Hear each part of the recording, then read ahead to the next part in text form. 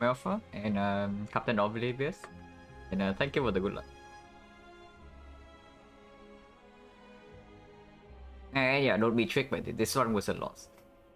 I died here because of the misplay. And whatever happened afterwards was just a replay.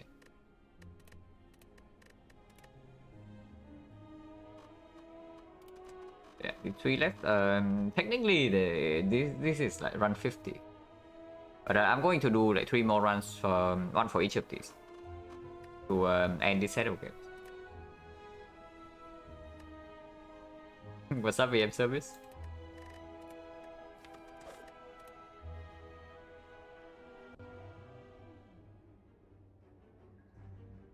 Yeah, probably never better than either of these if we can spend a gold at all.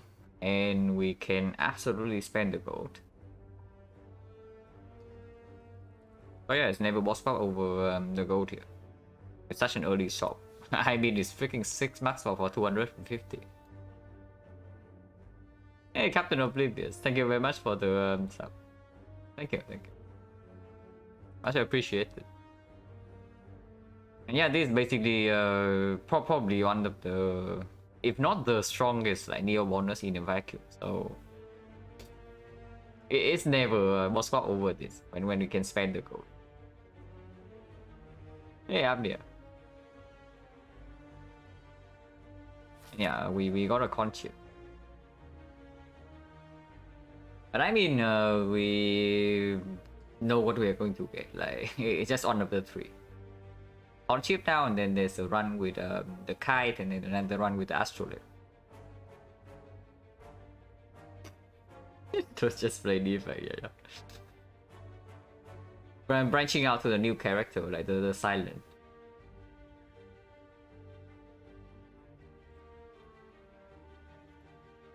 Now, we have to take an early elite, unless we only want to take one elite in that, and I don't want to do that. With the back, obviously we need a freaking potion before the elite, otherwise we basically have nothing, and this cannot be very good. Which probably means I want to go here and then decide. If I do not get a potion drop at this point, then sure, I go to a death note. Well, not really a death note, but I go to a weaker note than usual. I go to a shop and freaking buy potion for this fight. If not, we can just take on advance forward and then do the fight normally after the upgrade. It's reasonable. Hopefully we can do this somehow, because otherwise the actual layout is quite bad.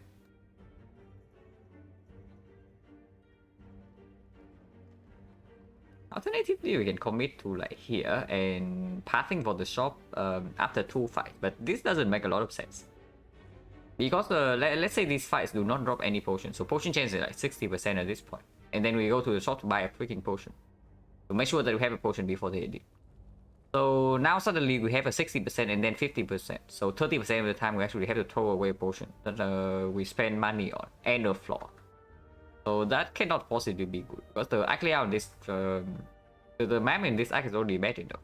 You don't want to lose too much value, if possible. So it's probably here, and hopefully the advanced forward fight is not too bad if we decide to part away from the shop.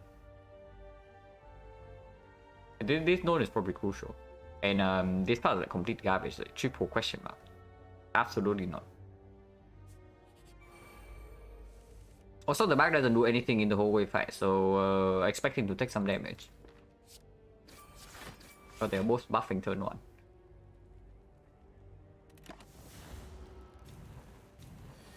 At least one strike kill this, and then we can block this. And next turn, basically, we have either lethal or full block.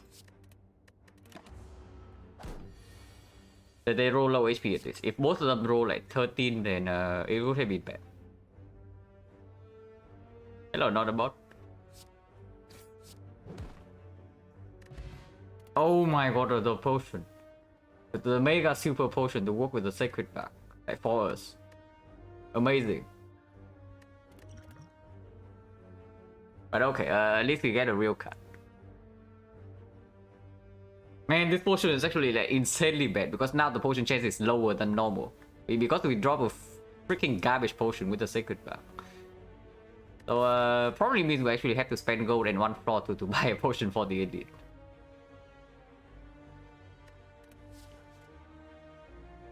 But yeah, one of these cards, and it's freaking Hexagol, so slightly tempted to pick this up, even though it's probably the worst out of the three if we commit to this elite. And yeah, if we say that most likely we have to go to the shop to buy a freaking potion, and the Fumes not receiving an upgrade before this fight.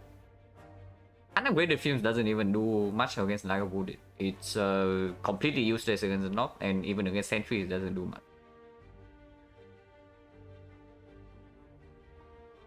Good evening, Ethiosi. Is Smoke Bomb the lowest value potion could get? Yeah, getting this potion is basically actively harmful in this spot. Because it reduces the chance I get a real potion before the elite fight. I would definitely prefer not to get a potion than getting this one. That's probably all I have to say. So this is basically the worst thing that can happen on floor 1. But yeah, probably cannot be knocked if we say the most likely we have to pass on the shop. And also means we do not get an upgrade before the elite, but that doesn't affect much between these two. Now we just face the lies, and we are not facing an advanced hallway before the elite, so the value of our attack goes down a little bit. Dash is good against O3 elite, but doesn't solve damage against the knock. But both Dash and O attack do not perform super well with Hexacles. If anything, Dash is probably better. And we are facing either Jawworm, Double Slime, or the Cultist. If we face the Cultist, O attack is better. If we face Double Slime, O attack is probably... It's probably comparable between the two. And if we face Jawworm, the Dash is better. Against the Elites, I guess Dash is slightly better against the Elites, if it's not the Knock. If it's the Knock, then maybe if we cannot kill in 3 turns, then Dash is also better. Give us a chance to actually mitigate a big hit. So it's okay, probably the Dash.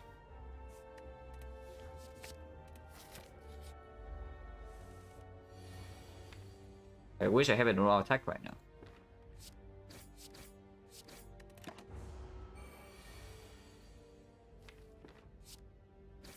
Okay, now at least with the dash with the deck, maybe we can block a hit when it gets dangerous. Man, we are floating energy again, but dash is coming. Okay, dash did not come. Oh my god, we are getting like so wrecked here.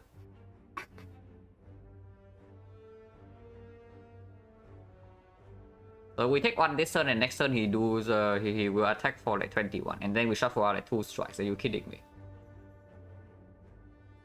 Even if we draw neutralize, it's not lethal. So next turn, let's say we do dash defense, and then this guy is a 10, and then we shuffle out 2 strikes. So a strike and a single neutralize will still not kill. The worst possible draw next turn would be 1 strike and then 1 defense. 1 strike, 1 defense would be the absolute worst draw, and then but I guess even after that we still have 2 strikes in the deck, so we can still kill this guy from 10 HP.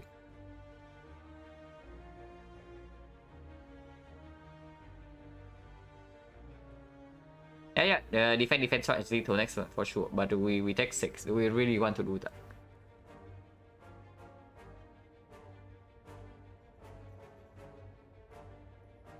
Because I'm thinking if we draw neutralize next turn, then force triple defense here is better. So what's the chance of that? 20%, right? It's only freaking 20%, so I guess we take 6. And yeah, we even have to draw dash on the bad turn. If we draw dash this turn, then this fight is also like super fine. But I guess we take 6.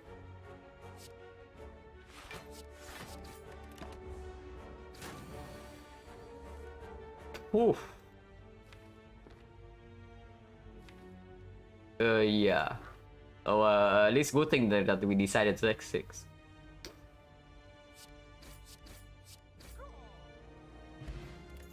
Oh my god, Sacred Back, double potion.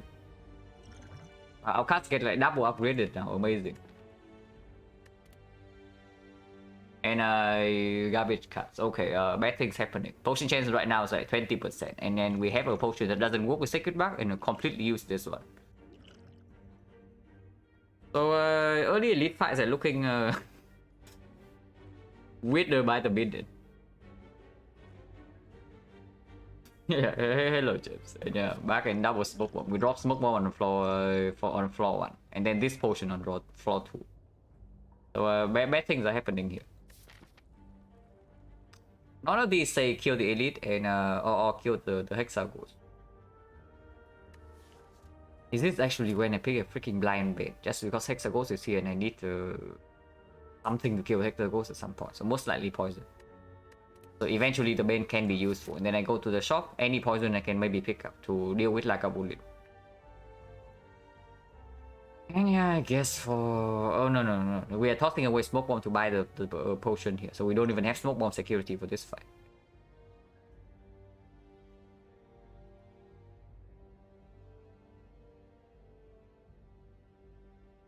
Man, picking up a blind bane is like actually so terrible. The moment we see a terror, the bane is like super crying because we no longer even pick up poison. And then we just pick a garbage card and all that. And the bad news is that the garbage card doesn't even perform right now. It only performs if we see a poison card that we even pick up. So honestly, only poison stuff. I don't even want to see a freaking deadly poison. So the picking up this bane right now is basically hedging for poison stuff. I mean, maybe the fumes, but fumes with bane is like terrible. I talked about it before. With other poison cards, at least if you draw it on the same hand as the bane, it can perform. But with the fumes, right, you need to draw the fumes one turn before the bane, and then it still doesn't work against sentries. Hello, Gamautka.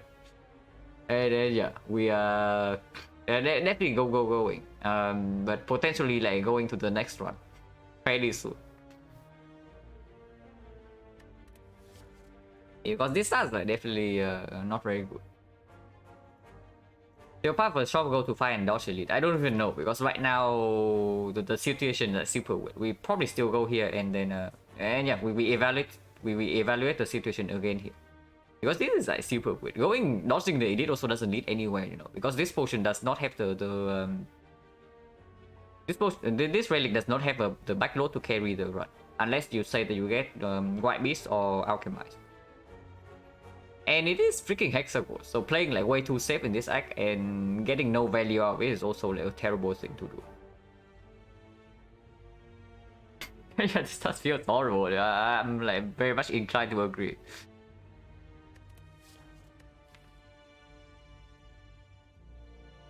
Blind Bane honestly cannot be good, but maybe this is the freaking spot for it.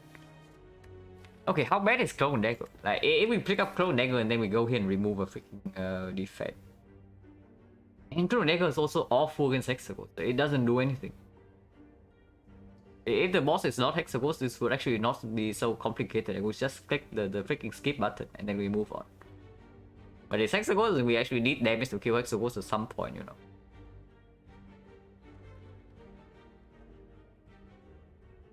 Okay, for now at least the Bane probably improves our deck very much in overall.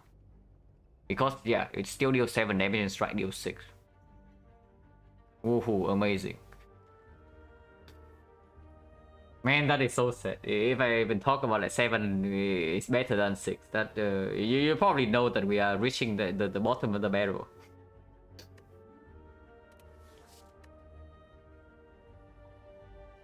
But yeah, the shop does make it slightly stronger. Because it's true. We see poison stab, we can buy it here.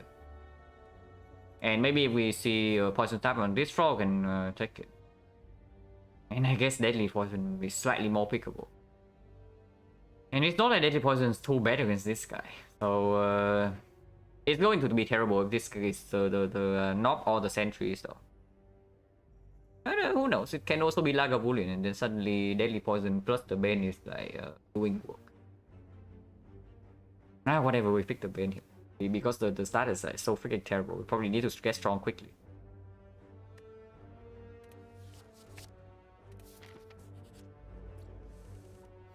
Wow, 7 damage. Oh my god, rewarded. Look at this 7 damage performance.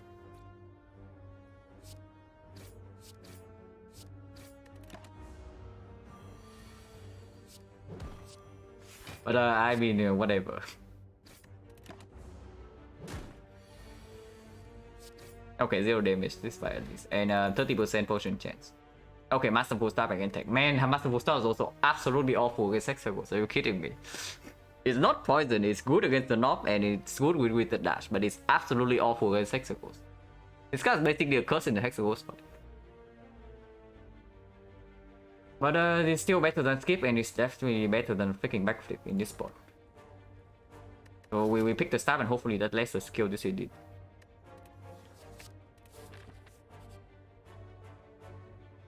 Poison stab. Oh my god, I don't want this. Backflip, honestly, I'm not too against. Because now with the Masterful Stab, like, actually kind of a combo against the sentries. And then against the Hexaghost, we can block in. And keep the cost of this being cheap, then backflip also has some synergy. And also I want to dig, see like what other cards are here. Okay, backflip is here, so we can take the backflip and neutralize here. I don't want to neutralize. I definitely do not want normality. So do I want a backflip or not? I have not seen the uncommon card in one of these 5 slots. What can uncommon card be? Yeah, terror. Okay, it's terror every single time.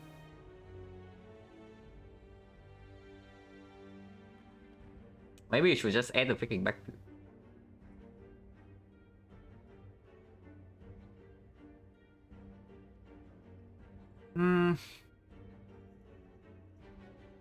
I mean, I don't know. Do I even want a freaking backflip? Like, maybe. It's so bad though. We are like still nowhere near prepared for the freaking knob. Yeah, it could be catalyst for Bane, it's true. I probably don't even want the backflip for free. So let's see what the uncommon card is. Hopefully we can get it. Okay, do we want a freaking grand finale? Yeah, probably not. Wow, 17 cards for the grand finale, perfect. But yeah, of course it's not, because we boss swap. yeah, it's 17 cards. Oh my god, I would like to have a skewer. But whatever. So deck is like in a complete like shambles right now. So probably end 1 potion slot. So yeah, I guess go to the shop, hopefully find a poison card and maybe buy a common potion and then take this fight. If not, we can remove a defense. If not, we can remove a defense. To slightly prepare for the knot. We can still remove and buy a potion. So that's something at least. Oh my god, poison stab, but it's not on sale. And there's freaking Blade Dance Accuracy, are you kidding me? So now I have a freaking Bane in my deck. Blade Dance Accuracy is right here. Blade Dance freaking on sale. It's a better card. And allow like a second Blade Dance pickup to be our Hexaghost solution. And now we are freaking stuck with a Bane in our deck. Energy potion without skewer as well. But man, these potions are not exactly good with the pack. We cannot use that much energy. We really cannot use that much energy. So is it actually just poison stab remove? We can do Blade Dance Accuracy and nothing else, which also is not that good.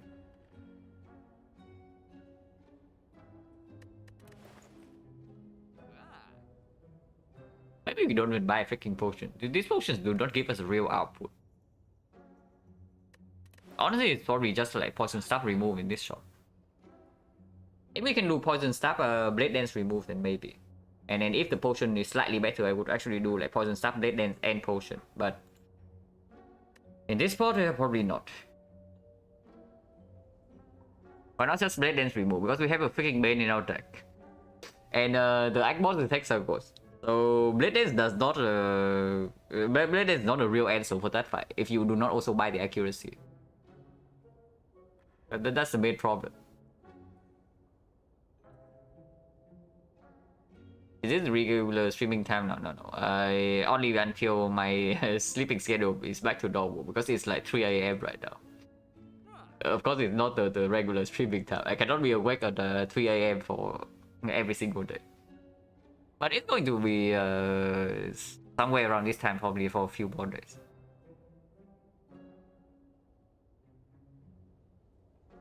But yeah, poison stab. We can also buy both potions. Yeah. We just toss away our 1 potion drop. And honestly, this combo probably gets us to 1 fight. 3 months every 30 hour on 30-hour days. It's not exactly 30 hours, but it's true that my day cycle is like probably slightly, it's probably slightly longer than 24 hours. So every day my sleep time gets pushed up a little bit, and once in a while it like just makes a drastic jump whenever I feel like staying up late. What are we even removing? Like into the north, we probably should remove the defense, but I guess we did add the dash. So even with the defense removed, the block density is actually not that terrible, even though we added 4 attacks. And yeah, I really do not want to draw into a garbage defense against the north. And if any of these potions give me some damage, the elite fight is actually so easy, but yeah, I guess it's just a poison tap card remove, and we still remove a defense.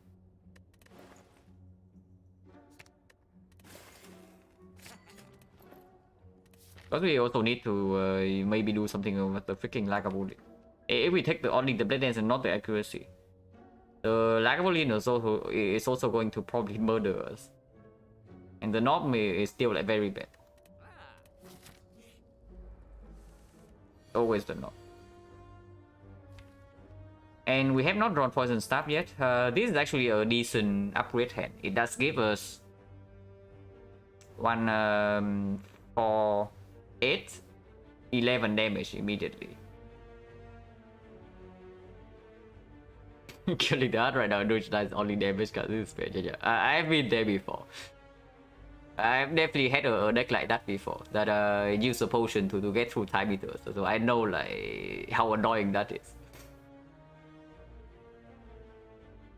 Just got here I can explain why I took Bane and before any poison slots, because we have made no progress in these slots, and the potion drop are also terrible, and the back map is also like quite bad, and I want to absolutely be able to take these indeed, if possible. So I pick anything that makes my deck like slightly marginally better, and we do go to a shop and have another card reboot. So the chance of finding something like Poison Staff or the Deadly Poison is not that low. And eventually I also want to probably have some poison before the Hexa goes. But basically just because the Ugly Owl has no value if I do not take the Elite here. So I want to pick something that does slightly improve the chance that I can take this Elite. But right now I don't even know. Does this even allow me to take the Elite? Because yeah, Upgrade Potion give me 11 damage, but that's all. And the weakness next round doesn't play into turn 3. And then I will never redraw to this before I take the first big hit. So we can expect like minus 30 in this fight. Or we can Smoke Bomb and then maybe go to the next run.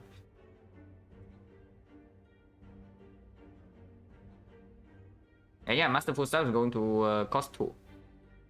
Maybe it costs 1 if I draw into Survive. No. It's always going to cost 2. Because yeah, next 2 turns we know exactly what we draw. Well, not exactly, but roughly what we draw. And we are never redrawing to these cards before turn 3. Before turn 4, that is. So we take a big hit with this. Okay, how much damage do we have in the deck? If we upgrade pot right now, can we do anything in this fight? So plus 11, and we have 25. Man, it's so terrible. It's 36 only. 36, and we have exactly 6 energy on attack, so yeah, we can spend everything on attacks. If we do not draw like 5 attacks in one turn. Yeah, 36. Plus this 24 is at 60. 60 plus maybe 9, so 69, yeah, nice. And then 83. So even if we draw like perfectly, we never kill with turn 3. So we always have to take a big hit. And we know that we do not even draw dash or the neutralize on the big hit. So yeah, cool, amazing. Then we get Smoke Bomb and upgrade for with Box Swap. Yeah, we did. And also we did not see very good potions in the shop. I mean, looking at this hand, I probably want the freaking sweet potion. You get both back and crown. Not a surprise. I'm like filtering out all the ones that I had swapped into like plenty of times before. So there's only the back which I swapped into this run, and then the next 2 runs are going to be the Astrolabe and the Kite. And after that, I'm done with like boss swaps, and we are back to like normal runs afterwards. Yeah, I really wish I have a freaking sweep potion right about now. Maybe we should have considered the sweep potion synergy with the upgrade potion, you know. But we can also just draw like slightly better in the north fight. And this can also not be the north. Man, it's always the freaking knob. Like whenever I'm not prepared, the knob is always here waiting. Like he knows. He just knows when to strike. He always knows.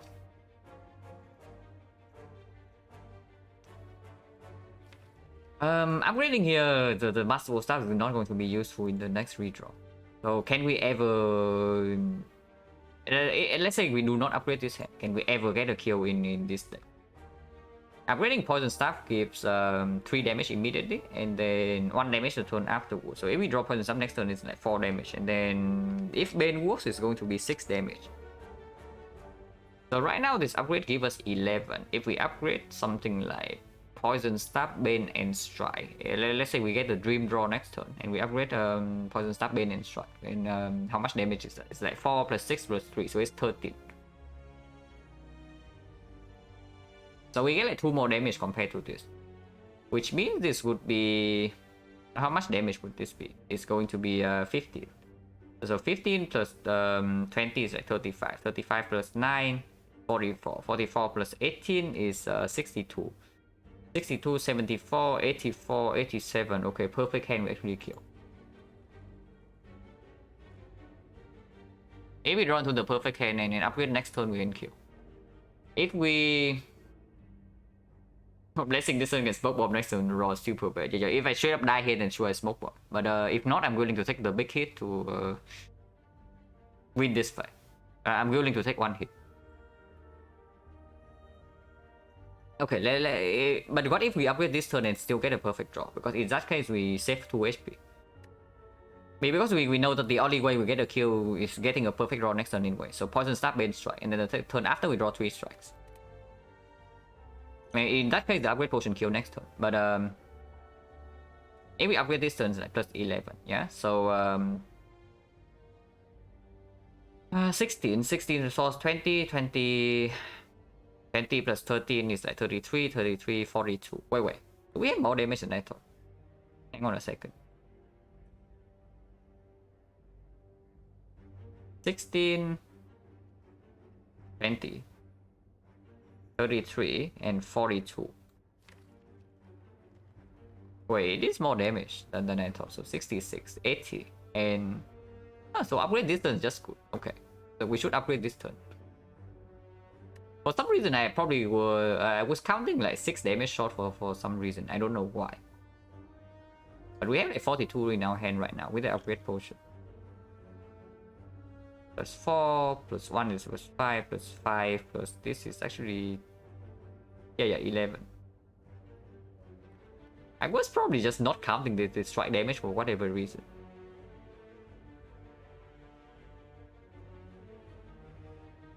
Yeah, so we upgrade right now, yeah? Does anyone know how to set up second profile to A20 while leveling at session? You can copy the... okay, I can... I've done it like multiple times before, so I can probably tell you, but... Hang on a second, I'm accessing my Steam folder.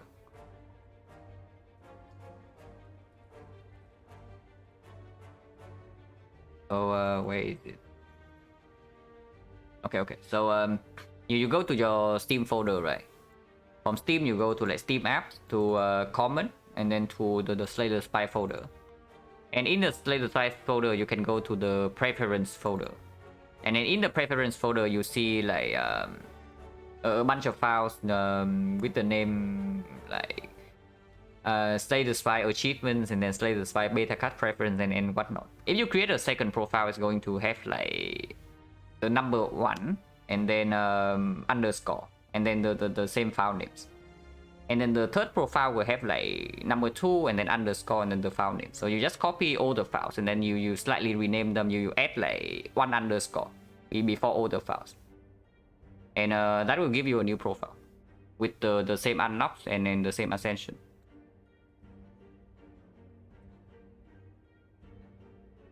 But yeah, we upgrade this hand. So basically, you just go to the game folder, and if you want to know absolutely to make absolutely sure like which files to copy, because not all of them should be copied, then you just create a new profile. You create a new profile in game, and then you go to the folder and you see like which of the new files are created just when you make the new profile in game, and then you just replace the newly created files with the file from your old profile, but you rename them. Yeah, upgrade this turn.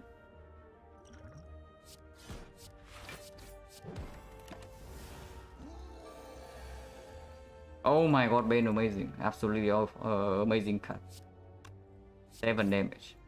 So we do not kill next turn, yeah? If we do not kill next turn, then our survivor is not like really positive block in this spot. It blocks for... It makes a take 2 right now and 5 more next turn.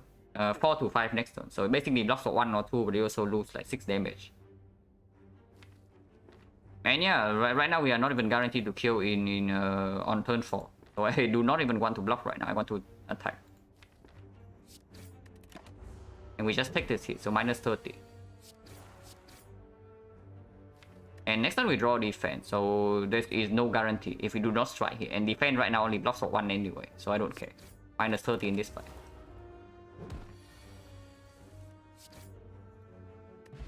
Wow, blue candle, amazing, and no potion.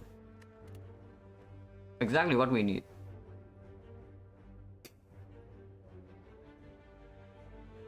Yeah, okay, good icon coming up. And yeah, PK I guess is okay. We just fought the knob, so the PK is going to perform in the second elite fight, and it also performs in the Hexaghost fight as well. Yeah, curse run, no kidding. And then there's also a mega synergy right here. You see it, right? The blue candle masterful sub synergy. And yeah, we will probably pick the PK. I don't know, what is the first upgrade? Is it the PK or is it one of these two cards? Or do we just freaking rest? I don't know, maybe we are meant to rest in this spot. Because I also want to take the second elite here, you know. And advanced always are coming up.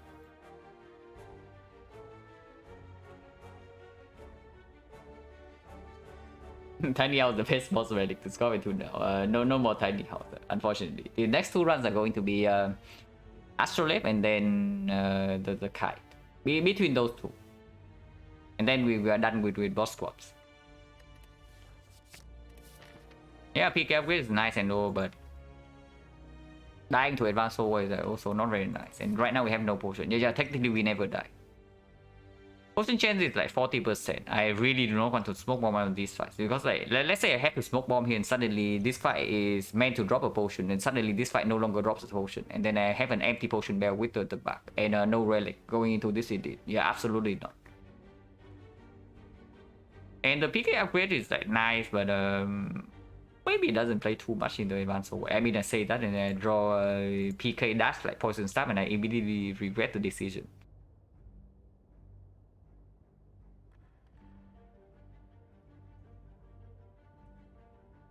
Then did I validate my thoughts in the crown run? I mean, sort of, right? Because my thoughts in the crown run is that the card rewards are so awful.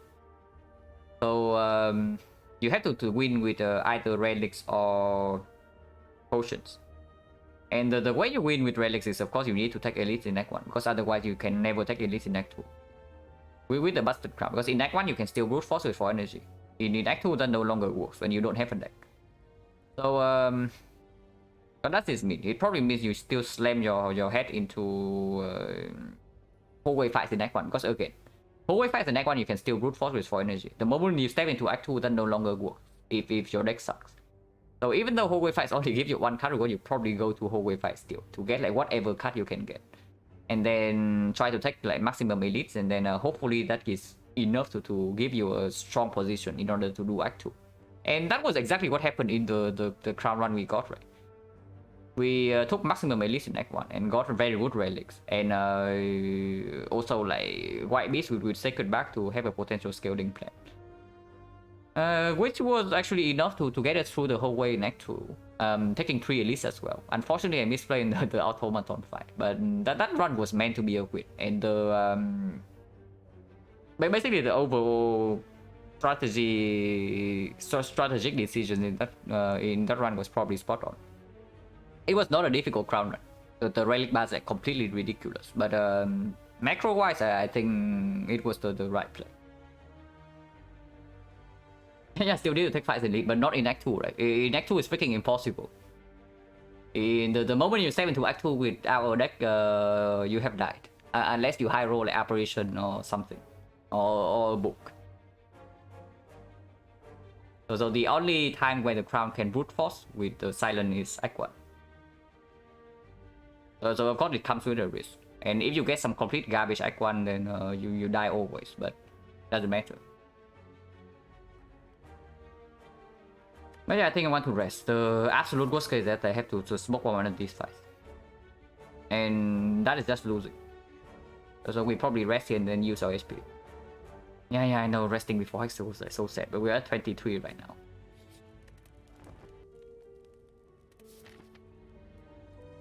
Yeah, events in Act 2 pretty crowd friendly, absolutely. It supports like early life loss from the hallway fights, which will happen with the crown. And then super omega broken events that can single-handedly win the runs, like apparitions. Or even the mutations like transform 2 also excellent. Yeah, app buys deck library mutations, upgrade all base cards, and among other things. Colosseum as well. Yeah, good thing we rested.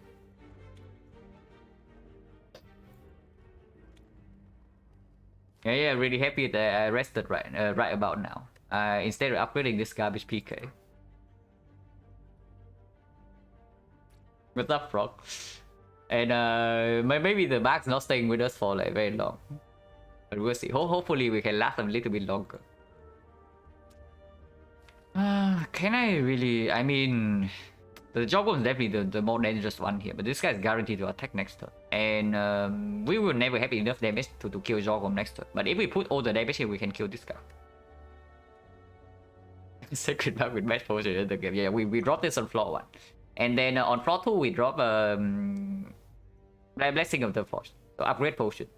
Which also doesn't work with this. And then this is our first relic. We also slightly break our draw to the North 5 and took 30. So overall, a very good start. What's up, Prime and Justin? And yeah, that was smoke. We absolutely do not want to use this potion here. And we rested for exactly this. Oh yeah, let's count the damage. So 11 right here, and then 23. 23, if we block twice, this guy's still at 11 and we're freaking wicked. And unfortunately, Ben deals 10, so we're going to be 1 up. And then triple strike will kill, but we need triple strike. Double strike will not kill.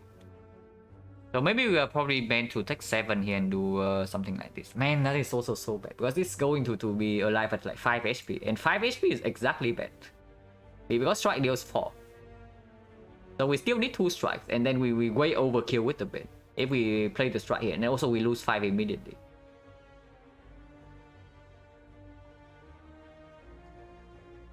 Next relic is Duvudo interested in leaning into relics wearing the stack. Yeah, probably. But maybe not the Rise. Maybe not the Rise, but other curses maybe I can consider. Maybe the Doubt. Of course, it makes the Masterful Staff like super set, but what can you do? Taking Rise without bringing a snake is just a miserable experience. I mean, I know we did that in the Choker run recently, but it usually doesn't happen. It was only because it was exactly at the end of the run that the right does not cost more HP loss than the heal, and we also get like 1 strength out of it. But yeah, I think we are meant to double defend here, because then like dash plus strike would actually be a perfect kill next turn.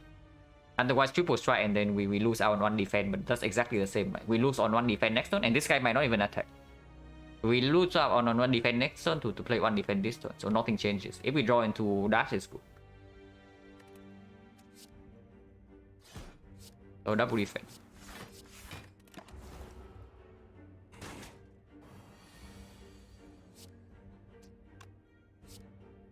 Not bad at all.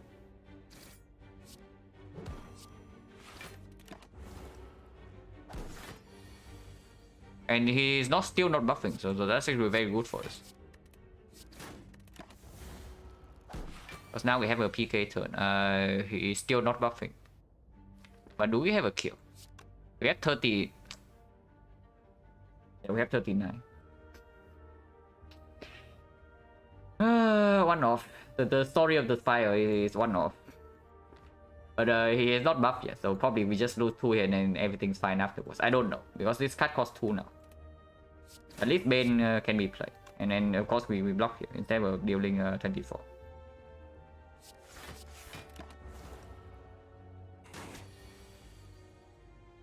He's still not buffing. This guy really doesn't like to buff, but he's dead now. Okay, so not so bad. Wow, 6 tons. Actually quite good against Hexagons. Man, I have a freaking Bane in my deck now. Are you kidding me? Could have had like Blade Dance accuracy and then not pick up the Bane and also like have more gold. But now I have a freaking Bane poison stuff. And I mean, this is good against like, lack of Boolean potential here. And maybe if this is the sentry, then we also justify like using Taunt Potion. Because we have Terror against Hexagons now. And yeah, we also have Terror PK, so triple damage. If only we have like Blade Dance accuracy in this plot. Would be nice. This is objectively better, so we go here. Okay, Happy Flower is a good relic. Baited by poison card? No, not baited by poison card. Baited by terrible things happening in the first clause. Most basically it. So potion chance right now is like 30%. But if we assume that we still use a potion in the lead fight, maybe Taunt's potion. If it's Lagavulin, we can get away with not using potion, and we still have 1 free potion slot. Basically, I'm saying that Burning Elite is probably like way too ambitious, and they want to go to the left, get 1 upgrade, and then also another chance for a potion drop. Any question mark? We go Burning Elite, Banana, Potion Shrine. Potion Shrine maybe, but Potion Shrines are honestly probably enough for the Burning Elite.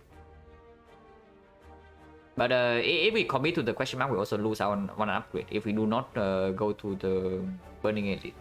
And upgrades right now are worth like a decent amount, you know. But upgrades actually quite good now, and I mean, I say quite good, it's probably still bad. But PV upgrades excellent, and Terror upgrade if we get stuck on 3 energy maybe also fine. Poison Star upgrade also good to make sure that we can actually play the Bane whenever we draw into it in the Hexagons fight. Because unupgraded poison stuff, you do not like reshuffle fast enough to keep the poison on the Hexagons. So the Bane like once in a while it turns off. And having the Bane being turned off in that fight is like pretty bad. Because this is basically our best damage card.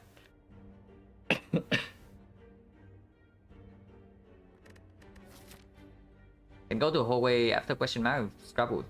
You mean skipping this elite? Yeah, probably not, right? Because the advantage you get from taking out the Burning Elite early on is not even that big. The risk is like way higher. Okay, what the hell was our last event? Was it a shrine or something? What did we gonna get here? Oh yeah, match and kill, so it was actually a shrine. Well, I guess we know this is a fight then there's no reason to go here, right? And yeah, shop we also don't want. Oh yeah, it's just the left part, and then we take another fight here. Not bad at all. Another chance to get potion. Why are we going right instead of left to maybe potentially take the Burning Elite, but that's like absolute nonsense because it guarantees that we miss out on 1 fire. It's definitely the left part.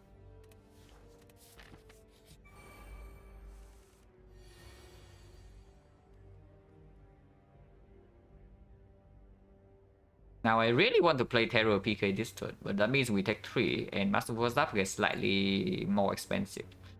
And also the strike will only deal 12 damage here, so it's not an instant kill. Unless we Terror this guy, which maybe doesn't make a lot of sense. I mean, Survivor always happens and strike will never happen here, right? So And I think, yeah, I think it's probably... If we don't want to lose gold here, we probably have to terror this thief. What if we terror this guy? Okay, this guy attacks for 11 next turn. Man, this guy is also guaranteed to attack. Minimum 11. Actually, minimum 10. Can we ever kill the thieves next turn? This costs 1, but it deals 18. No. It deals 36. Oh my god, 36 damage. Yeah, triple damage pretty strong.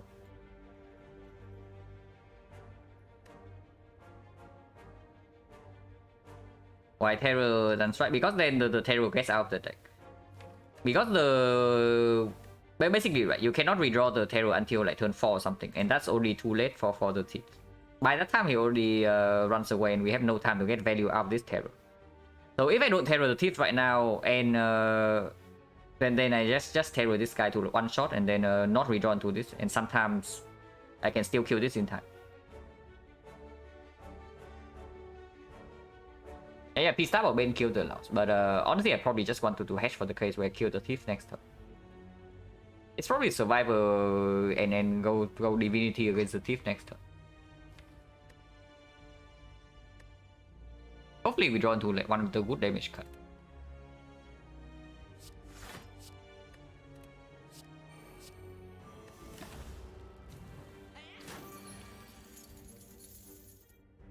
Oh, good enough. We take 5. And then 5 is fine.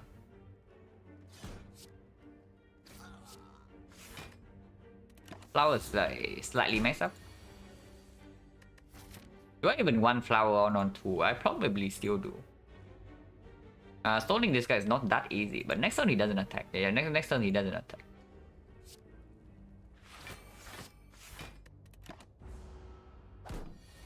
So we can just kill the turn after, yeah? Technically we can block. Technically we can break, drawing into 4 defense and PK, but usually it doesn't happen. And even if that's the case, we still have... Okay, we do. Yeah, we have a full block.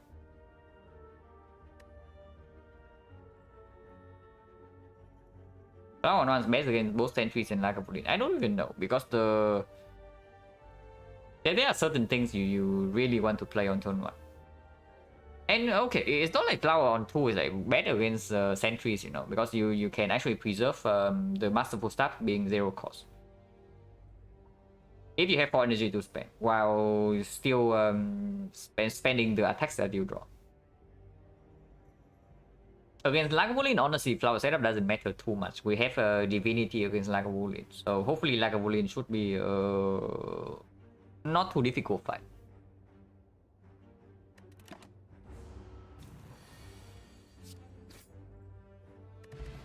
Okay, Strike Potion is actually amazing. Dagger Throw to work without freaking Divinity, or Acro to cycle back into the poison faster. Flower on 2 means like wake up turn 2, you get Flower against first 20 with yeah, that's also true. Like Flower on 2 also just means it comes back faster. In this mode, like maybe it's just Dagger Throw. I want more attack density to work with this combo. Basically, whenever I deploy the PK, I want to draw into all the attacks. And then Dagger Throw is one of the good cards for that. Also, Animals, I don't know, I probably don't pick up Stickies right in this spot. But it cycles itself, so it doesn't slow down the Poison Staff cycle. Acro cycles back into PK faster, yeah, that's also true. But do we really have the energy? I mean, I guess we can upgrade the PK, and then maybe things do fine. And sometimes we get energy from the Happy Flower, and Acro is actually a better card into Act 2. But if this is Sentries, we are not going to be happy that we pick up Acro over Dagger Throw. And do we even have like damage against Hexagon? I mean, I guess we do. With the Strength Potion, we always do. Yeah, I guess I guess Acro and then upgrade PK is probably the line here. Acro also works better with Flower on 2. If it's a potential knob here, then it's always Dagger Throw. But yeah, Acro into PK upgrade is probably correct.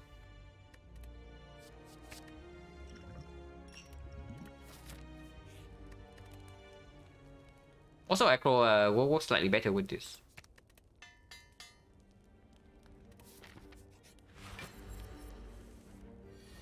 Okay, Lagavulin. I do want to draw into this before turn 3, if possible. So let's echo right now.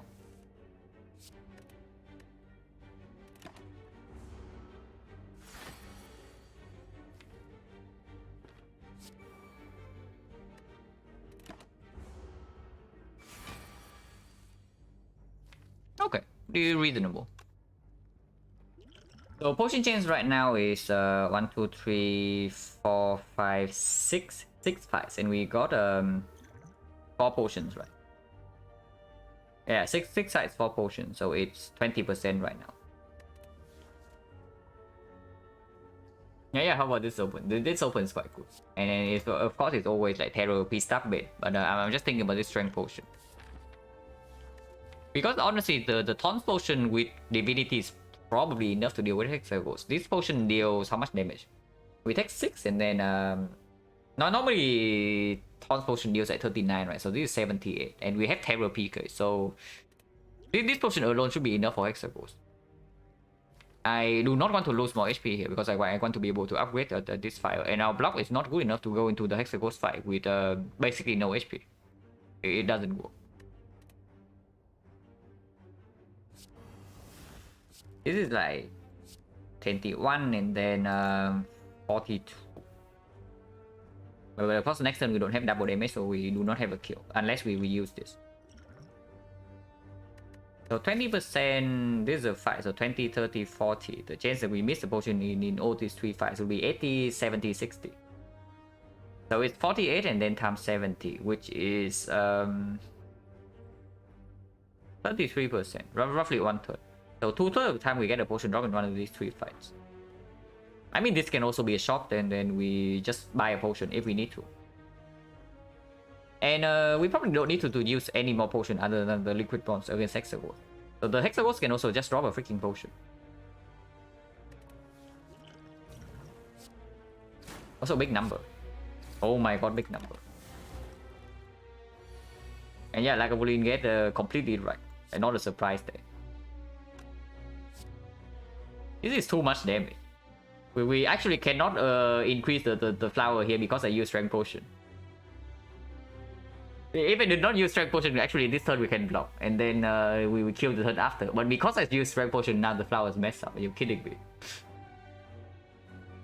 Or are we taking 2 for the freaking flower? Cannot be right. So yeah, I guess we just kill. Only smooth swords, and yeah, potion anyway. So 10% potion chance now. Better not use the potion in advance of wave fight. Yeah, sure, second acro. I'm all down for that. And now we can pick up like any tactician. Man, this Bane is so sad. Could have been Red Dance accuracy and then would be like so sick right now. I guess it's fine.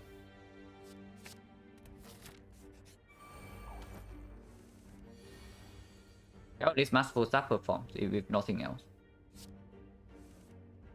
Oh my god, what the hell is this? Can I draw into a defense? This?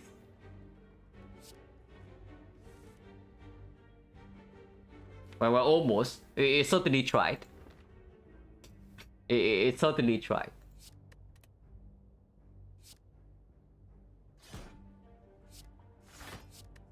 And this guy needs to die next turn, so we do this here.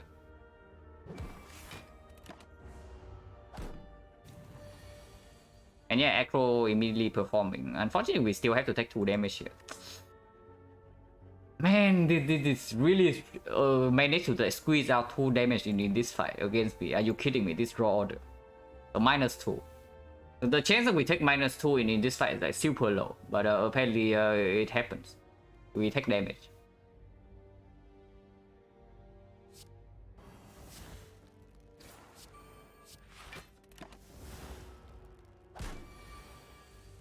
And flower is also like slightly messed up.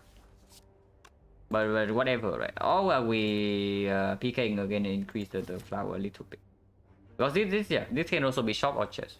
So it's not always a fight. Is there any risk? Because this guy is going to have 4 strength in his for 12 next turn, and we have all blocks in hand. So if we cannot kill next turn, we are crying. And we need to deal like 28. Pain alone doesn't kill. Poison Snap alone doesn't kill. 2 strikes will not kill. So if we draw like 2 strikes and 1 acro and a bunch of blocks, then we also cannot kill.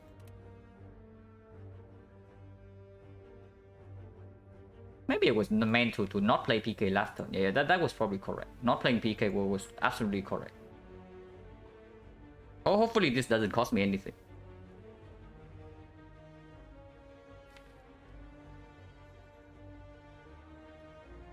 How badly can I draw next turn? So 2 strikes will not kill, but 2 strike neutralize will kill. So it has to be like 2 strikes, 2 acros, and then 1 defense. And then an acro into like only strikes. Pretty unlikely. And even if that's the case, we take a little bit of damage.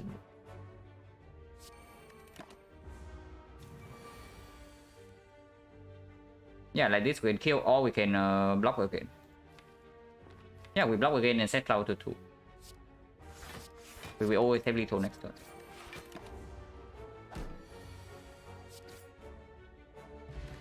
%potion.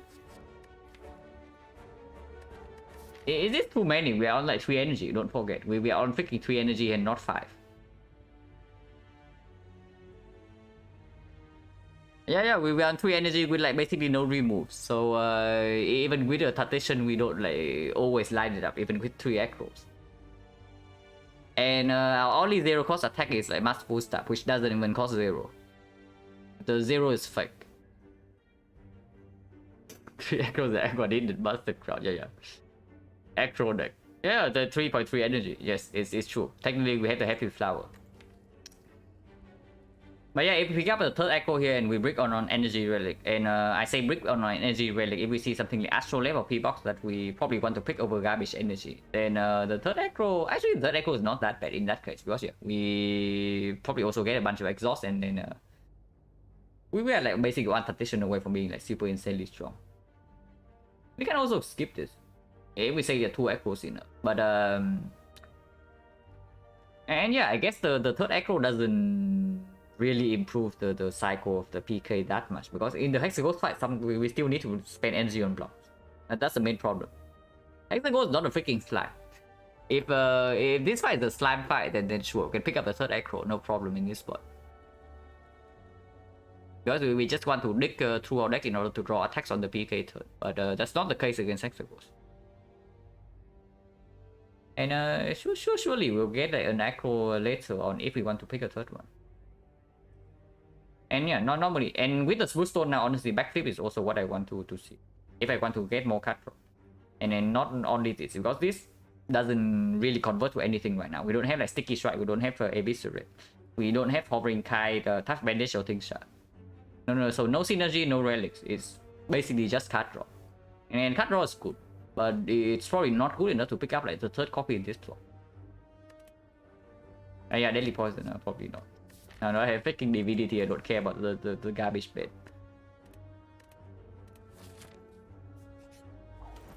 And yeah, it's a 5. Oh my god, -9. -8. -8.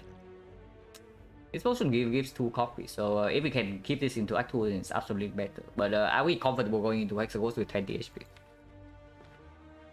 Yeah, I guess 20 is like okay. It's not like it's guaranteed that we take no damage from after this turn, but this potion is also not guaranteed to give us any answer, you know. And it's just really better in the next side. We say that our damage is so against Hexaghost, we only need to not die. And if we want to not die in the Hexaghost fight, then maybe this potion also offers more.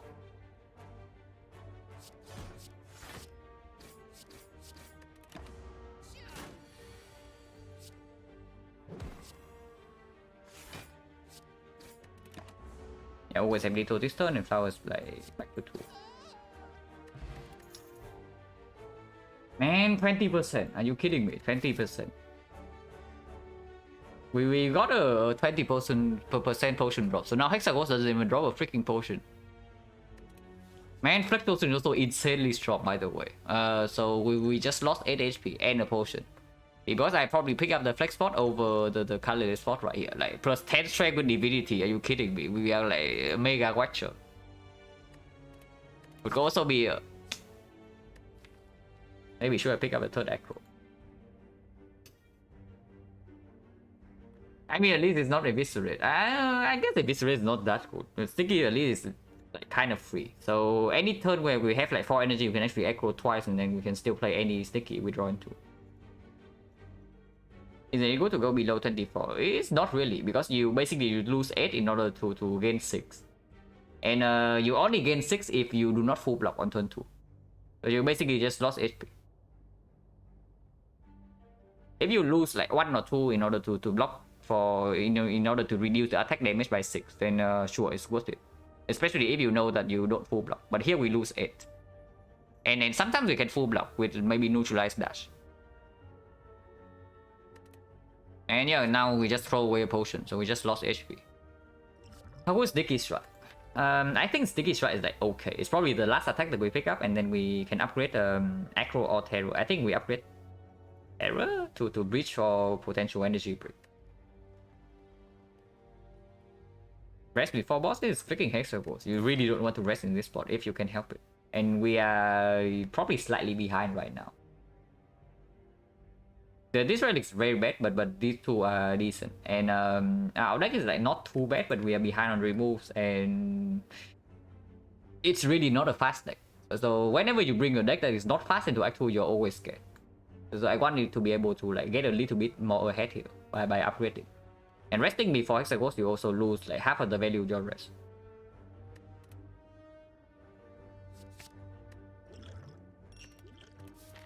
And yeah, with the flex potion, we can also kill before the nighttime too. So bricking in the Hexaghost fight usually doesn't happen. With double echo and potentially being stuck on 2 energy, that I absolutely want to upgrade Terror here, so that I can actually draw into the Terror and can still deploy it. Terror upgrade is only the front load upgrade, but front load is probably what we want right now. Yeah, like this, right?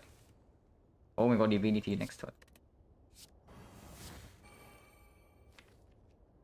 And then Poison Stance is on as well. Probably don't want to keep drawing, even though drawing in right now might draw into Sticky Strike, but anything else is like bad. Any block card is bad to draw into right now. Dash is absolutely horrible to draw into right now, and Neutralize also does it. And yeah, we can Divinity Flex Spot next turn if we want to erase this guy by like turn 4 or something. Oh my god, 36 damage. And yeah, you see right here, we are only taking we were taking 0. We are over blocking, so we basically just lost like a ton of HP. Divinity also have to block. No, this hand is like perfectly fine. I'm fine with this hand, like, absolutely. The only better hand here would be like neutralize and then another 1 cost attack. This hand is fine, and this potion is very strong. So, and this potion is not that strong. So I probably want to just use Liquid Bronze in this spot. Unless you say that we are awful against the birds. Is that true? Okay, it's true, but against the bird, this is also enough to knock 1 bird out of existence. So it's fine. Flex, probably not this turn. We can always flex the next turn the PK comes around. And I don't think we even need to use the flex spot. So the Liquid Bronze is more than enough damage. Like, don't forget, this freaking 36 damage right here. Therefore, potential boom, no. This potion will erase like any 1 elite, we will see, if we can preserve it. So with the second bag, you also don't want to hold on to your potions forever, you know, unless you are super strong. Right now we are not super strong that we can do the whole way fight deck to without our boss relic. And we are like way ahead on damage here. Yeah, this is freaking turn 3 of the Hexaghost fight, and this guy is like almost dead already. Next turn we take some punishment now. Next turn we are being attacked for like 12 and we draw no block. And no weakness, so okay, cool. Yeah, goodbye.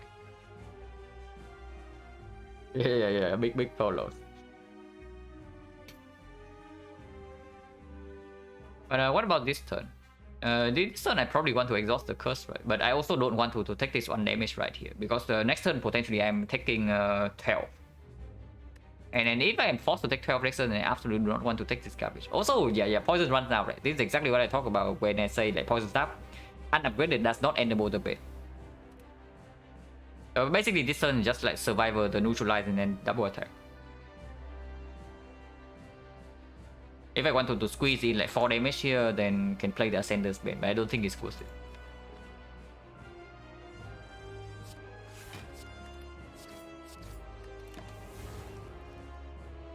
Oh, block cards, please. Okay, 1 block card. Would have been better, but sure, I guess I take the 6 block.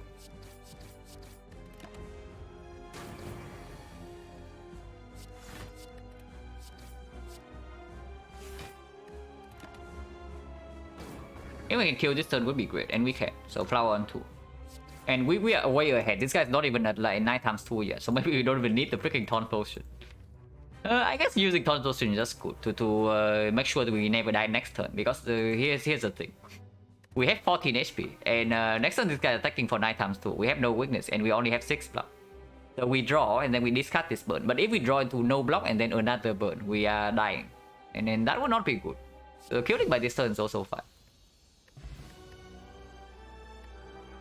Upgrading P-Star over Terror because of the Bane.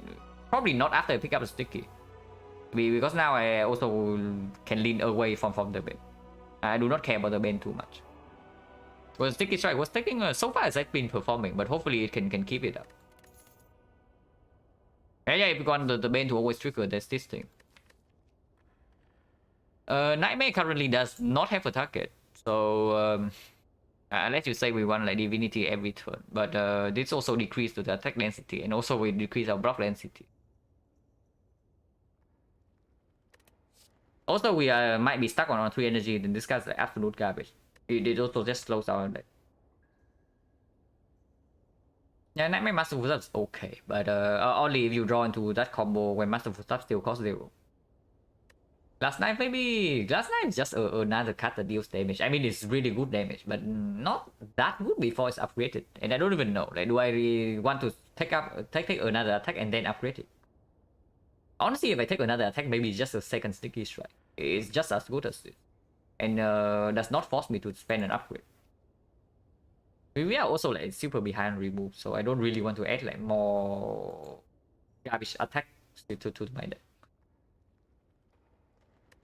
Honestly, this looks like a skip, which is quite sad because there are a lot of things I would pick up here. And the upgrades just the aggro can upgrade neutralize, because we have all these new stones, so like having more weakness in act 2 also fine. We can maybe sometimes block. And yeah, after that we can upgrade Echo, we can upgrade the Sticky Strike, we can upgrade the Poison Stab, or we can upgrade the freaking Bane. If we want to make like, any damage upgrade, these would do. Of course, the Glass Knight is better than the Glass Knight upgrade is better than any of these upgrades. But here's the thing: it also comes with the cost that we added another card to our deck. I can't even go with Snecko Relic, seems unpickable. I mean, it's not that unpickable, but it's probably very bad. It's true. Maybe not very bad, but it's pretty bad. We spent like 2 upgrades on this, so we basically lost 2 upgrades for nothing, and that is still not good. Increase attack density and good against Act 2 elites. Only if you upgrade it. So you say that we are healthy enough into the next into the first fire of Act 2 to upgrade with this deck. Somehow I doubt that. Because I'm thinking that maybe we actually have to rest in every single fire in Act 2, and then Glass Knife is just going to be a mega break after we leave Act 2. If we are alive by then. Yeah, Glass Knife works a little with Flex Spot, it's true.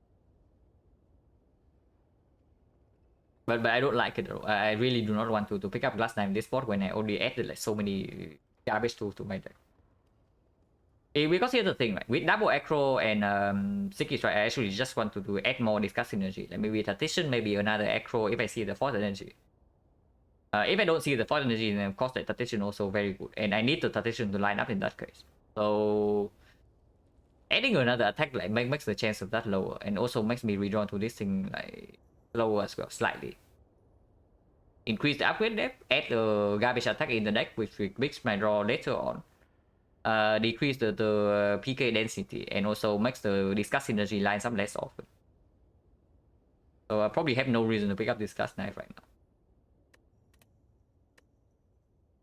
now. Yeah, and Venom with Divinity, like, good job.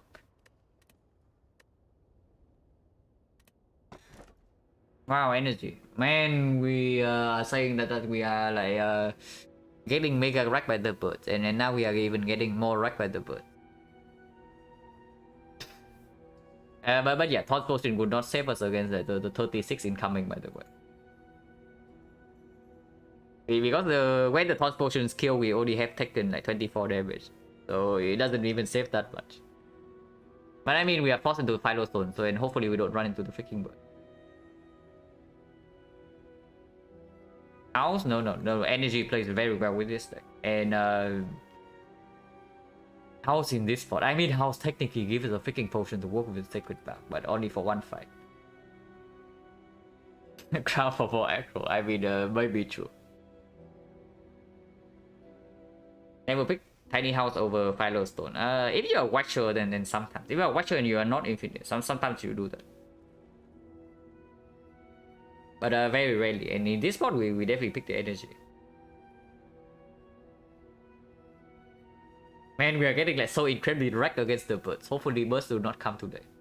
40% though, so it's fairly high.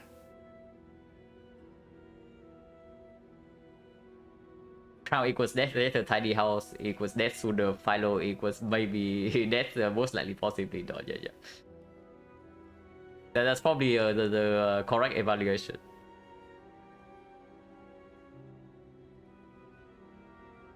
Is it ever Crown or have Divinity? We have like no block solution yet, and then Divinity with these attacks also do not like come to they also do not amount to anything. If anything, the only thing that speaks for the Crown is the Sacred Bow. The only thing that speaks for the Busted Crown is the Sacred Bow, because yeah, Sacred Bow is one of the ways where you can actually scale up with the Busted Crown later on to solve your block. And then we also do have a lot of boost stone. So any dexterity potion, we have like 5 dexterity, and that's probably enough block for most of the hard fight if we can find some way to mitigate the multi attack. Crown 100%, I don't know, 50%. I threw the second one. The second one was a win, but I threw it.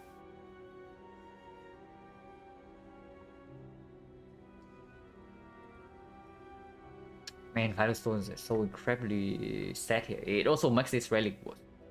So this is one of the better relics we have right now, but taking Firestone immediately makes this relic worse. Alchemize, 3 of those. Yeah, 3 Alchemize could be pretty nice.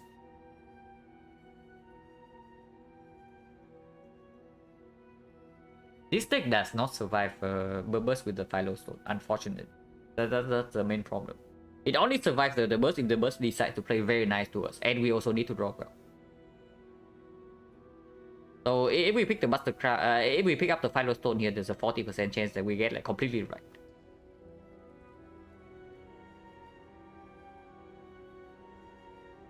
Flexport helps against the bird. Yeah, but Flexport alone does not kill. We don't really have an attack that works with Flexport. If we have Blade Dance accuracy instead of this garbage, then sure, it's Phylostone here instantly. Because Blade Dance immediately down one burst, and then we can also just use Flexport with the Blade Dance to like nuke a bird out of existence. Should have taken Glass Dive. Yeah, maybe. Should have taken Glass Dive because of the bird. Because then we can actually down like one of them. I mean, maybe we can probably down one of them. The problem is the other two. So maybe we only take okay, I say only. Maybe we only take 24 damage in the burst fight. Because with 4 energy, we can probably play 4 attacks. And then anytime we line up like Poison Sap, the Bane is like 3 instants already. And these two cost 0 for 1 turn. And then we have 5 energy on turn 1. So some aggro nonsense can line up. It's probably Phylostone in this spot. I do not believe in Busted Crown at all.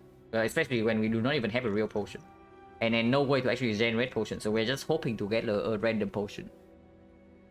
That actually solves our problems later on. And also incidentally, we also wished for the Crown not to kill us immediately in Act 2.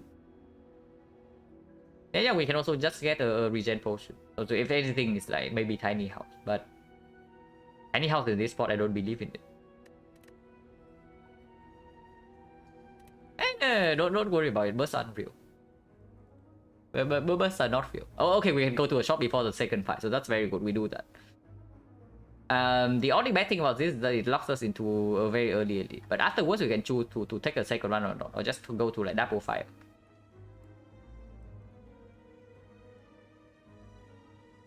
So the chance that we see the birds here is 20%.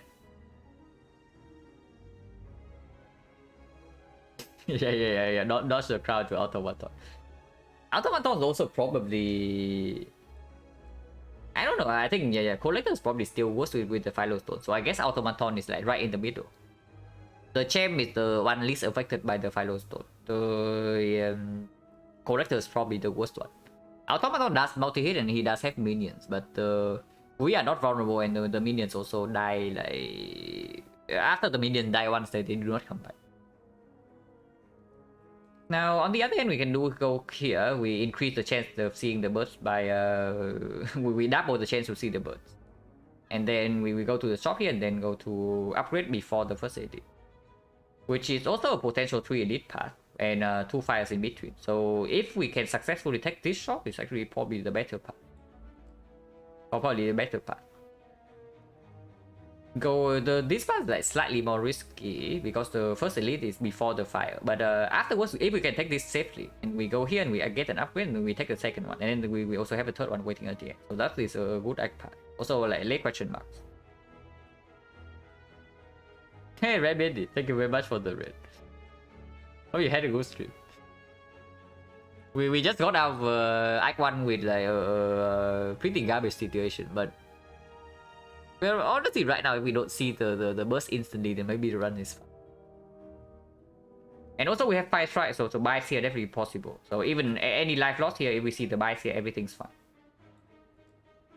The suffers deco red Asmat, okay.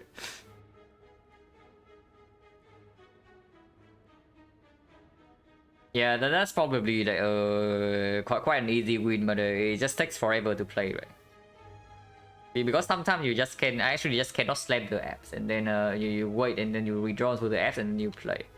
And the damage is also slower because of Zeko. Hey, Stabizard, thank you very much for that. And yeah, we go here and we go to early shop before the second fight. Okay, not the burst, but not exactly much better.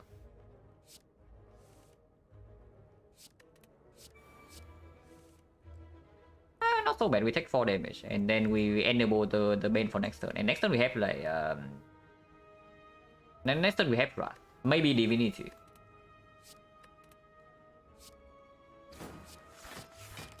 Oh. Okay, -6. Forget that. Forget what you just saw. Nothing happened. Man, how did we lose energy so fast? Okay, I guess we only have 4 energy, 5 energy, not 6. Okay, whatever. Minus, we were just setting up HP for the bites here. Oh, apparitions. Yeah, apparition. That's it. Yeah, Echo is energy negative. But Divinity here, and it's all the setup for this bane, you know. Everything was planned. So 40. Yeah, we have lethal this turn exactly because I played like that. So all calculated. If I didn't play like that last turn, then this turn we take 12 damage. So everything was planned. Wait, double check that I actually have lethal. It's 42 and then 36, so 70, 80. Yeah, 80, and this guy's at wait. We are 1 off.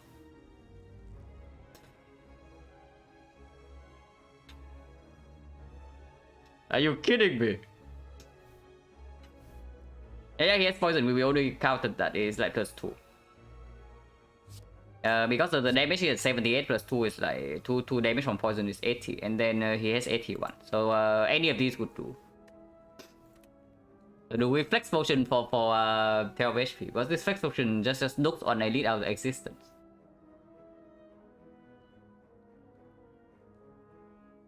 Yeah, blue candle. But we are only at that bias HP level, so honestly I'm not even like super interested in losing HP. And yeah, this can also still be the freaking birds. Like, how about that? So -12 here if we don't see a good event, and then this is the burst, we are dying before the first edit. Yeah, being 1 off in this spot always feels bad. But what can you do?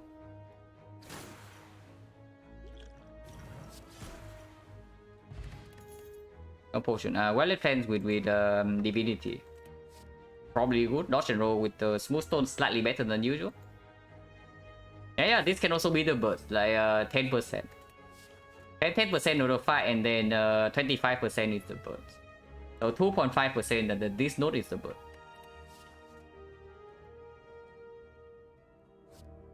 Probably Rally Plans, right? Okay, in the Automaton fight, we probably actually don't have Divinity because we don't have Artifact Strip at the moment. So we need to figure something out. But that, but by the time we get there, hopefully we get there alive. Rally Plans win Nightmare, we are 100 far away from solving the run. Yeah, we are also like one fight away from being dead. If you pick up the Nightmare. And that's the main problem. The Nightmare has like probably one of the highest returns, potential returns. So it has one of the highest ceiling in the Spire. But picking a curse into your deck is like honestly not that good. And because you see like the same goes for like Omniscience with Watcher. Omniscience is a ridiculous card if you can play it. But usually you cannot play it immediately, and also sometimes you don't have a target, and then the Omniscience is just like bricking you. The Nightmare is even worse than the Omniscience, because the Nightmare works the turn after, and you still have to play more energy afterwards. Omniscience, at least you play like one time upfront, and then it plays the cast immediately. But yeah, Rally Plans over Dodge and roll in this spot, right? Before I get a foot goal or something, I don't really want to pick up Dodge and roll, even with this. It's only 5 block. And then we have freaking Divinity, so we want to deal damage.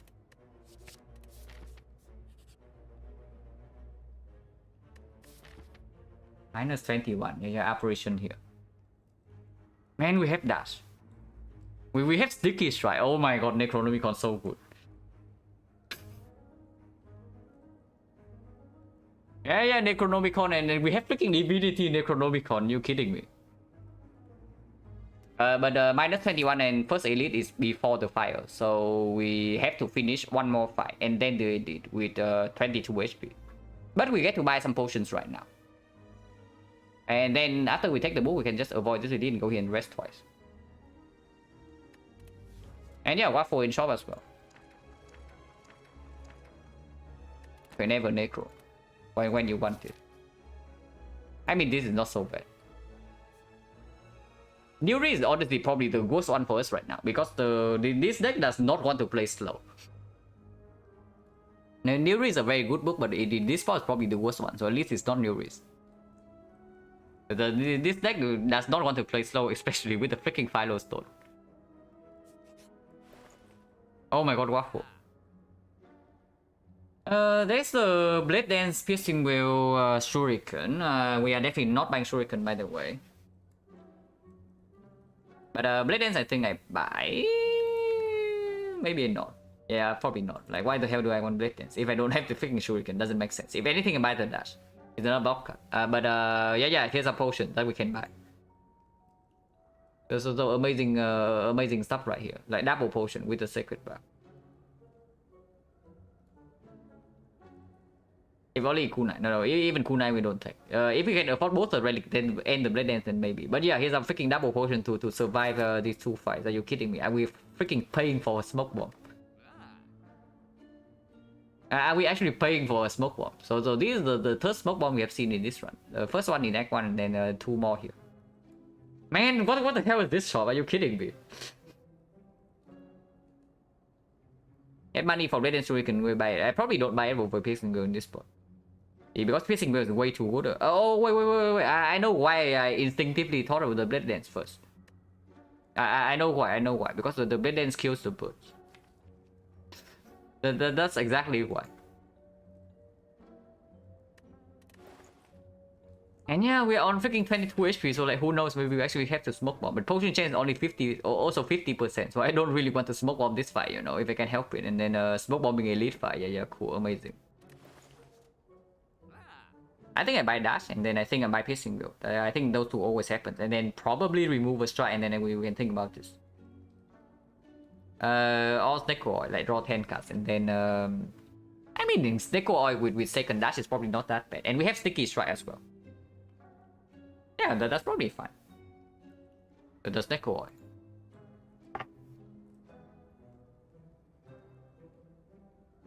with 22 HP so early in that. We just took the book. You can see right here the cost of that. And Icon boss was like Hexagons, so we left the act without a lot of HP. And then we took like some damage in the avocado fight as well.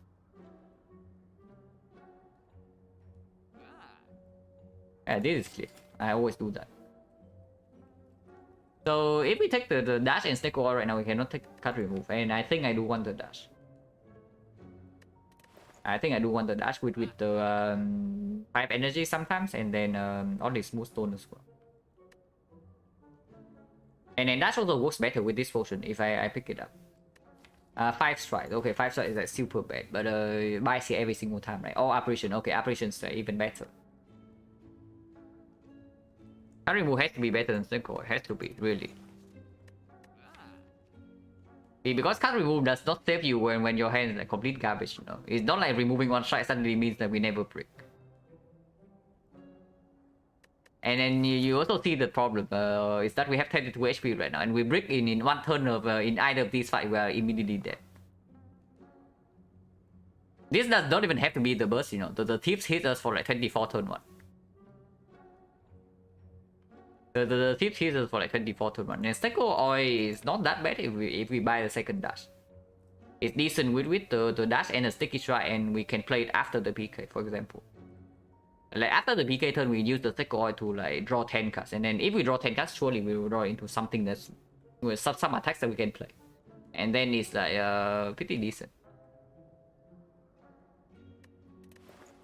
Yeah, I probably do that because potentially this can also be bites. Red Dance. We also just pick up another block card. Red Dance is only against the birds, right? And against the birds, we just pick up a piercing wheel. So how bad is the birds? Yeah, terrible. But Red Dance doesn't work with anything else in our deck, and we see like 2 relics that has synergy with this immediately right here. Something that can speak for Red Dance is that the ingredient can give us either after image and venom or accuracy. And then those will work with Red Dance, but that's like pretty reaching. And honestly, I probably don't want to add another attack to this deck. But it's not like insanely premium in this spot.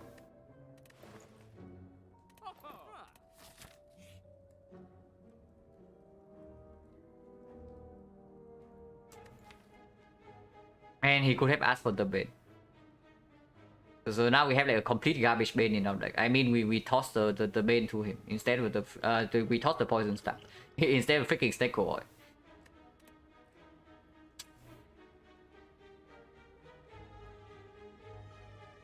Give up XecnaR potion. No, never in this spot. When we know that this is even a fight as well. Oh my god, we are so freaking dead. We are so freaking dead here unless this relic is like insanely performing or we high roll in this fight. Oh my god, we need to make it here. Like Dark Fire is like awaiting us. We need to make it here somehow. Oh, we can go here. Oh, okay. After taking this, if we are way too low to survive this fight, we can go here and then can rest. But we need to survive these 2 fights first. Yeah, it's never the bird.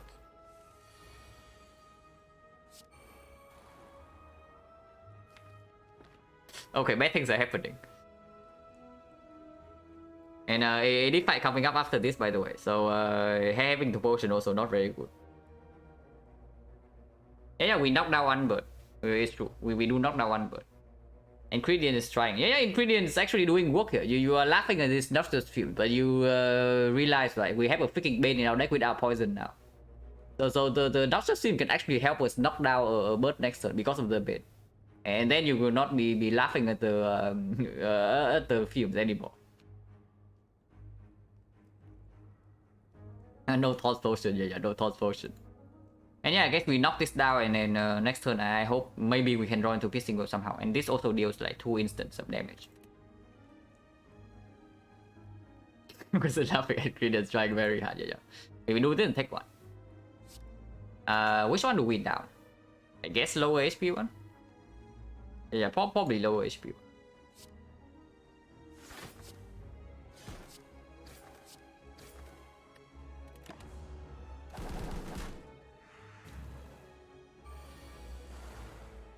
Oh god.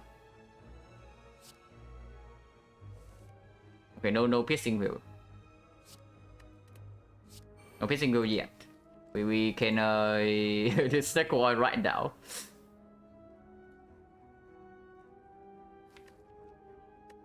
Man, XecnaR right now can completely wreck us. But if we don't XecnaR right now, we block for 26. It's not that bad. We take 8. We only take 8 damage. Actually, no. We kill this guy, so we take 4. Yeah, we probably do that. 4 is fine.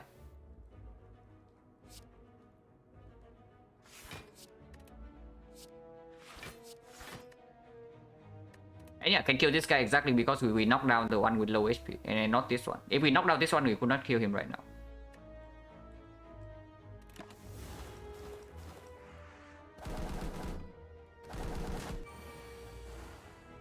And yeah, like look at this. We can down this bird right now because of the Noxious Shields. Or we can down this bird, which is probably the better play.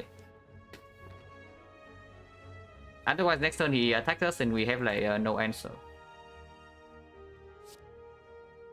Actually, we can kill, right? Yeah. We can actually kill this bird outright, and we should probably do that. Because next turn, if this guy's whooping, then it's fine. We can like neutralize defense. Or if he's buffing, he's also dead in 2. But this guy is guaranteed to attack next turn, and we don't like that.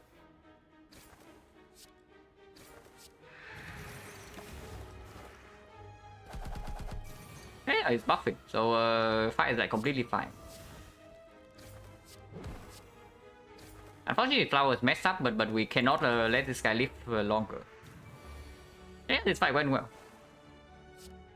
Only losing 4, no potion. Losing 5. We are still at 17 HP, but don't forget. Oh my god, Cunning Potion. Okay, Cunning Potion. Now we are talking.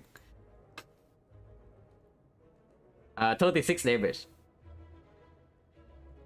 Potentially 108 with Divinity. Yeah, that's Sucker Punch plus, and with the Philo Stone we definitely need weakness, but there's also Dodge and Roll plus with a lot of this Smooth Stone, so it blocks for 7 immediately and it blocks for more afterwards. And we only have like one piercing will. I mean, weakness is definitely important.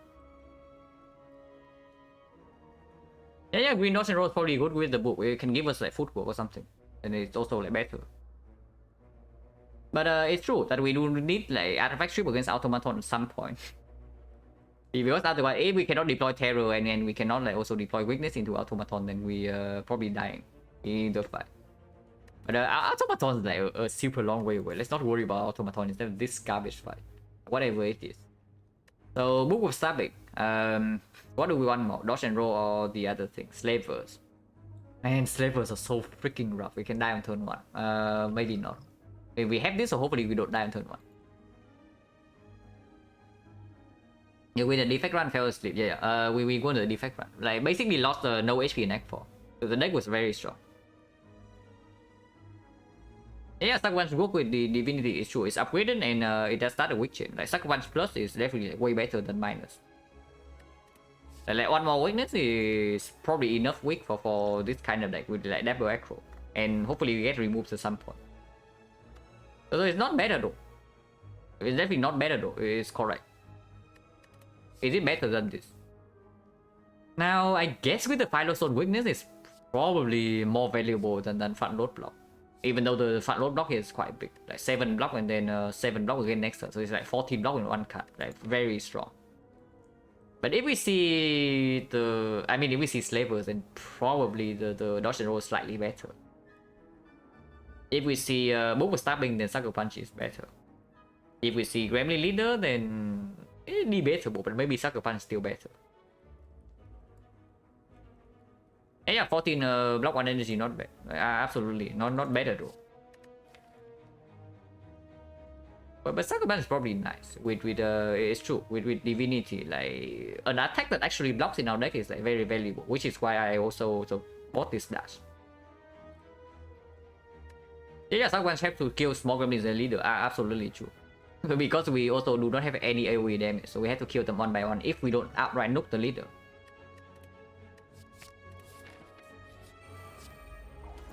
Okay, to the trade is Please don't actually kill me on turn 1. I was just kidding. But we can aggro first, and then if we did fail to draw into like meaningful block, we can stick ward. Because I do think this potion is stronger. Yeah, smart leader. She knows that if she does not attack this turn, then maybe she dies next turn. So she sees the chance to strike. Okay, everything's fine. We are the game is like very easy. So do we go face or what? Do we go face here?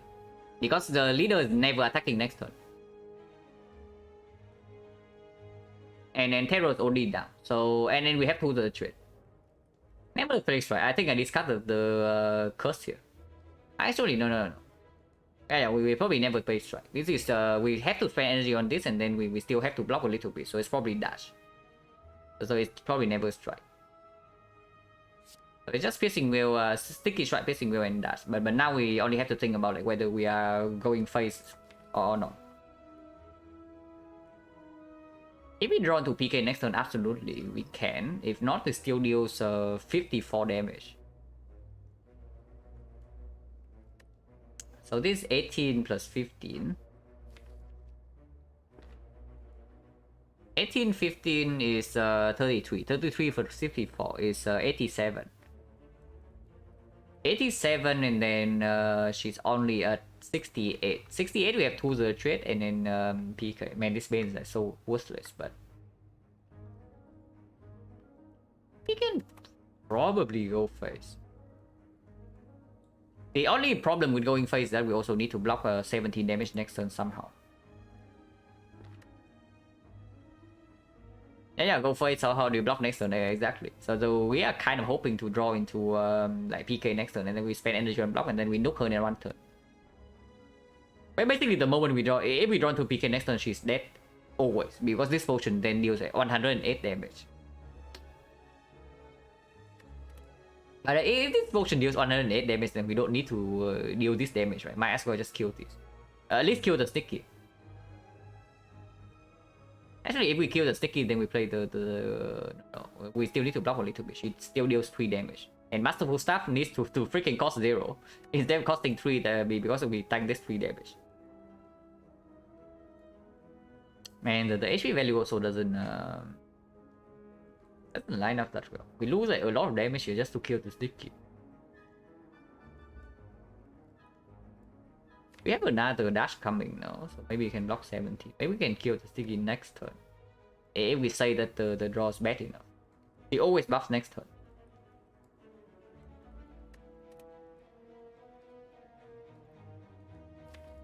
Yeah, 17 is not that much. It's exactly our HP, but if we don't draw into any block, then we always kill the sticky next turn. The main problem I have with like killing the sticky right now is that we waste so much damage. If anything, maybe I just put the dash here and then sticky here, so that like 1 strike will kill this.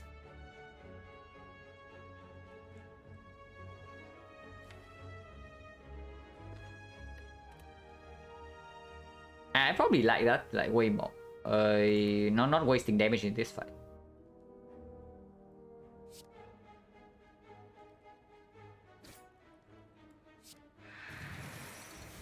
And yeah, dash goes here. Yeah?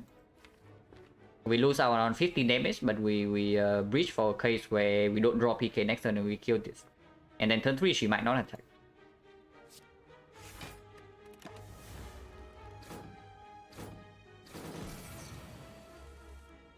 Okay, no PK yet.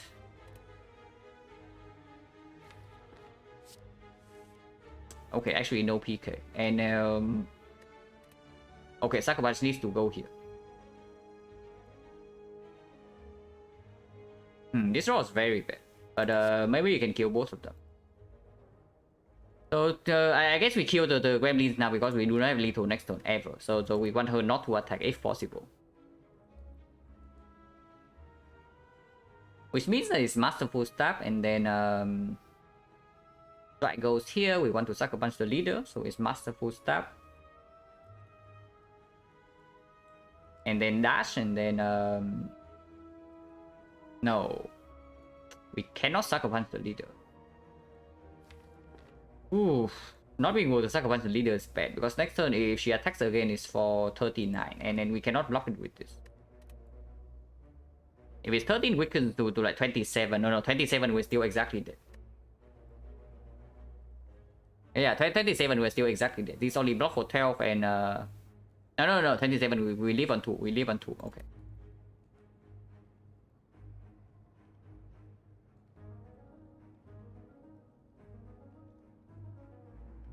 Man, this attack actually like do not line up.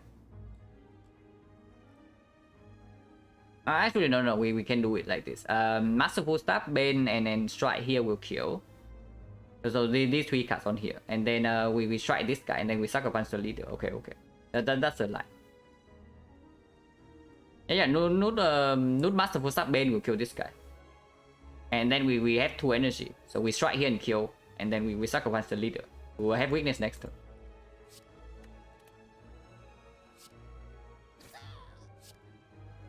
Double check. Yeah, 22.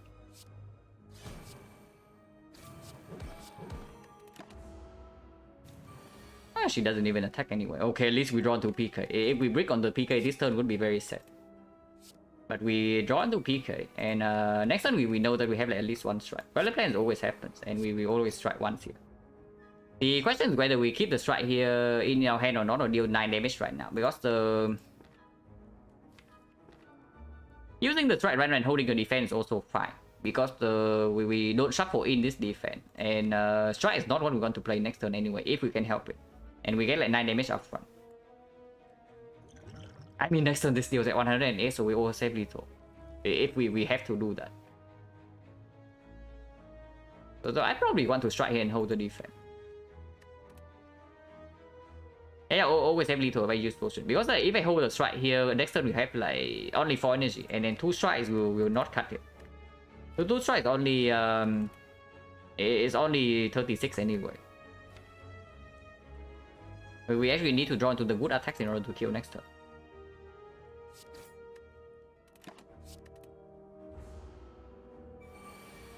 It still doesn't attack.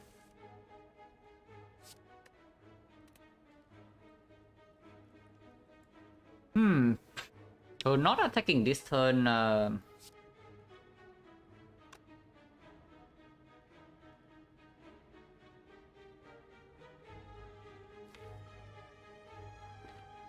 Probably want to aggro first.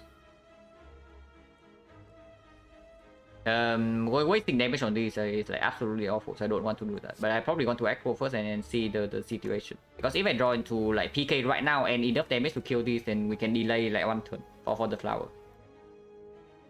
And yeah, like 13 HP as well. Very skilled. Okay, we can delay. We can delay. We can delay this fight by 1 turn. We have divinity again next turn, yeah?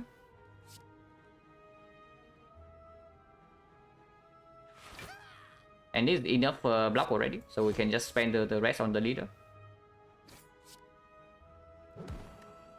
And now we keep the strike, and when we don't even need to use potion. Possible to save cutting gold? Yeah, right here. We don't even need to use Necro. We always have lethal this turn.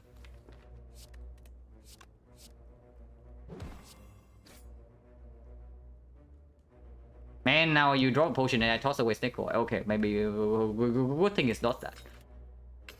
Yeah, dodge and roll is back. Unupgraded this time. Deflect is like super set. It does work a little bit with the acro, but it's bad with this. Also, potion change right now is 1, 2, 3. So 3 fights we got 1 potion, which is 50%. So I do not want to throw away a potion before the elite fight, which probably means going to the left, because that also dodge gets 1 more elite, and also dodge this advanced hallway and also get healing from the Eternal Feather immediately. So let's do that. Take 1 more card for Feather. Okay, now you have my attention. But honestly, like, how bad is dodge and roll? No, not that bad, right? Because they have like piercing will against the to potentially reset strength, for the X3 bosses, and maybe blocking multi-hit in the hard fight. So in that sense, the Firestone doesn't make blocking with dexterity that worse by that much. It is some front load block, and then we still need to block in the automaton fight a little bit.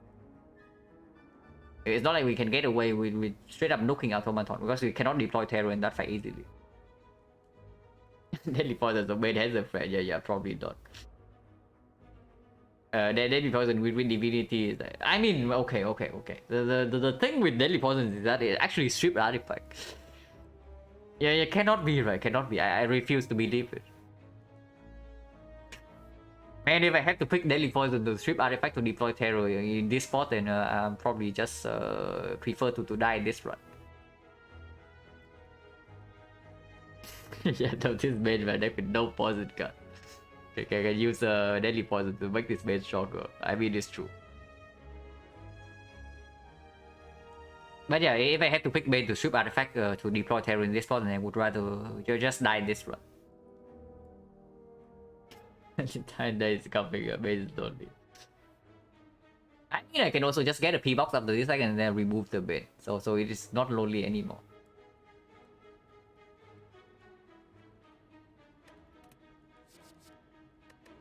But yeah, like Dodge and Rose honestly fine, right?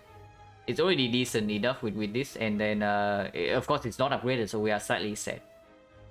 But it's fine. It doesn't always come great. It's decent with this, and of course like also giving 2 HP heal. Like 3 HP heal is not irrelevant.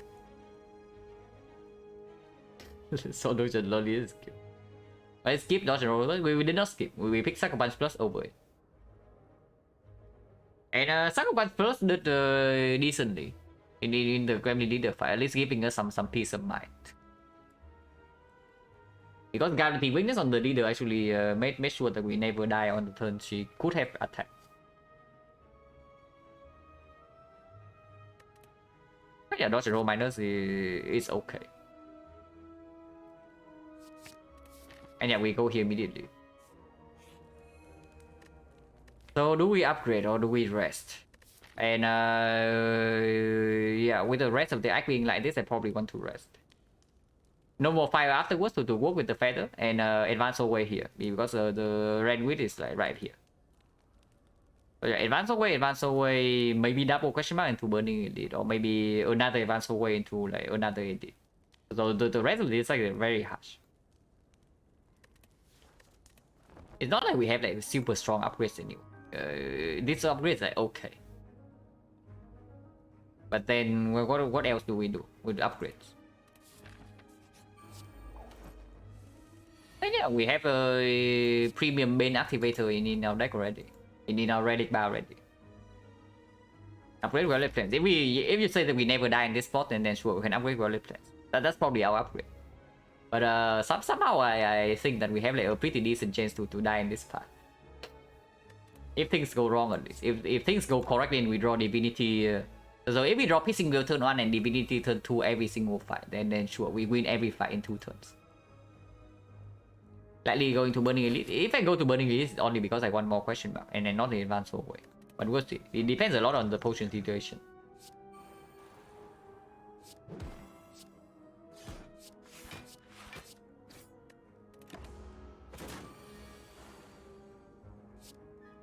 Yeah, look at this Bane go. We probably take a little bit of damage. Man, Piercing Will doesn't line up, and then PK also is not here. So do we actually play this Bane or what? Or do we play aggro in order to maybe find Piercing Will?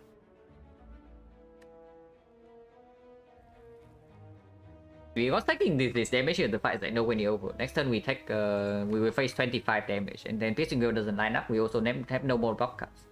Well, defense PK also not in play. Weakness also like not there.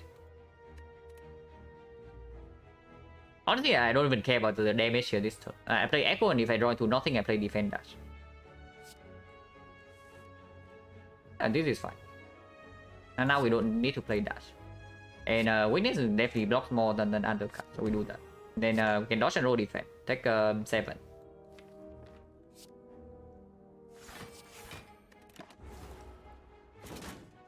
And yeah, dodge and roll blocks this turn.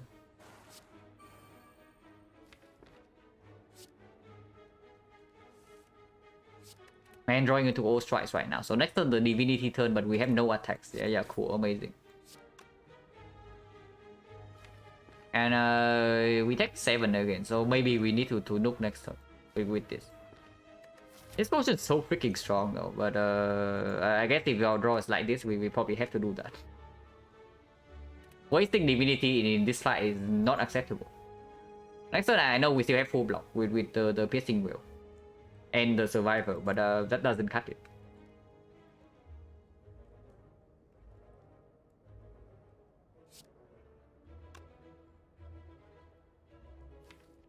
We can also use Stake Oil right now to shuffle all of these out. And use Stake Oil next turn. What about this turn? Yeah, what about this turn? We play defense and then we Stake Oil, shuffle out all this garbage. And then also don't get one more wound in our deck. Actually, I like that very much.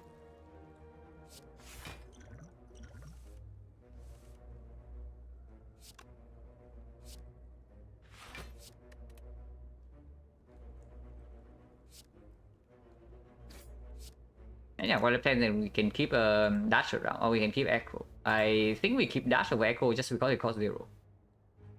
But maybe that's not true, because next turn we have like 5 energy.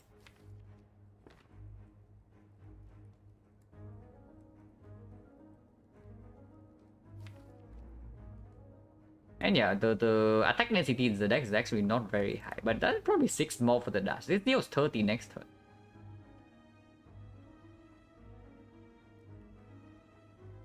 No, it's not. Yeah, it's 30. A piercing will? No, I want to kill during divinity.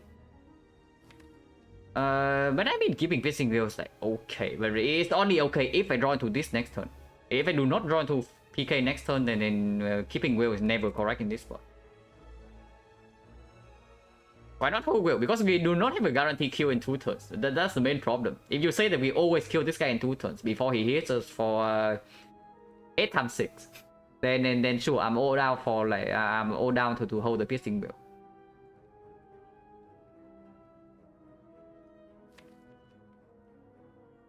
But if we don't draw into PK next turn, and then we also don't draw into a lot of attacks, then very bad things are happening, basically. In the worst case, it's cunning potion. Yeah, but then why do you want to throw away this potion? Do you realize how strong this potion is? Freaking 108 damage. Do you really want to throw away 108 damage in order to set up Happy Flower? Are you kidding me? No chance, right? Absolutely not. I'm just thinking, okay, so how many cards we need to draw next turn? How many attack cards we need to draw next turn? We have 5 energy. So let's say we do Well-Defense dash right here and hold the echo. This deals 15. So 15 and then 3 poison and 4 poison again. So it's like 7. So 22. This guy's just 87. 87 we have triple damage. So this would be... Man, this costs 2 now. So 36. 36, this is 42. So we need to draw into 3 attacks.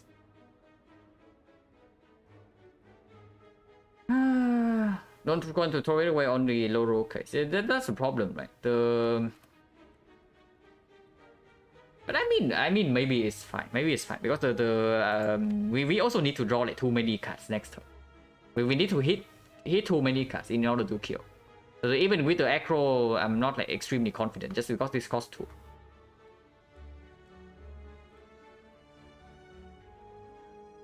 Even if we deploy the damage right now and keep the aggro, we still need to deal like 87, and 87 is not easy to come by even with triple damage.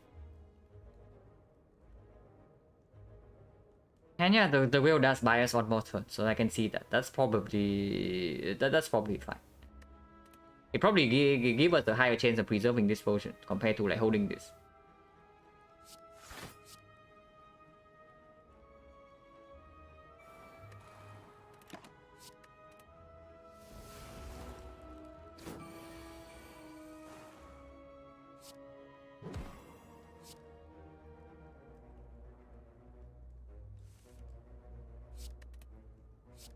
Okay, so no triple damage next turn, yeah? So we need to do some math right now. So 30 right here, 36. Okay, we are fine, we are fine, we're fine. We don't need to potion. We don't need to potion. But yeah,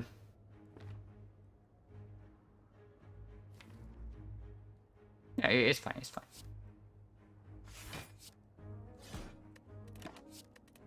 We always have enough damage next turn. Oh yeah, not... Okay, garbage relic. At least we get a good potion. Oh my god, and Venom to artifact ship and also make the main premium. This is our automaton solution right here. Okay, real talk. How bad is slash wood is grand finale? Probably not good enough. If we miss the finale in the first cycle, it takes way too long enough to redraw into it.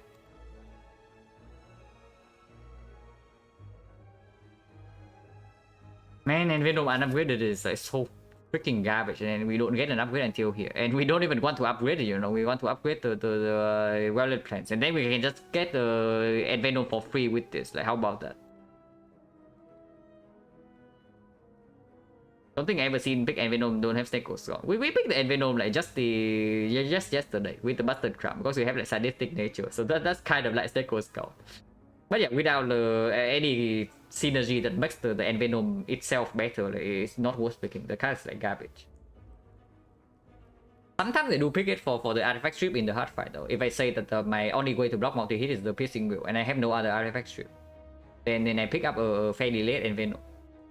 Only for that, not for damage. And yeah, this might actually be the situation where we need picking artifact strip. Because if we cannot deploy terror in the automaton fight, then the fight is like super very bad. But it's so freaking expensive and it risks our draw in the second elite fight, no matter what it is. Sabers or Gremlin Leader, we absolutely do not want to draw into the garbage like Enveno. Surely Ingredient will bail us out. We don't need to pick up this garbage here. Probably. And why is this cast so bad? Ah, whatever. We skip this. Okay, Vajra's very good. And one strength will be triple damage. I could go have Blade as accuracy right now. Could have 2 Blade as an accuracy instead of this Blade. Yeah, cool.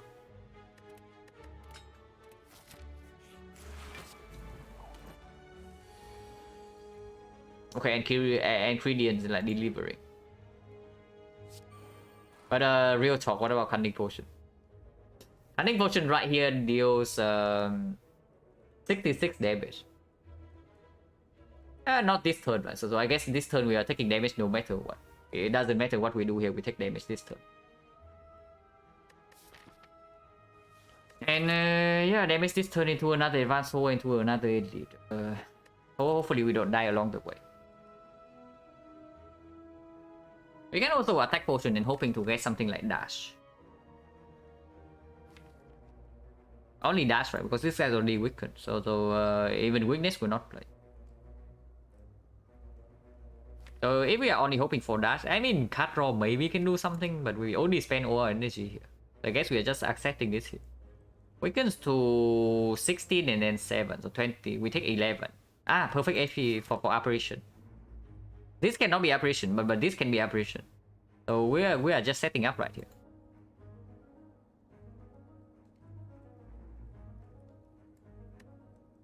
Attack pod, yeah, attack pod deals more with Vajra. This also deals more with Vajra, but I already counted the damage, right? It's like 6 damage here from 4 and plus 1, so it's 11 times 6, 66.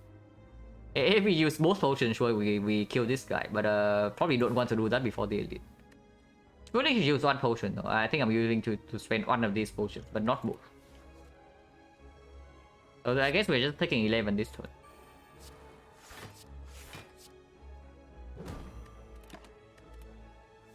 Could have played this for Unceasing Thought, but probably not.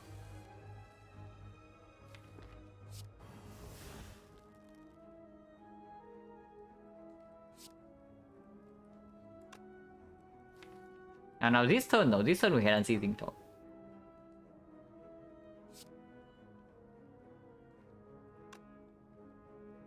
We can block this even when vulnerable, but PK is not online yet. So, but this guy also need to die next turn. That's the main problem.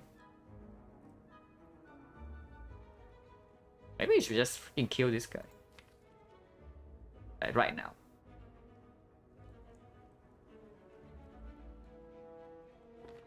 We need to waste damage on him like either way next turn. He hits us for freaking 12 damage. Yeah, should probably just kill this guy right now. Unfortunately, you cannot use the neutralize here to extend weakness because we lack damage. We lack like 3 damage here. So this turn we still full block, but next turn we are vulnerable and frail, and this guy's not weakened, so fun times are ahead. But this potion will kill this guy immediately whenever we choose to use it. It's 99 damage.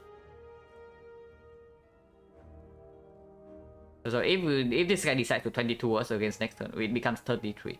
And we cannot block, then sure, we can potion.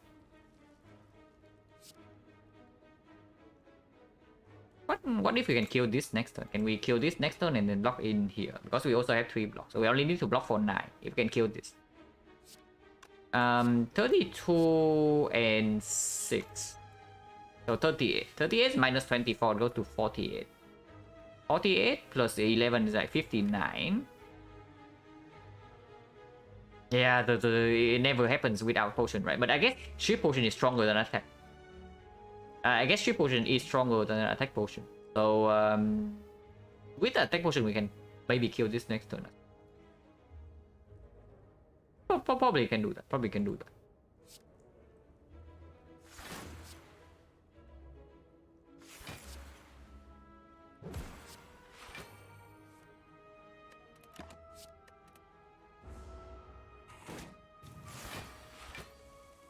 And yeah, if we draw to piercing blow this turn, we don't even need we don't even need to kill. And yeah, piercing blow. So everything's fine.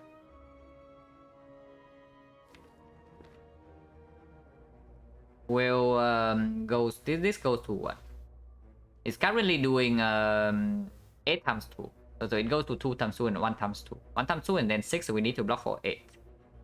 Which means that it has to be survivor, and then next turn we hold the aggro to enable sticky strike. That's fine. So piercing will survivor and then play an attack on energy. So it's bane on here. Or bane here. I do not want to take the 1 damage.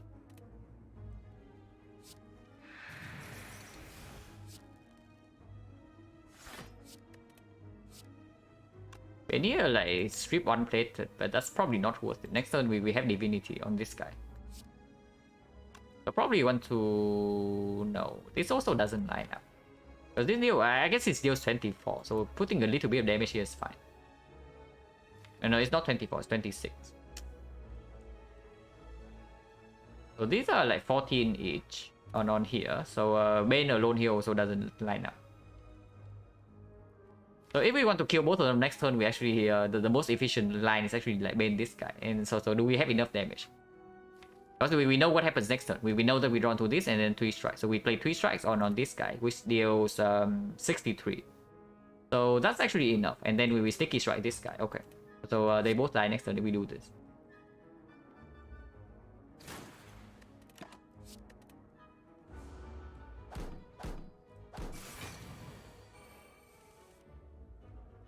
And yeah, 63.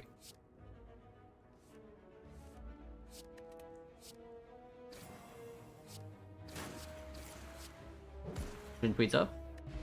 Okay, no potion here is very good. But we have to dodge another potion drop here, which is unlikely. But we can use a potion in this fight because potion chance right now is I think 60%. 1, 2, 3, 4, 5. No, 5 5s only. So 1, 2, 3, 4, 5, and we got 2 potions. So 50%. Yeah, Riddle to hold with Vajra. Yeah, probably not. There's Reflex with Unceasing Talk. But yeah, Reflex does work with double echo in our deck. And then sometimes this thing gives 2 the shit. Honestly, probably not the card that we want to have in our deck though. This Reflex. We have like too many base cards for it to consistently line up, and then Reflex is unupgraded for now. So in order to for it to line up, you also need to hold like either acro or the reflex. And then drawing more cards is like nice, but what does it achieve really? It just increases the chance that we break in the first cycle. After we get set up, it lines up. But after we get set up, we are probably okay. I don't like it too much. If it's Statistician, I'd probably pick. But Reflex, I don't like this spot.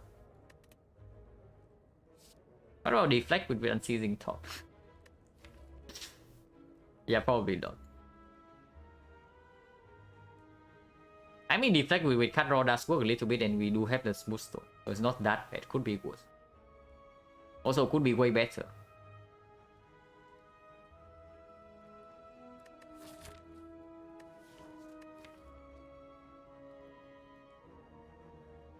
But honestly though, yeah, the deflect is not that bad. We do actually need to add some block against Automaton. If we don't add artifact strip, then we need to add block. At some point, we cannot turn down everything.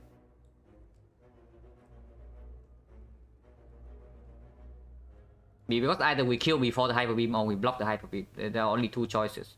I guess there is a third choice, that we die. But I prefer not to choose that.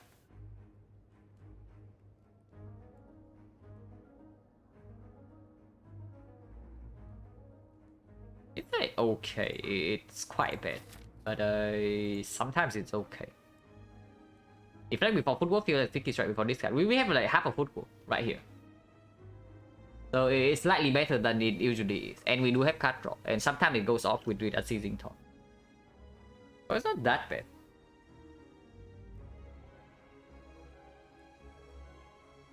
The next fight is either Slavers or the leader. Deflect will perform in the Slavers fight, but not against the leader.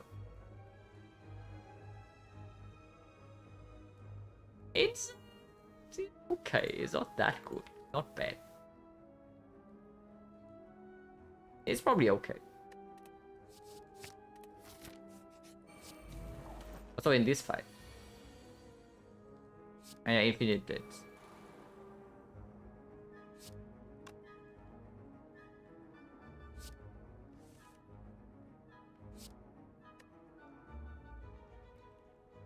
We hold probably neutralize. 1, 2, 3, 4, and then hold neutralize for next turn. Yeah?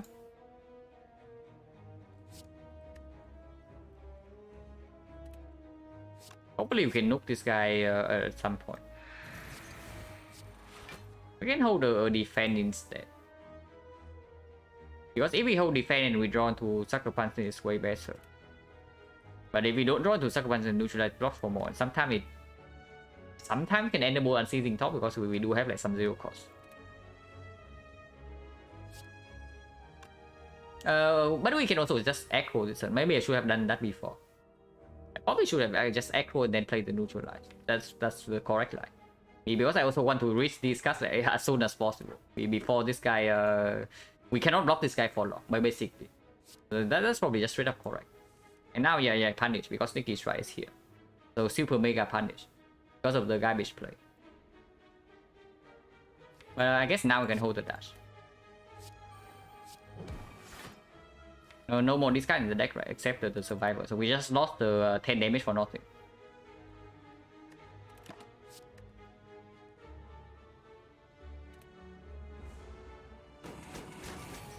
Oh my god, he attacks again.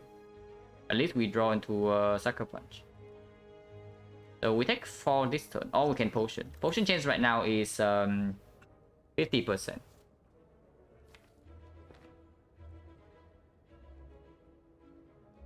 Is this even lethal? This guy is freaking malleable, and that's like super annoying, and Terror is not now.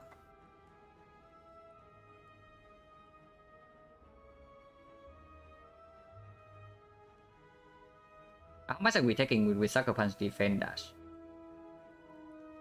Goes to 7 times 3, so we take 4 damage only. Double dash, we take 5. 4 damage probably worth to keep this potion, and maybe we can pass for Burning Elite with this 5 doesn't drop a potion. With these 2 insane potion and HP in apparition range. Also 5 strike for the bite, so events are also good. And of course you always think about the Colosseum in the second half, right? Too. Can also be forgotten after. But I guess forgotten after we can pick up the curse. Instead of being garbage by the damage.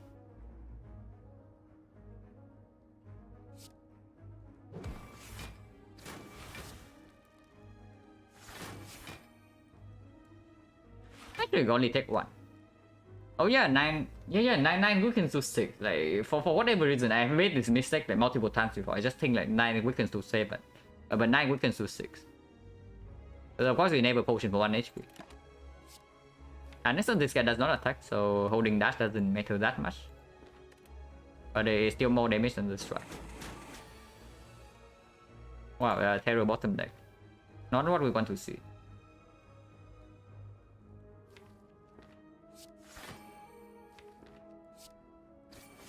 I guess flowers like slightly messed up.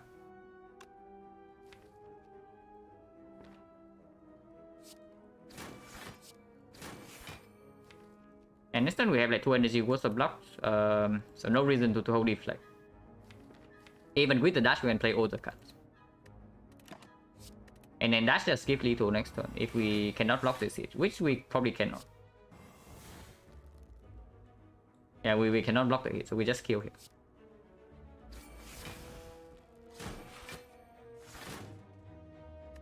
Okay, no potion. Burning elite that it is then. Yeah, setup amazing. Setup on seizing top synergy. Okay, nice. But I mean no kappa. Like setup on seizing top is actually a real combo.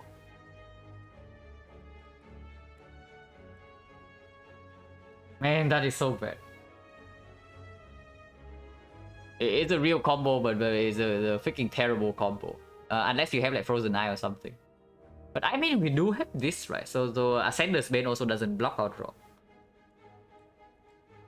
Ascender's Bane also doesn't block or draw or true. And unupgraded. Honestly, if it's green, maybe I pick it.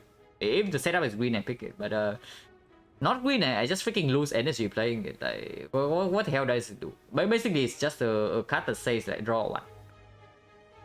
It draws one card. But then it only costs 1 draw in my hand, so it's basically nothing. It's energy neutral and card draw neutral, but only if we activate Unseizing Top. Hello, Jeffetti, and it's my sleep schedule. Okay, not really, but it's just a normal thing. And this time it's like kind of my fault, because this time the schedules, my sleeping schedule only messed up is because I just stay up all night playing Deflecty the other night. Second that nightmare. No. I mean maybe, but like the problem is that right now we don't even have any nightmare target. So yeah, we can choose like 0 cost to nightmare, but then what? Like what do we nightmare? And that combo takes a very long time to set up. We need to draw correctly, and then we also need the enemy to not do anything in 1 turn. For 1 turn. For that thing to set to get online. And we have like freaking Final Stone, so probably cannot do that. Yeah, I guess our automaton solution is just trying to freaking potion it to death. So ideally I probably want to keep this shift potion for the automaton fight. And maybe use attack potion in this fight if I need to.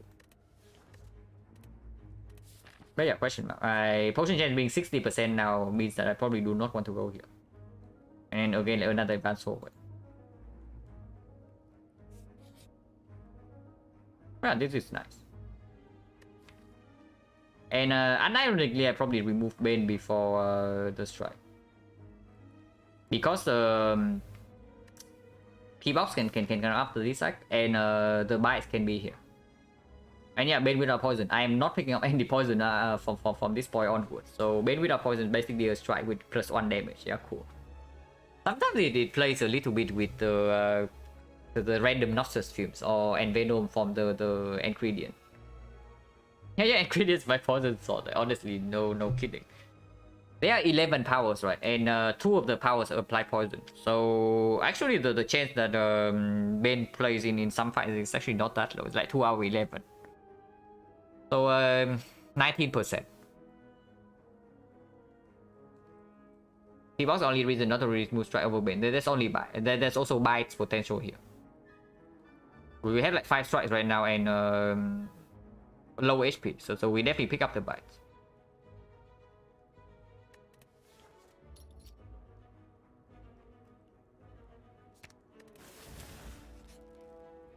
Wow, amazing. Exactly what we need right now. Yeah, burning a little ahead. So do we really want to lose minus 18? I guess we use blue candle.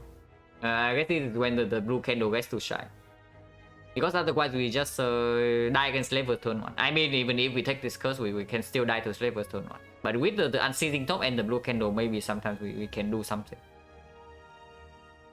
So yeah, it's time for the blue candle to do its thing. Family leader. Which is, I don't even know if it's good or bad.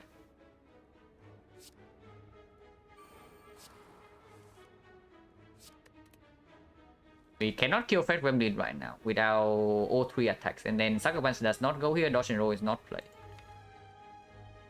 Only place not drawn, PK not drawn, Terror not drawn. Very scary. Maybe this guy dropped the Voodoo Centennial Puzzle. Yeah, Centennial Puzzle would actually be pretty nice with the blue candle for sure.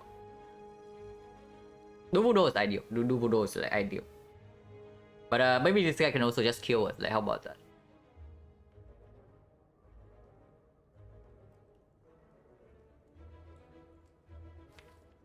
Man, not being able to deploy Sucker Punch on the leader is like so bad. But we cannot kill with only 2 strikes here.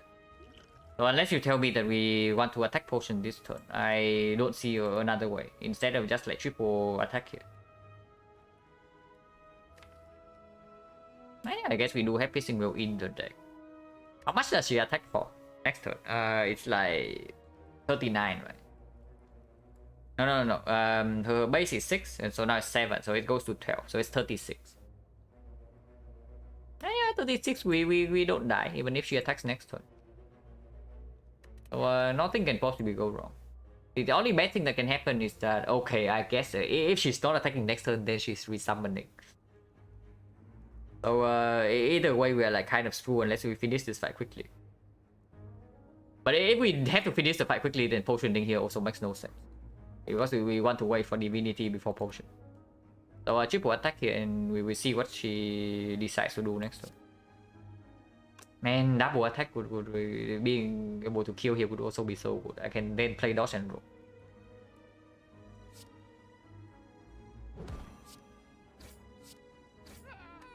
And yeah, it's always fragmented.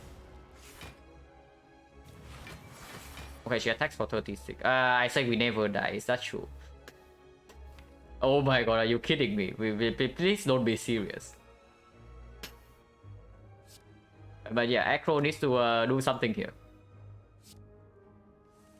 Okay, we don't die. Scare me for a second.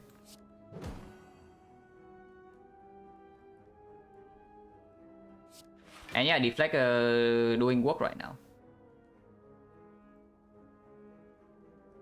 And we get an unceasing top, so I probably want to kill the shield gremlin as well. And we can do exactly that. Okay, exactly to on this is very good.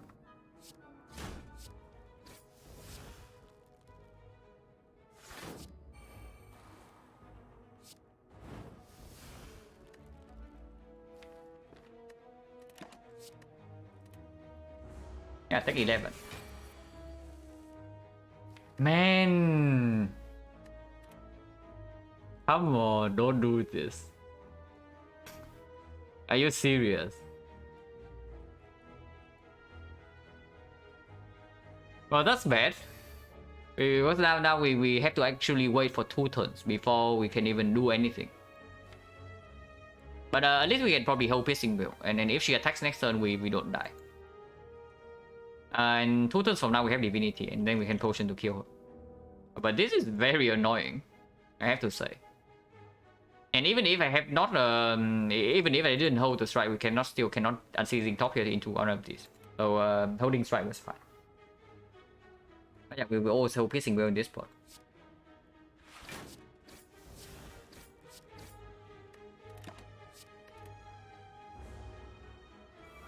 Yeah, it's always Fat Gremlin, and then she attacks again. She's smart. She's playing very well.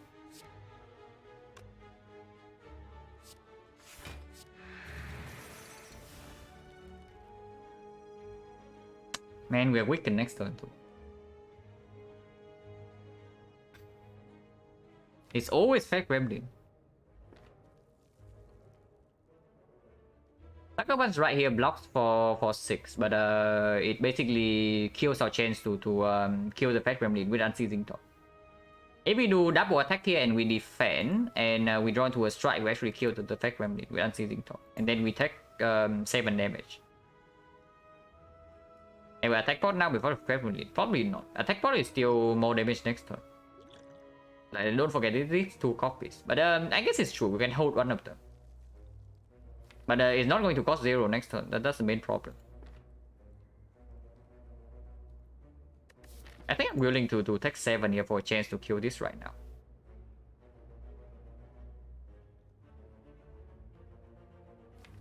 Okay, Unceasing Top needs to draw. We can only play 1 card. So it has to be a strike. If not a strike, then nothing else. So the chance is only 5 out of 17.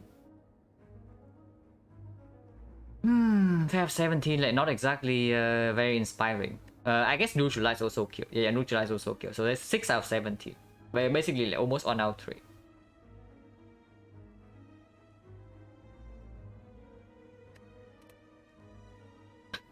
Okay, how bad is the weakness? Like how much damage are we losing next turn?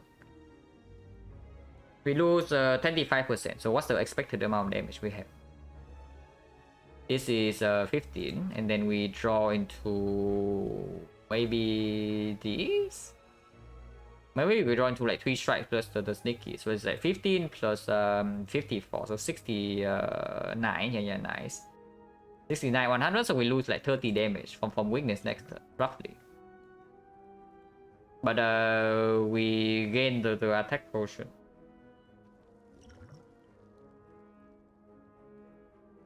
Sometimes get an echo into Neutralize. Yeah. It's also true. So it's like slightly higher than 6 out of 70, but still also like not very good odds. But yeah, it's true. Like, how bad is attack potion here? Like maybe we just get a 0 cost attack.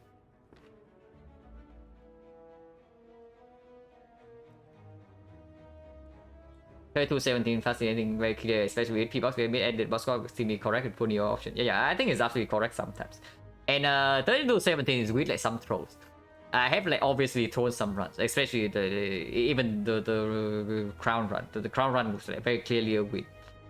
It was human error and then not because of boss squad. Yeah, playing boss squad is harder, and also I'm just like not as focused in Act 1. I can definitely tell. In Act 1 my plays are like a lot softer with the boss squad.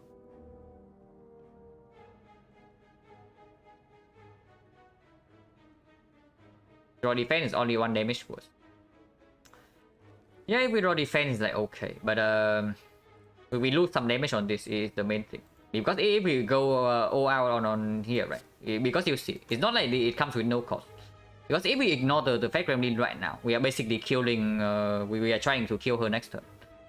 So effectively, we are losing. You see right here, yeah, we are losing 22 damage, which is actually 16 because of the metallic size.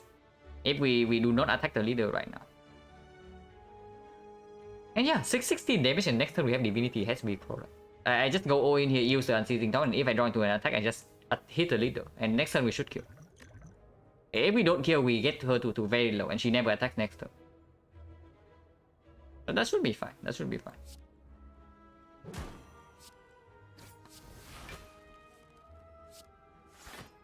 And yeah, if we draw into defend, we also don't draw into defend next turn, when we only draw one to draw into attack. Okay, maybe we should yeah, definitely should not have kept this defense.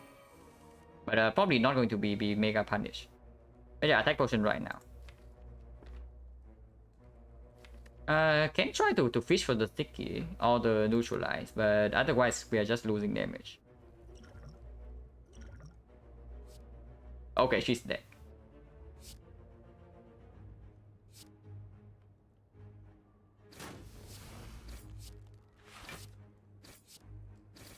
You don't even need the second copy.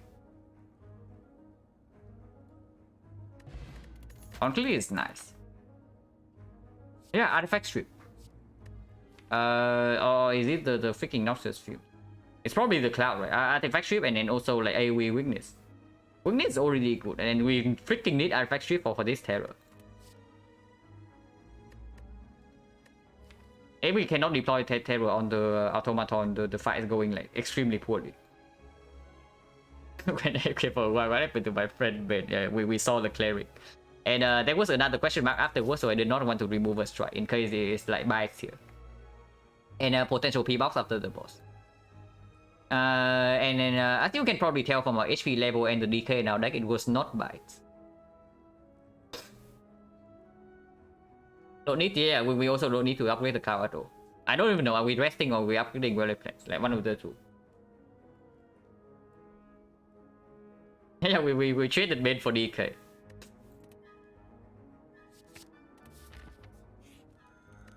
Ah, 35, but if we upgrade here, we are saying we kill before Hyper Beam. I don't think we are ever blocking Hyper Beam, even with dexterity. Not do we do have mitigation with the Horn Cleat though, so that's something to take note of. Man, the Masterful Staff is like so freaking sad right now because of the garbage DK.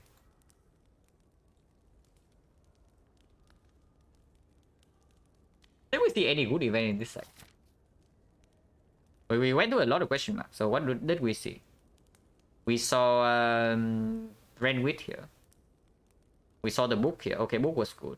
I don't know how good it is, but book is generally a good event. So book, and then Renwit, and then fight, and then cleric. So cleric is okay, and then forgotten author. Yeah, okay. So not very good. But that depends on where. Yeah, if we upgrade anything, it's probably well planned. I'm just thinking whether we should rest here or not. Yeah, it's true. Like, we also can play with Unceasing Top, and Unceasing Top definitely makes the Weapons upgrade slightly worse. And right now, I think we actually need the HP sometimes from this rest. With the rest, we can actually block Hyper Beam. That's the main thing. Because turn 2, we have like Horn Cleat to mitigate already, and by turn 4, hopefully the minions only die.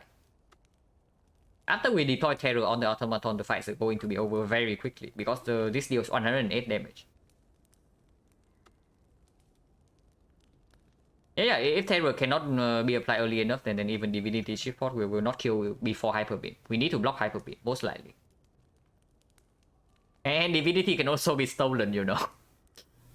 Yeah, one of them is like guaranteed to steal PK, and then the other one can steal Terror. Ever not Cunning Pot automaton? Maybe. If like using Cunning Potion to if I can use Cunning Potion to like block some damage from the minions and then also kill to get back my Terror PK, then sure. Because without this, the damage in output in the deck is like quite low.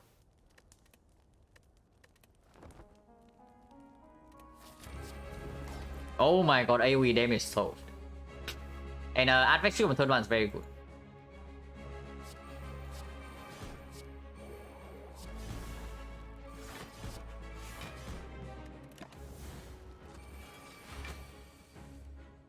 Man, Carol comes on turn 2 too early.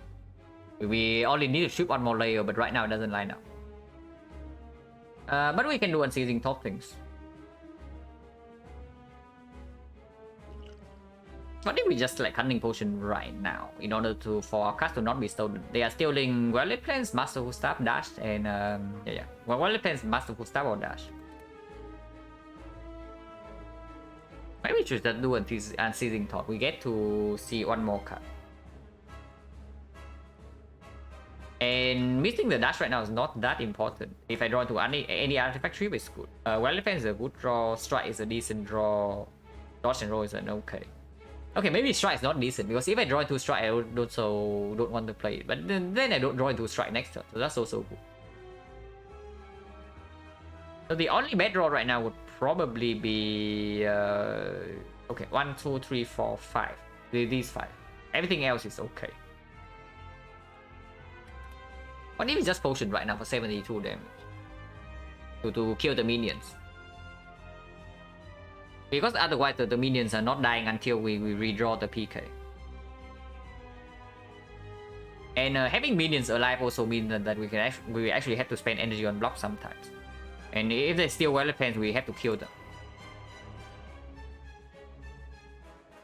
Yeah, how about the Cunning Potion and just wipe the minions out of the map right now, because eventually we also need to deal with them. But before that, we probably want to see one unseating top card first. So play these 4 cards and we deal 18 damage to one of them because there are 1,000 cards, 1,000 cards. So 18 damage, and then the shift deals. Okay, so the 3 shifts will kill this guy. 3 shifts kill this guy. 3 shifts like almost kill this guy. We try. Okay, so we do it like this.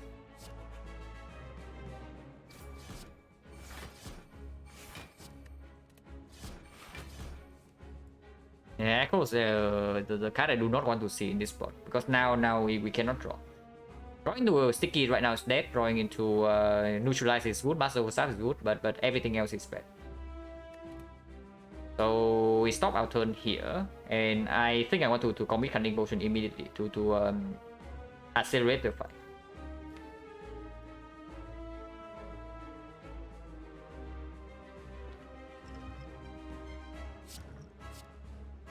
Wait, it is 40. Oh yeah, we have on strength.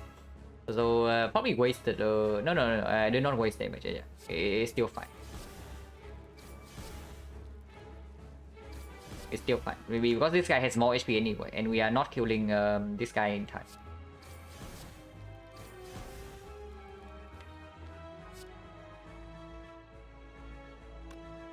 What if we shift the automaton here? We do it the last one. Get 2 cards out of the draw pile and redraw into the PK and terror faster, if that's the case. And next turn automaton does not attack, and this guy only need one strike to kill, because we also have 1,000 cards in play. That's probably correct. Letting this guy, like intentionally letting this guy steal the cards to make the reshuffle faster, because we also draw into aggro right now. And then missing the aggro also makes the reshuffle like very slow, and then terror doesn't come in time. It's probably correct. Also puts more damage on automaton.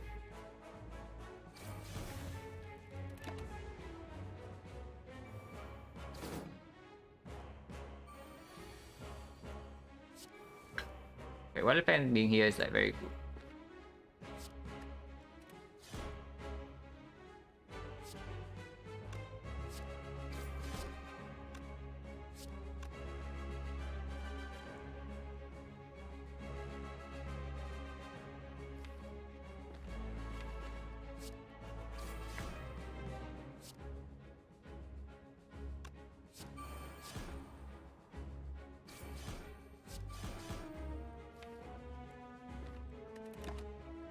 Okay, DK Garbage coming next turn, but we can probably block this hit.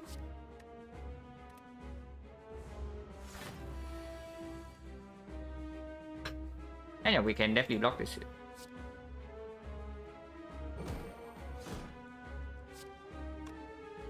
And I don't think I want Piercing Wheel in the reshuffle.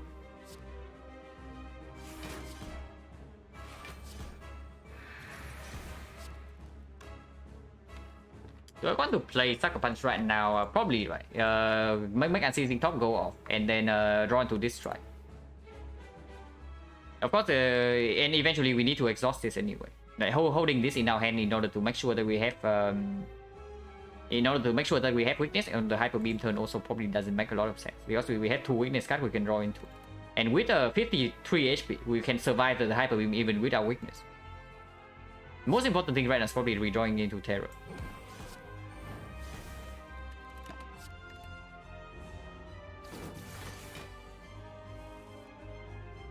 PK right now, I don't even know if we are using it.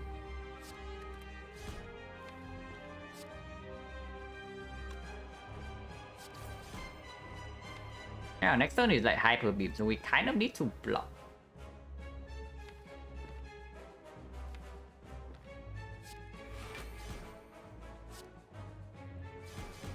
I'm just thinking whether we should hold the PK or play the PK and hold the defense.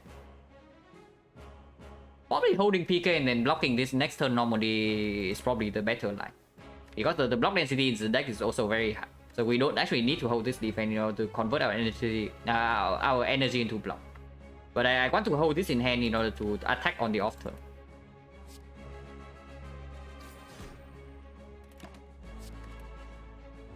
And yeah, we don't even need to block this turn to block that much in this turn to live.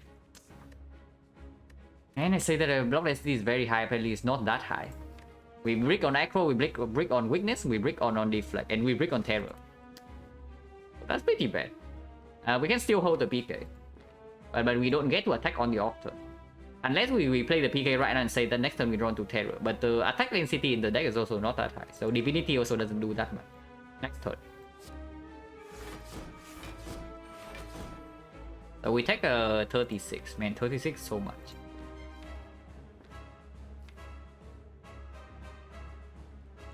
The next time this guy attack is for 21 times 2, so it's 30. So we have we lose 36 right here, we go to 17. And he attacks for 30, so we need to block for 14. I mean, next turn we also have flower. Maybe we should just freaking play the PK right now and then hold the strike in hand.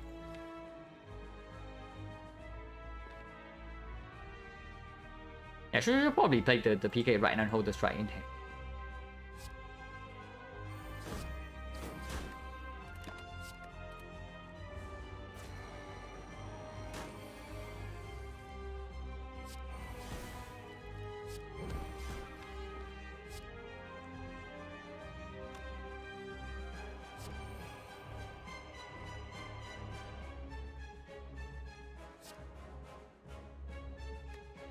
Holding survivor probably. Actually no, hold dash. And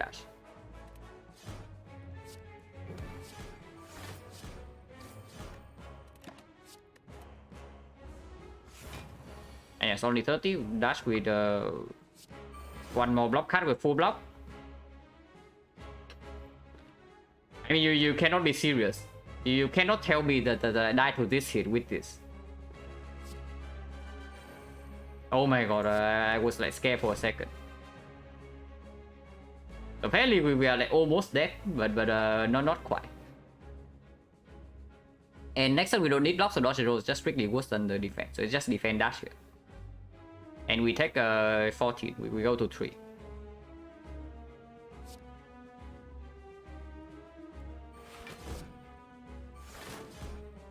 Next time we go to 4.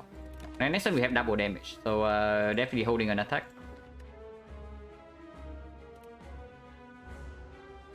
Man, drawing into all defense is like all attacks is like so freaking bad now, because now I don't even have damage. I guess we still have a kill. The divinity is strong. The divinity is strong enough to be ourselves. But that was like way closer than I wanted to be. Good thing we rested. -1 damage, yeah, -1 damage, doesn't matter here. It will still be one off to keep the flower. But yeah, good thing I rested. 1000 cuts for real.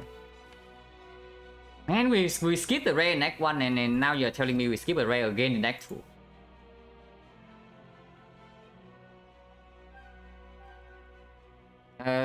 Okay, so how good is Doppelganger? Maybe it's actually die. We have like 0 AoE source, so Retromancer like extremely spooky.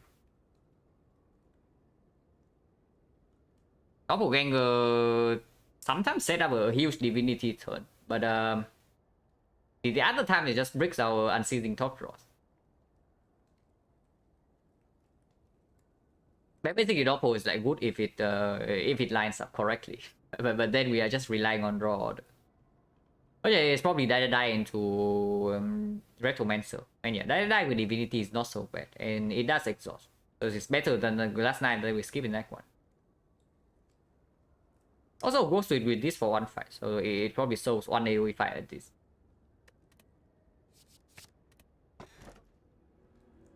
Free energy? I mean, I say free energy, we just freaking rested, otherwise we would have died. Yeah, this deck sucks. I would agree. We have like triple damage, we have like 5 freaking strikes, and no real like defensive scaling. So we need to scale our block somehow, and we also need to get rid of the cards, and then we I don't know, we also need to draw kind of well.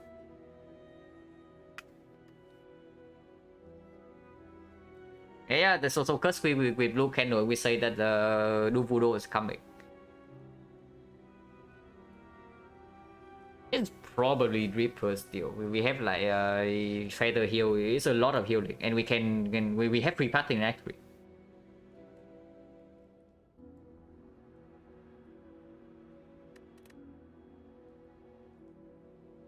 And yeah, Reaper is probably the pick. It heals for yeah, actually 15 feather heal every fire.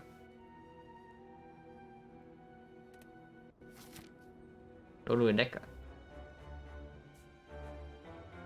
Okay, we need to freaking go shopping. So 2 elites only, but that's not so bad. I am also not like extremely comfortable with like mega hunting elites right here with a deck like this. That okay, Nubudo in one of these spots, like surely. If we get normalities, yeah, normalities, blue candle. No, normalities, blue candle. We can spend the gold right here, and then we have another shop here. And we don't even need to remove the freaking normalities. Like remove one of them, and the second one we can keep. Having both of them in the deck is super weird, because then if we play like 2 acros and then we draw to both normalities, then the blue candle doesn't even save us. We can remove one normality. But yeah, we always pass out of the shop anyway, so always start here.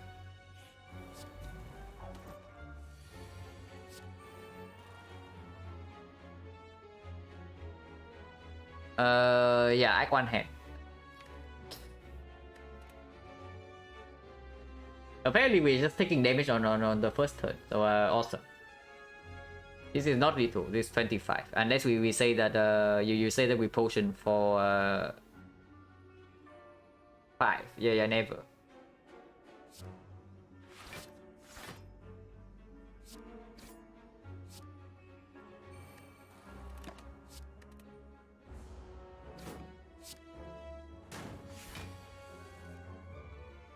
Oh my god, can I stop drawing like Act 1 heads? Or is my deck like only have one Act 1 cards? Maybe my deck only has one Act 1 card.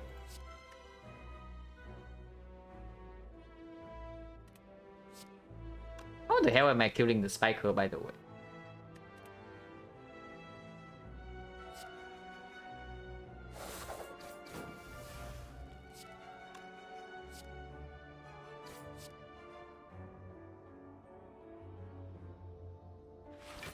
Would have attacked the Spiker, but this guy also needs to die.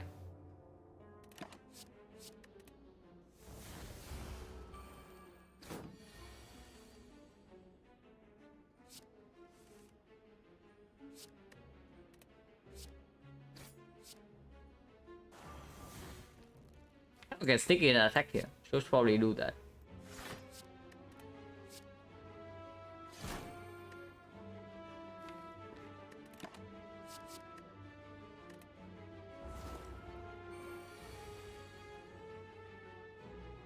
Okay, dodge and roll. So next turn we have some block buffer to attack through this fight.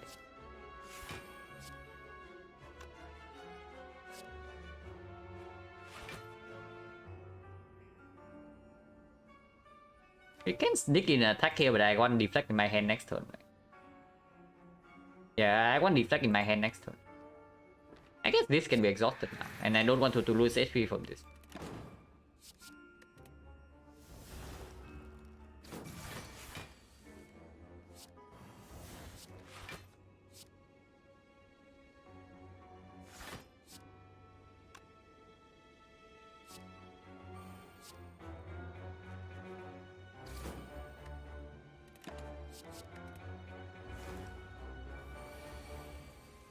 Did not have to play deflect, but doesn't matter. We kill here, and I don't really care about flower. If this guy's like keep buffing, and I have no other way to get through this block, get through this spike.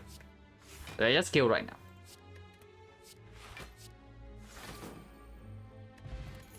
And potions 5, escape plan plus with the only smooth stone with the 5 strikes in the deck. Yeah, excellent. But sometimes an ingredient can also give something that works with escape plan plus. Yeah, poison start to go with the bane that we remove.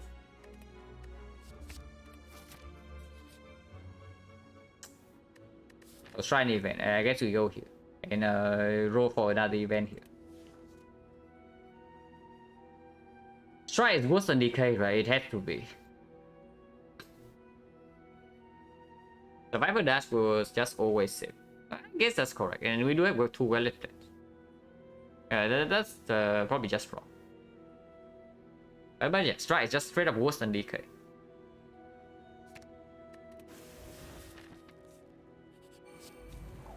Oh my god, accuracy. Can we even beat this guy? We actually need to draw to divinity fairly quickly. Otherwise we cannot block this guy, and then also cannot kill. So I'm actually thinking about like maybe poison potion, but we'll see. Yeah, we cannot even like attack here, otherwise we also take like 1 damage.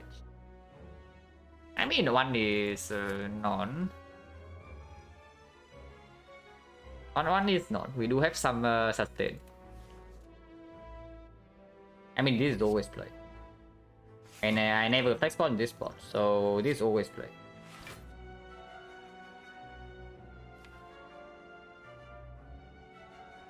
Honestly, probably should just like freaking poison potion, because if we bottom deck poison, if we bottom deck Terror in this spot, like we cannot block this guy on turn 3. Turn 2 we have on clean, but then turn 3 we cry. That's basically what's happening. Probably should just freaking poison potion and then play defense. Poison potion is not that good anyway. We no longer have a bit.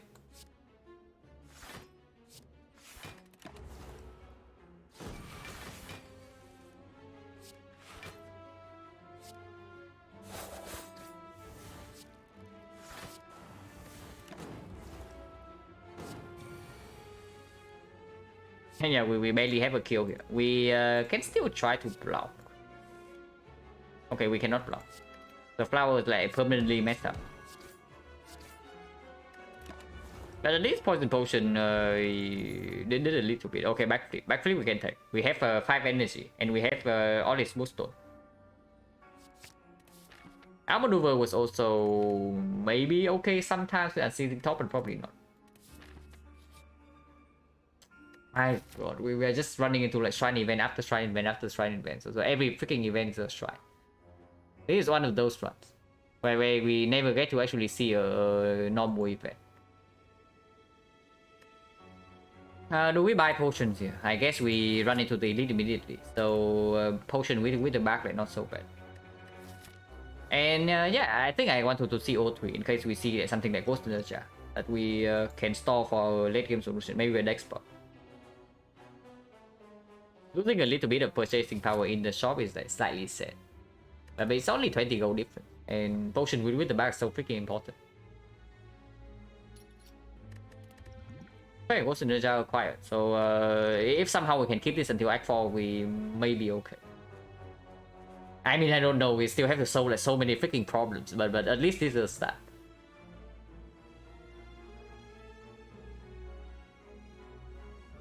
Cunning Potion is probably straight up better than Flex, right? Yeah, Cunning Potion is probably straight up better than Flex, but is it better than Distill Chaos?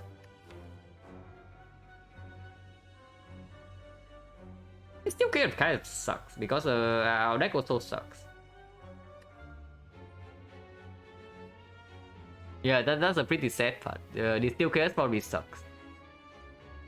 I mean, it doesn't suck that much, but it can miss it can terror the wrong target. And can also randomly piercing well when you don't want to. This is just super reliable into the whatever the elite is, like Retromancer, sure, and Cunning Potion into the Giant Head also excellent. It's only against Nemesis that is a little bit weird, and I guess Nemesis kind of Storm Burst if we cannot line up the Divinity quickly. Man, Nemesis is like so freaking bad. If Nemesis decides to have a nasty pattern, we are mega super crying. But we'll see.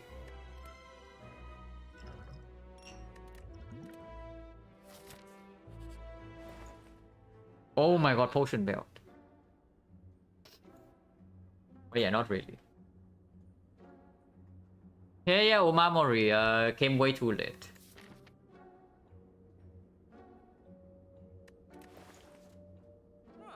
And Molten X like also way too late.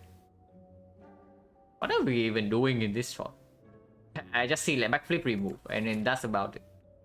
Unless you tell me that we keep the mall bank and we go to the next shop. Probably not, right? Even if we go to the next shop, we probably don't keep the mall bank. We just remove a card. Like remove backflip or something and then leave this shop and then go for this one to remove another card. That can be something. Need to buy a card for 15 petty. Yeah, probably not. We're just removing a card here. If anything. I mean, we are probably buying a card and then remove a card. So are you saying that we buy like Panache or something? Honestly, Panache not even that bad. But Panache can play in this deck.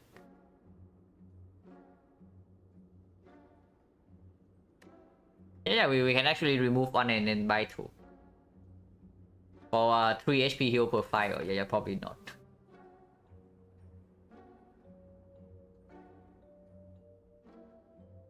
$200 gold for Panache. Oh, honestly, not that expensive. It is good. But it's not that good here. It's not good enough to be bought for like 200 gold. Especially when we are probably also double shopping. And that's mediocre against hard. Yeah, correct. But we also need to make it to the hard first. But right now we are steadily on our way to die to the X3 boss. This deck does not finish boss fights without taking damage. At the moment. So we need something else. But yeah, it also has to be freaking accuracy. Accuracy is completely worthless in this spot. Obviously. Yeah, sure. I mean, I don't know, maybe Ingredient give us a footwork in the time meter fight or something. And then another footwork in the in this fight. But backflip is good. We buy the backflip and we take the card remove. And another 50 hours in this game never bought a Cauldron. Yeah, Cauldron is not a very good relic. You buy this when it's in the Act 4 shop usually. If it's in the Act 4 shop and you have nothing better to buy, then you buy the Cauldron to look for good potions against the hub. That's probably the most common use case for it.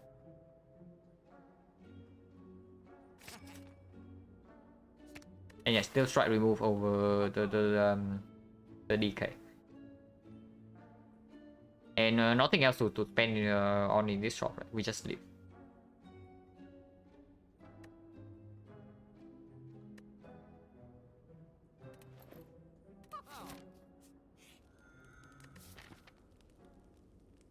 So if we avoid the second lead, which might be possible if this fight takes like 40 HP away from us, then we will have more upgrades. But usually the part we want to go into is probably this shop. Now that we have like so much gold left over. So one upgrade is all that we get.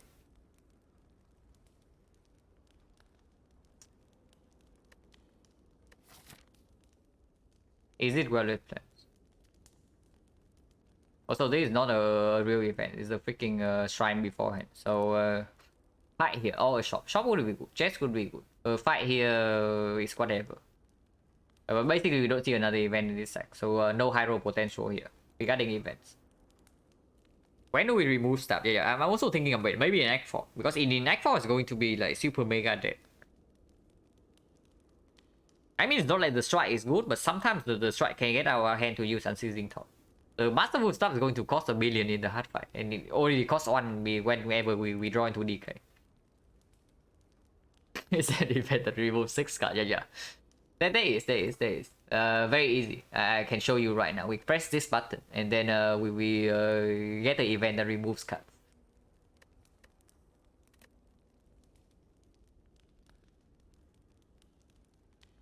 Yeah, we remove like a bunch of cards immediately. But honestly, even with the card remove, this deck does not have enough defense to win the run at the moment. This deck needs like both more consistency, more removes, and more defense. So it has a lot of hosts right now. And I don't even know, like, well, defense upgrade honestly doesn't do anything. It's the big problem. It probably doesn't even do anything in this spot.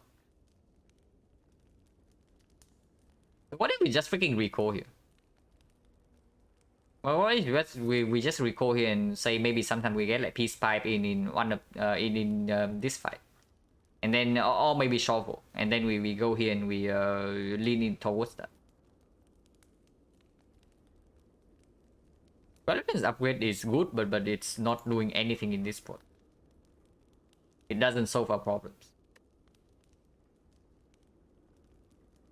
What do we think about root upgrade? Not right now, right? If anything is before the Act 3 boss. If we are desperate enough for that.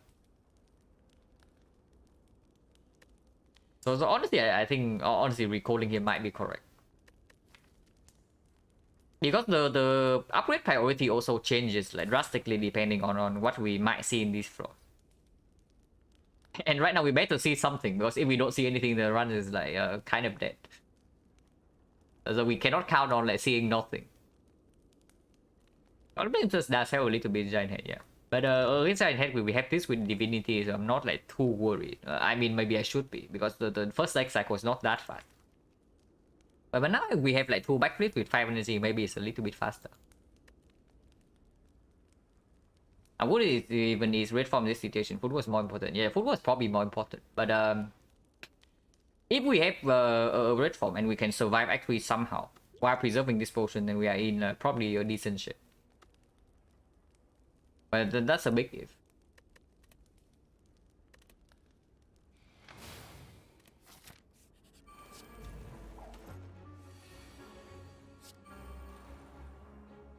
Man, this fight is spooky.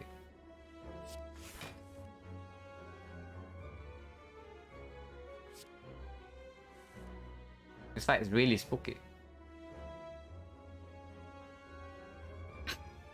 I mean, we do have Haunted next turn, but Terror is not now, so we cannot even like go face right now. With Haunted though, if we kill both of these, and then we cannot even kill both of them. Yeah, Cunning Pot PK is pretty good. It's 72 damage, but 72 is not enough to kill this immediately. So we probably cannot go face yet. We probably still need to kill the daggers. And wait, how important is exhausting this Ascender spin? And Master Wusao is drawn already, so I can actually just use Blue Candle with this and draw one more card with Unceasing Thought. So we can do something like we discard the strike. No, that also doesn't make sense.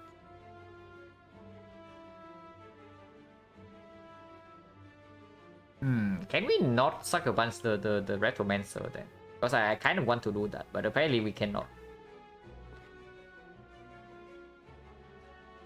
If we want to kill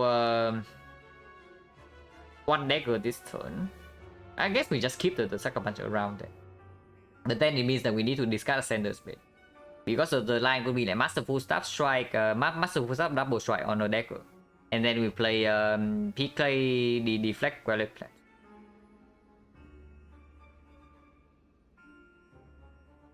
Or we can exhaust the Sender's Blade at the cost of 4 HP.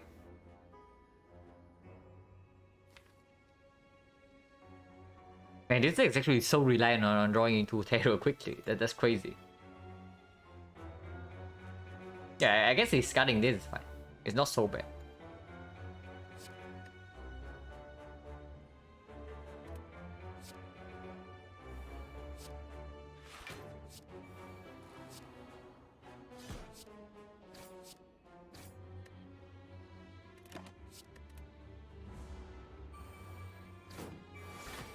Okay, she doesn't attack, which is okay. This is actually a pretty good draw. So we can kill all the daggers, but next turn she attacks, so probably need to think about this right now. Terror's not down, but next turn we no longer have PK, and the block density in the deck is not high. I mean, not block density, the attack density. So killing the daggers after this turn is very difficult, and she resummons. Yeah, that pick already worth it, like for sure. Just for this turn.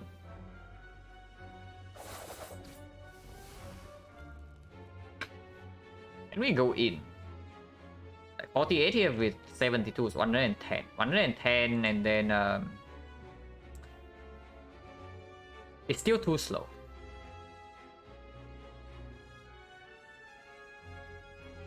But if we don't Cunning Potion this turn, how the hell are we winning this fight? Like we play Terror on the Retromancer and then we Cunning Potion to kill the daggers, and then what? We just hope that she attacks every single turn or what? Okay, if we go all in right now, how much damage are we doing? 48 plus 72, so 110. No, it's not 110, it's 120. 120, so she goes to 48. 48, we have 3 poisons, so actually 45. 45 is probably doable in 2 turns. With Terror and Piercing Will block for 1 turn. Yeah, let's go in. Let's go in right now. We can potentially also play the Sucker Punch and then keep the dash instead. But I think we also need energy. I think we also need cards that are like energy efficient, because next time we might need to play some card draw.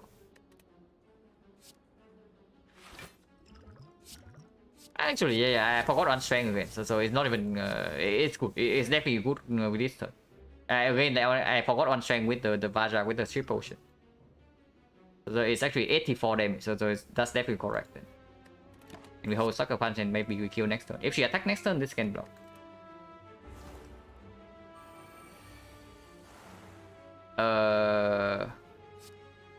We have a situation.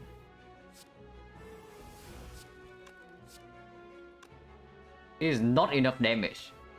And then we kind of break. Okay, that was very bad.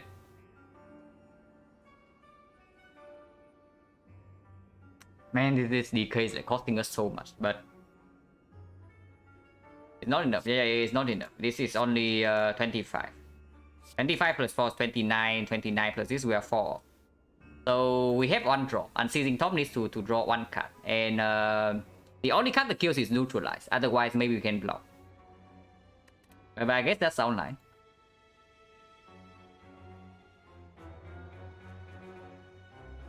Yeah, Sucker Cloud Strike is like 4 damage off. So we can also think about killing a Deku instead. Try for Unseizing. No. We are never using Ghost here. I think we... the only thing I'm thinking about is whether to kill a Deku here or not. Or commit to the 1 out of 8 chance to do this. But probably not, right? Probably never. Echo on energy give odds for neutralize. Yeah, but then you are... Like Echo backflip gives some odds for neutralize. Or maybe 1 energy to another Unseizing Top. But are you really betting on that instead of blocking this 10? I mean, you can see, actually it's only 7. So 7 is... maybe 7 is not good. Yeah, 7 is not good, because if we can kill this turn, we block for like so much more. Regardless, the turn is very straightforward here. Until this point. We definitely use the top. What else there to do? We can kill a dagger. We can double attack here, kill a dagger and draw into a block card. And that's not too bad. If it's Piercing Will, we block for a lot. Otherwise, maybe we have like another 6 block. And then we take 19 only.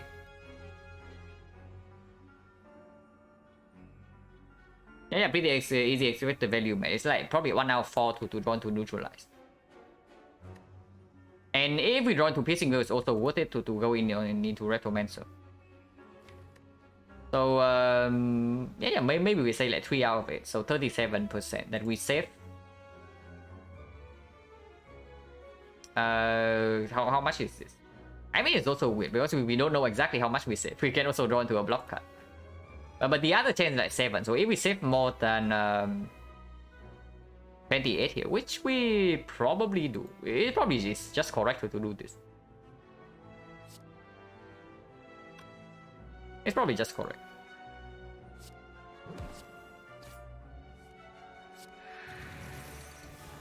Oh my god, this game is so easy.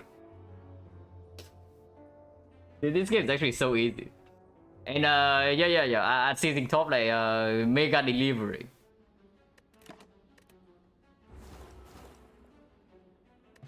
Now it's good thing we use the Cunning Potion the turn before, because Cunning Potion would not do anything on this turn. It would not be enough.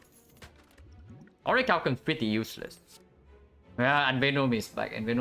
It's our hero.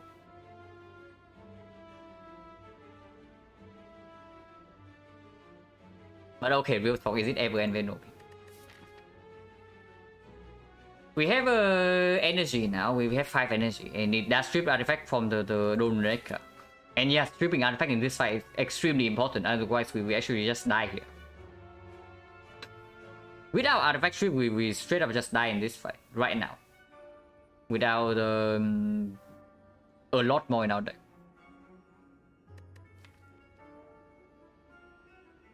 And yeah, Creeping Cloud is decent, but we actually want to apply AoE weakness if possible, you know.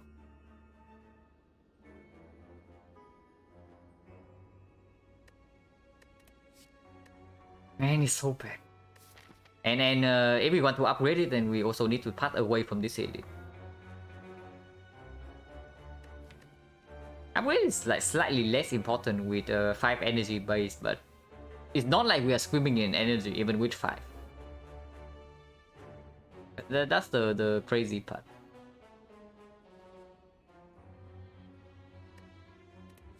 It's not like we don't even have anything to do with the fires otherwise. So it's like super weird because yeah, we upgrade Envenom here and then we upgrade like Violet Fans here and then what? Then we depend on the shop while giving up on elite.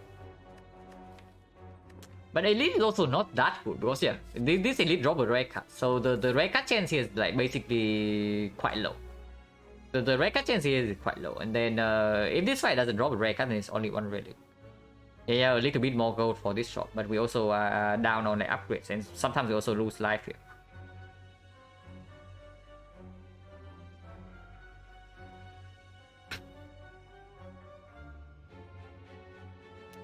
And go to fire. Going to fire is also it does not make us any stronger. That's the main problem. The deck needs like way more things. The deck needs a lot more things, and going to fire is just yeah, upgrade cards. Yeah, good, cool. Doesn't do anything. Maybe we're just meant to take this Envenom and then still go to the elite.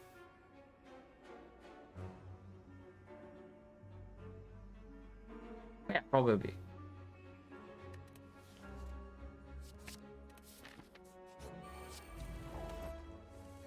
Ah, Blue Candle Synergy.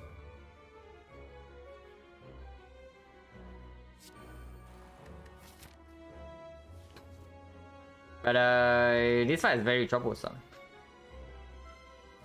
I mean, it's slightly less troublesome after we deploy Terror and we have like Divinity in play. We can maybe kill this guy quickly, but before then we actually cannot block this guy. And even in this turn, like we can, if we play Neutralize, it shuffles to another attack, so Piercing Wheel doesn't even block that much. But otherwise we take otherwise we were taking 6 damage. Aggro first, always, right? Okay, so that's much better. We don't need to shuffle this intent.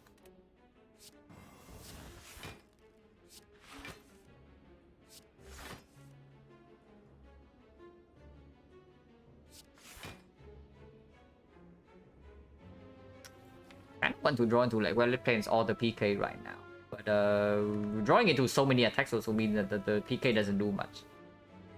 I think we keep drawing. I don't want to attack this right now. I mean, maybe I should. Attacking right now is kind of free, but I want to draw. I want to keep drawing. Okay, Violet Plains is very good. But if we play the Violet Plains right now, I guess we can reroll with the Neutralize. Because with 23 block, the only attack that is bad enough for us would be the 38. Otherwise, it can be the curse. So 38 or the curse. Then we either take damage or we have to reroll again. Or just accept this 7. Maybe accepting this 7 is like the play.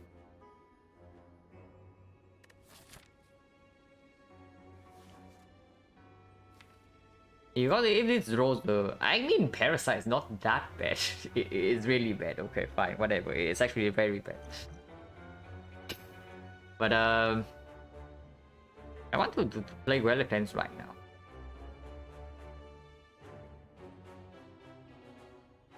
How about -7? We have a heal with Feather and we recall already. Actually, no, we cannot rest. But we can pass. No, passing away from the shop also is like complete nonsense. So it always has to be this way, and we know that this is a freaking fight. We only have maybe 20 heal here. 20 is a lot. But this deck is not finishing boss gauntlet without taking heavy damage at the moment. Neutralize person curse when reroll. Yeah, but that's the thing, right? If we have to reroll again, the Weather Plan is not play, and I want to play Weather Plans. But that's the main problem here. The chance is 10%, but 10% basically happens every time, so I don't know.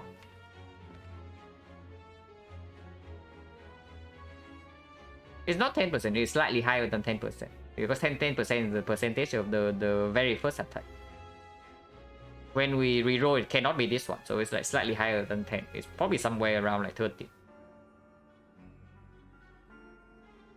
If it's 38, it's actually 39. So 39 weakens to how much?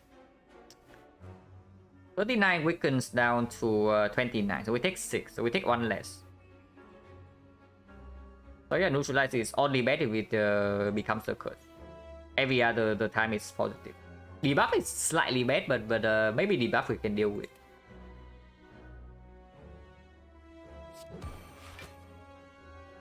Yeah, okay, fine. Whatever, I take this. And we hold dodge and roll probably. Maybe dash. But that's the block card that we cannot freely play. Probably dodge and roll. Next time we have Horn Cleat as well. Debuff I definitely do not want. So reroll this. With the curse I reroll again, if not I stay. Yeah, dodge and roll can come here. And I guess we hold another block card like survival.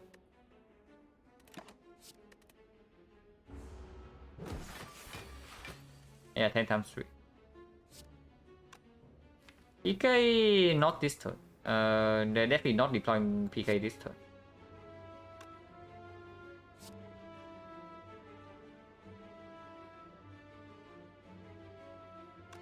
We only block for 25, so if we want to apply weakness, we reroll immediately, and that's also bad.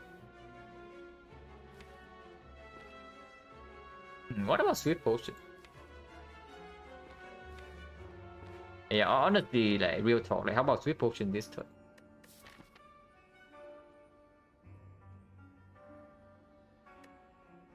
Now I think never see my latest from football. I have no. It's not about that. I have one run way more difficult than this one before.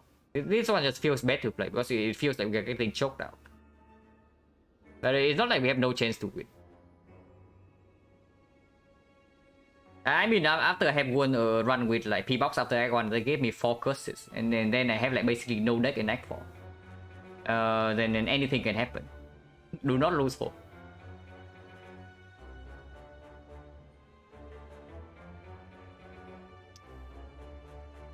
Yeah, how about Swift Potion right now? Probably okay.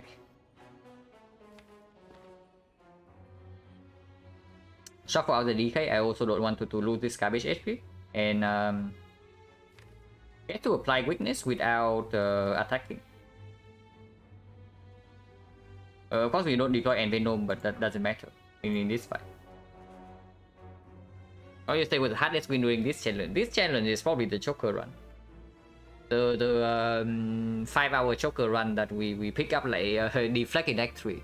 Unupgraded deflect, and then we upgraded it. And that's on freaking Nightmare target. And then also there was like the ride with Nuvodo and then Ice Cream to deal with Act 3 bosses. For curses we buff for copy reflex statistic with 0 discard. It was like I can probably show you. I think I have the image in my drive. I have that. Yeah, I do. So wait, starting Discord to like upload the image.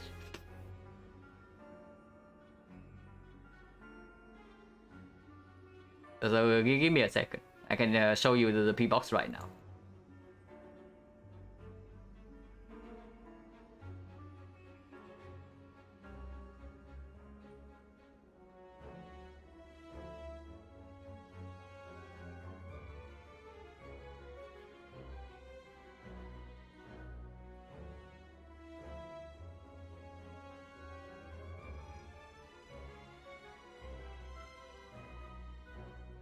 Okay, this should be it.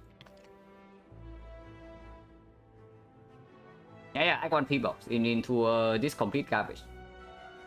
And don't be tricked by the shuriken. I have no ships in my deck. I do not have a single blade dance. And accuracy is a brick. Accuracy is a complete curse. And then two, the trade I just picked up the first one. So that one also doesn't do anything. And double flashes when I have basically zero skill in my deck.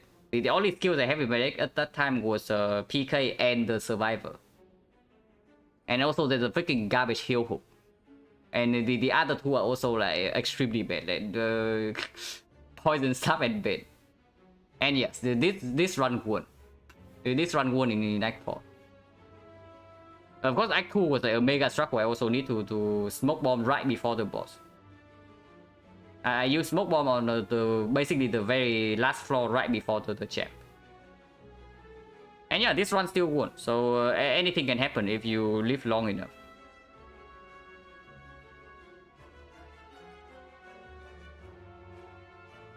But yeah, that one was like really bad. Run lasted like 6 hours and a half, like probably not a surprise. Few blade and couple card remove doesn't seem too bad. Very recoverable. How much damage do you think I took on the first floor of Act 2? Yeah, I have a question for you. How much damage do you think I took on the very first floor of Act 2?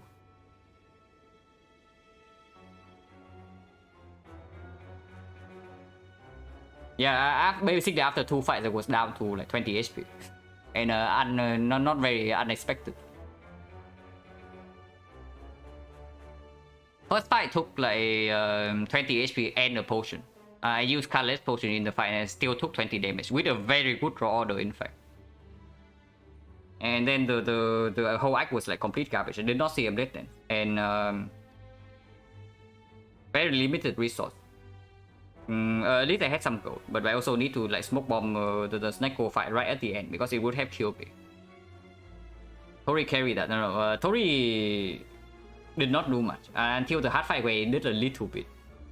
But basically that run was I recognized that the run was like going like complete garbage. So I picked up I have an after image. I found an after image in the shop right before the champ. So I have an after image and then I just took the nightmare with after the act boss. With after image being the only target because I say that the run was like going so badly. I really need a high roll in order to win the hard fight. And yeah, I got the 25% for nightmare after image and then I won the hard fight on like 3 HP. So the run was way more difficult than this one, but it's still good. The percentage was the percentage to win that run was definitely lower than this one right now. And it feels a lot worse to play, I can tell you that. But it can still win. So do not like give up when you don't see good cards. I mean, at the moment we are in a pretty garbage spot, so that's why I'm like taking my time talking about this. But a run can always win before it basically die. Anything can happen. You can always like you know right. You can always just get a single entropic brew and that can win the run. You can entropic brew into entropic brew into entropic brew. Yeah, the chance is like super low, but it can happen. So anything can happen if you live long enough. You need a run. But yeah, what the hell are we doing here? I mean, I don't know. That's why I actually have no idea. Probably Swift Pot. So PK here. And then what card do I not want in my deck? I got Swift Potion right now overdraws. I want to play this one, I want to play this one, and this guy's weakened down to 21. So Survivor defense block for 20, I take 1 damage. So technically I can Survivor the dash. No, so Survivor Sucker Punch, right? Yeah, Survivor Sucker Punch. Survivor Sucker Punch and then Sweet Potion.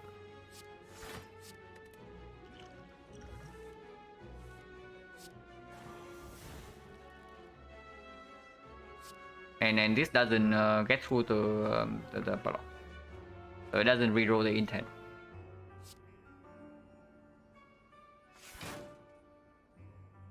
Yeah, and then normally like complete garbage, but doesn't matter. We shuffle out the bad cards, next turn we have triple damage. And I guess we hold Masterful Staff. The block density is high enough not to hold the defense. And we need to attack next turn.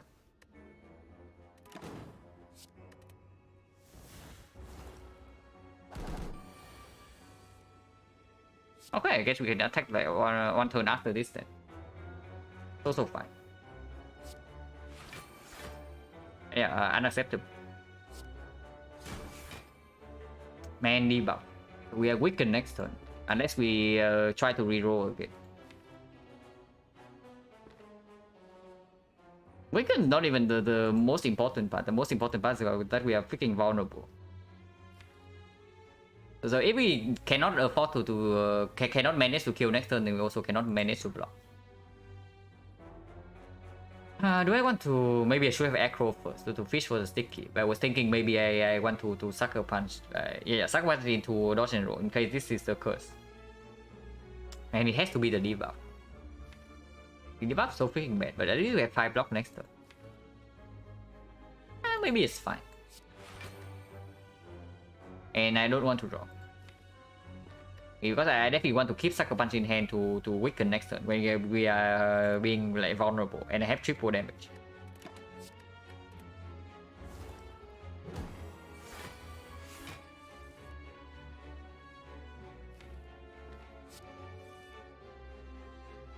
Yeah, even with triple damage, I don't think the strike is ever happening here.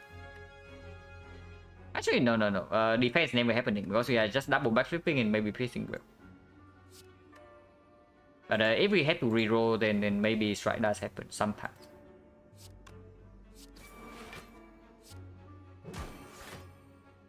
$43, yeah, 43.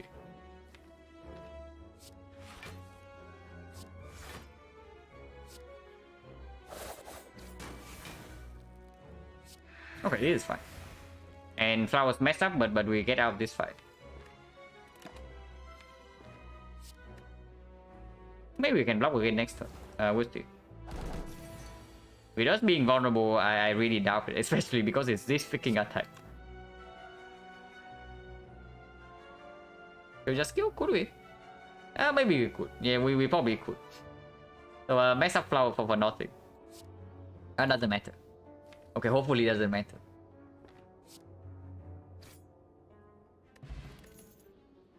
Yeah, exactly what we need. Sucker Punch plus another one. But okay, real talk, is that actually what we need? Man,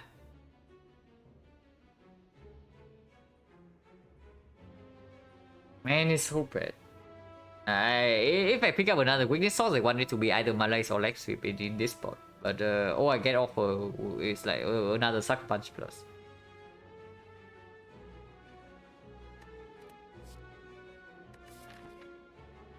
I mean, we're always doing the elite, right? And even leg sweep does not solve any problem immediately. So Sucker Punch plus does make it a little bit better in this fight. And yeah, who knows, maybe we get like Paper Crane here or here. And then we cry if we don't have this. It's probably okay. Our attack density also needs to be a little bit higher anyway. Because looking at the previous fights, looks like whenever we have like PK, the dropout always seems that it only has block. Whenever we deploy the PK.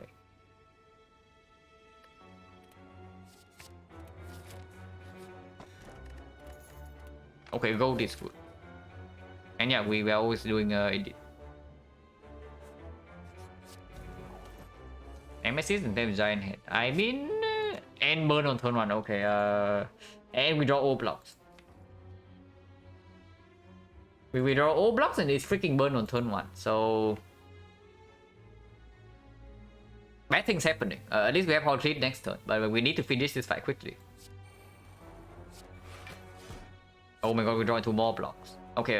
Terrible world plan is good.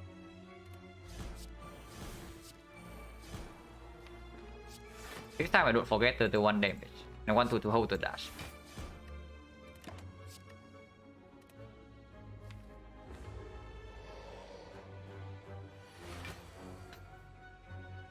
Yeah, very rude. And we don't have enough energy. So we take some damage immediately. I mean, not much, but we do take some. And we also don't get the Enveno in play. I guess it's fine. If we get Enveno in play, we take another 6. Probably not worth, right? Oh, yeah, probably not good. But I think I still keep Envenom over the strike for next turn.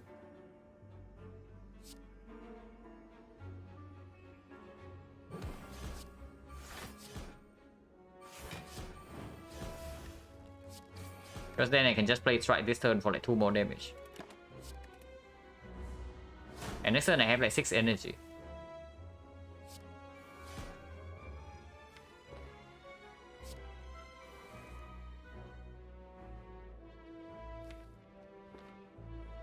Okay, at least PK can come next turn, and PK next turn is good.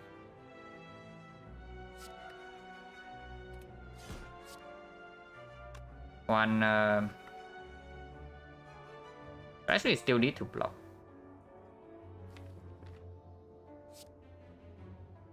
Yeah, whatever. This works.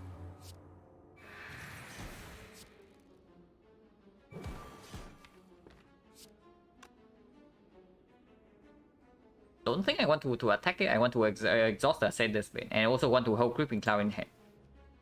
Exhausting the Ascendant's Vein is important because you have like 5 freaking birds in the deck.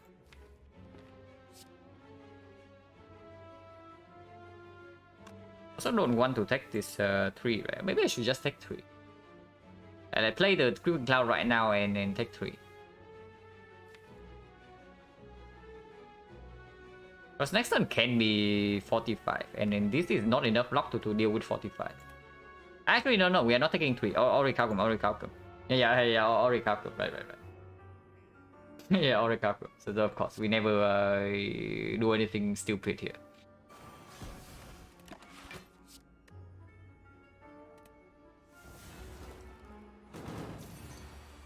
And yeah, he always decides.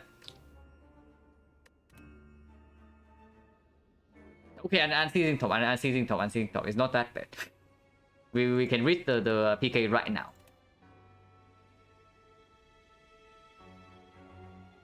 One, two, three, 4. Okay, we only need 4 energy to empty this hand, and then we can always either draw into PK or draw into backflip, which draws into PK. So nothing can go wrong.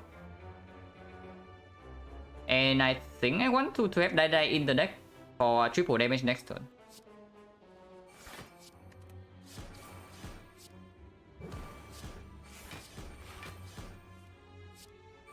And yeah, I can still play the backflip as well for some block.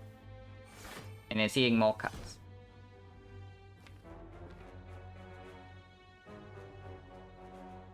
Strike deals 27 next turn. Man, we are really keeping the strike over Echo. Cannot be correct, right? Relevance upgrade will play it very nicely here, by the way.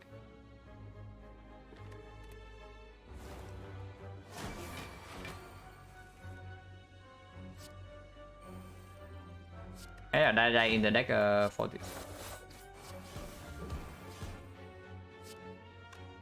I think I want to play dodge and roll in this spot though. So it's probably strike, dodge and roll, and then keep the dash. And then PK is still in the deck. And we keep backflip, but it's probably keeping dash.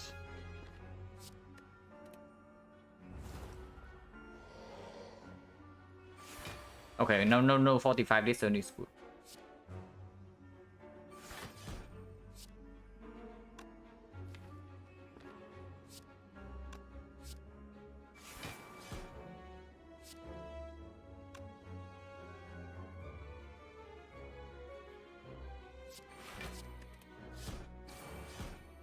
And I think that's one wants to stay in my hand.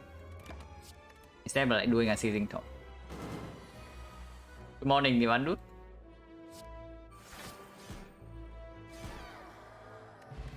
Oh my god, I am so good at this game. Yeah, I talk about exactly this, right? Maybe we get paper crane in between. And then Sucker Punch like mega plays. And it is here.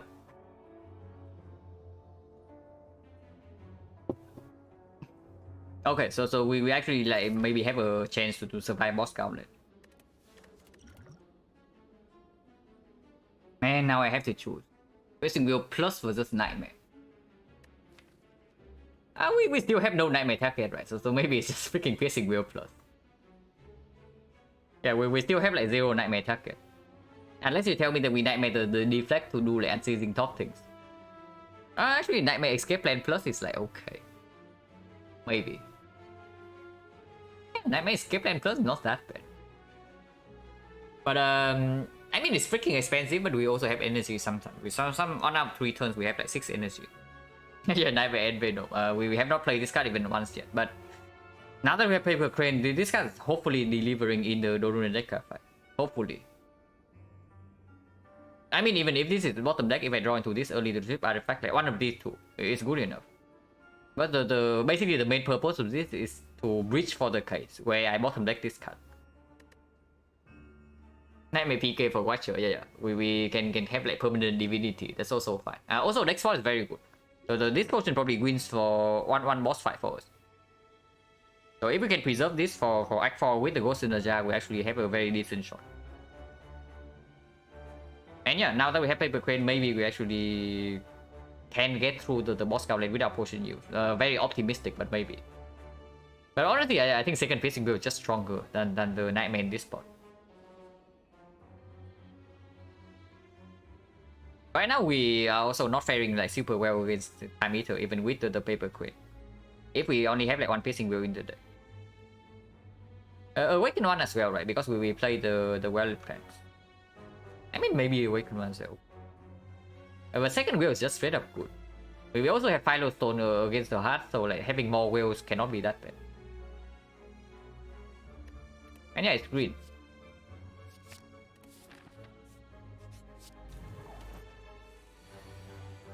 Okay, in order to get to the boss gauntlet, we have to not die to this guy.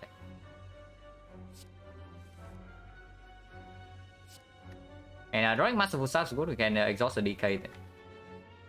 Without Terror on turn 1 and without Valley Plains, I think I want to exhaust DK. Because this fight might go into the second deck cycle. And if it goes into the second deck cycle, this guy needs to die at that time.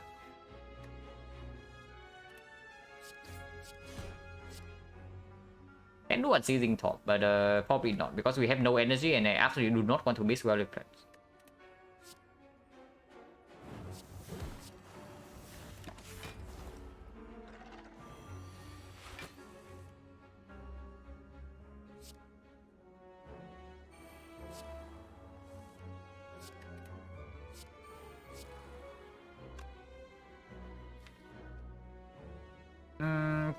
Play dash and then keep dodge and roll. Yeah, just dash and keep dodge roll. Hello, Pjospo. And has been just one run since the start. Yeah, this is the first run of the stream.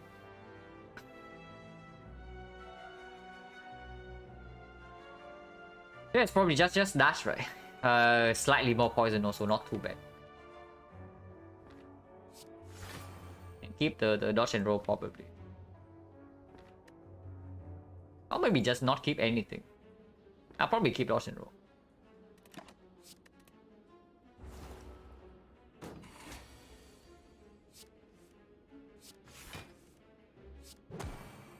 Terror is still not here.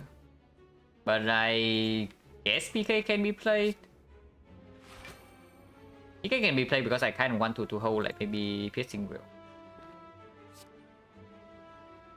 Redraw into PK. We can redraw into PK anyway.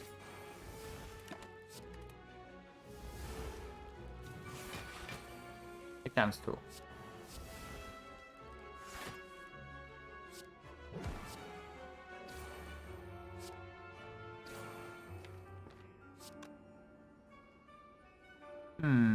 Next one is a buff again. Maybe second deck cycle. Yeah, it depends on when we draw the PK, right? If we draw the PK earlier, then maybe... actually, probably not. It's not even close. With the second Piercing Wheel coming up, and we know the next turn this guy is buffing. There's no reason to play the Piercing... I mean, there's no reason to hold this Piercing Wheel right here.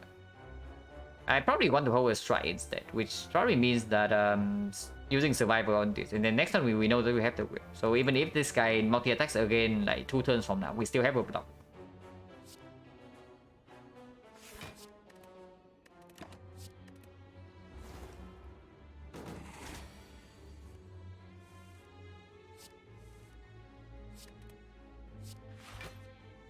Okay, I guess we are holding this will then.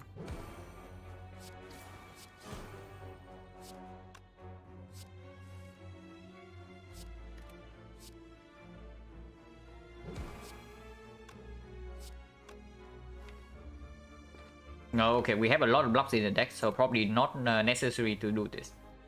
The big hit is weakened by Paper Crane by quite a lot, and the multi-hit is blocked by this. So it's probably strike here, and then hope piercing bell.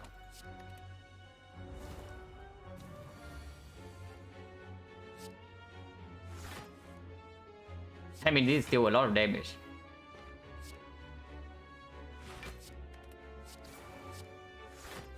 But we can block like most of it, and maybe can will right now, but willing right now like expose us to the big multi next turn. Multi is what 20 times 3. It's like 16 times something. 16 times maybe 5. But they pick up and Venom to strip artifact. Because at the time, right, we do not have any scaling defense. We still don't. We still do not have any scaling defense, but now we have Paper Crane. But yeah, the deck was lacking too many pieces. So this is like the potentially the start of something to strip artifact from this fight, and then we can apply weakness, and then maybe we can block, and also deploy terror to kill the Donu quickly. If we cannot terror quickly and we also cannot block, then we just straight up die in this fight. So and Venom is like the start of something, just because the run was in a garbage position. We have nothing. Right now we have a little bit of something. There's no way blocking this 3 is correct, right? But I don't know. 3 HP can matter. And right now Eternal Fighter does not heal us to full. Man, if it's the multi-attack next turn, I'm going to mega cry if I don't keep the will here. Yeah, we actually got very good look away. Exactly from that on Elite fight too. Yeah, taking 3 is, I guess 3 is okay.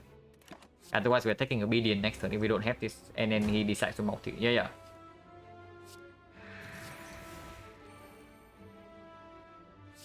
Would have been very bad.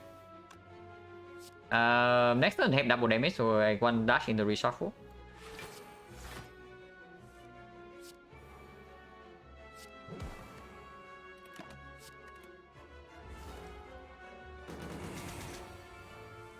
Yeah, 2, 3, 4, so maybe great crit. Yeah, the crit is huge, and we don't even need to kill this turn. We can push the flower up a little bit.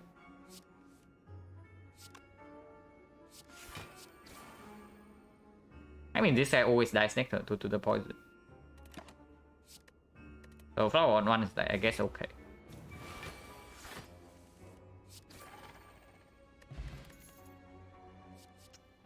Man, how many deflects are we picking up like unupgraded? But honestly, this deflect has been doing quite decently with the card draw we have. This one deflect has actually been performing decently, and we have like next spot right now for 1 fight. The deflect definitely plays in the Awakened one. It plays into Dononeka as well. It probably doesn't play much into Timey, so. Deflect minus without full going actually going great, yeah. But we do have all these boost stones, so it's almost half upgraded. And then in any one fight is good. In the fight where we use this potion, it's a good card. Falling event might be really good. Yeah, most likely we can give up an useless attack. Hopefully. It plays like okay. Not that bad. And if we see a footwork in this shop, we probably buy it. Could have been our maneuver as well.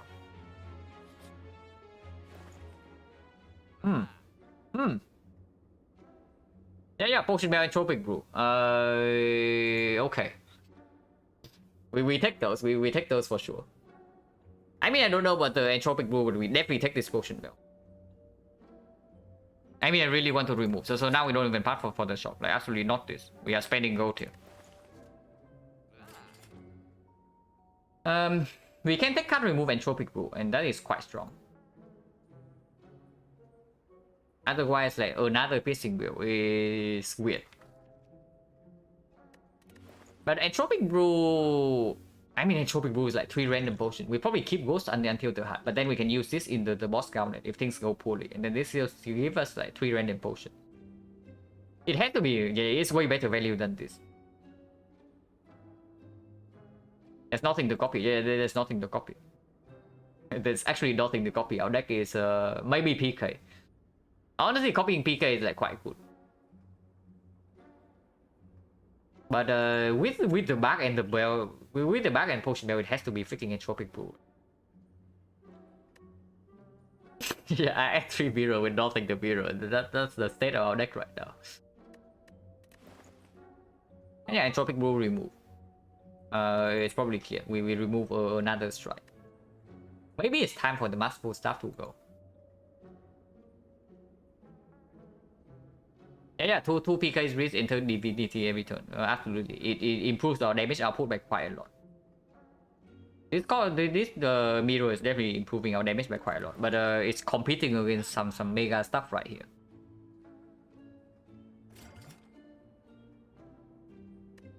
And do I take card remove here though, or do I wait? Because if I wait, I actually get to have a real X4 shot.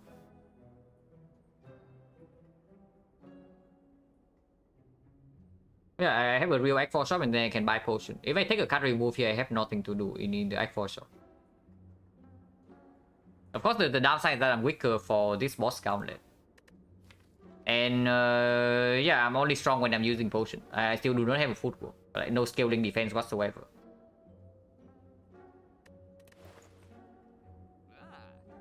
$15 gold. So 15 it becomes is 30. So 30 is not even enough to buy a single potion.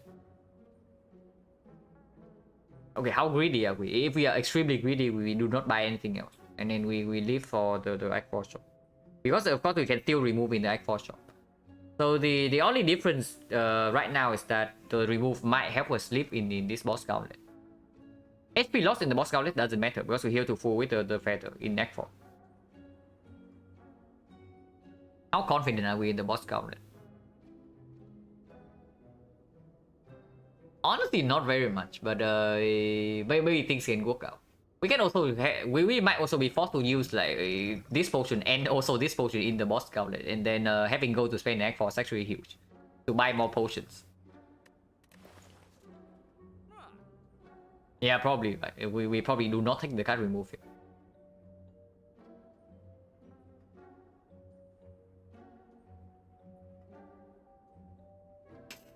Boss is more difficult than the boss. Yeah.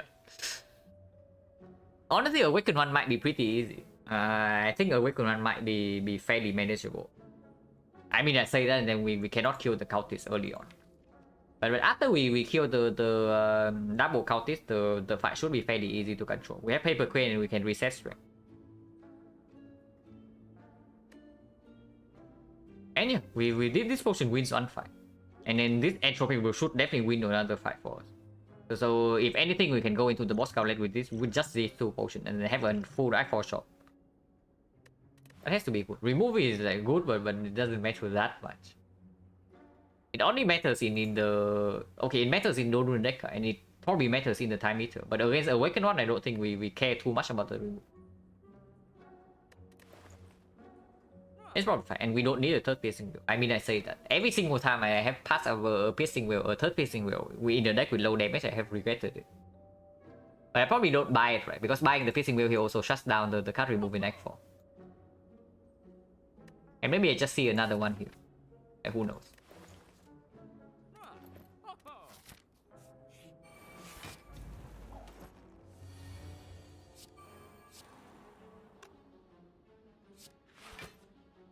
You can still play everything even after Acro, so no reason not to Acro here.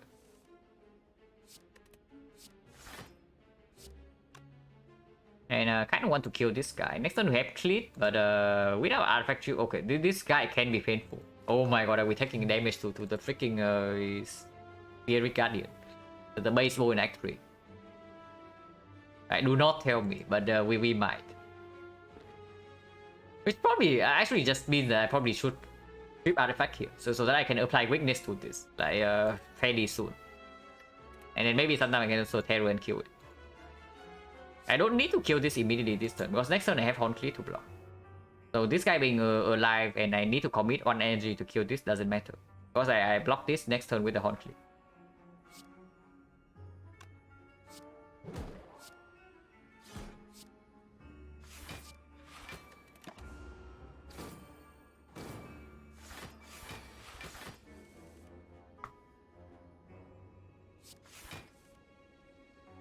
Alright, I guess we can have Divinity on this guy next turn then. Divinity with no damage in the deck. Yeah, cool.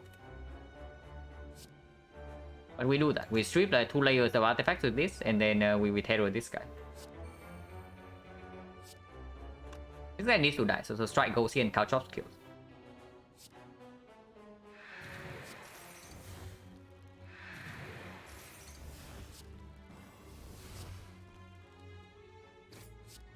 And do unceasing top things.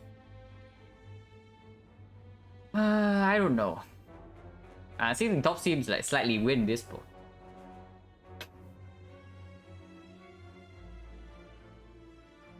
Yeah, Divinity, no damage in the deck, and then also no energy.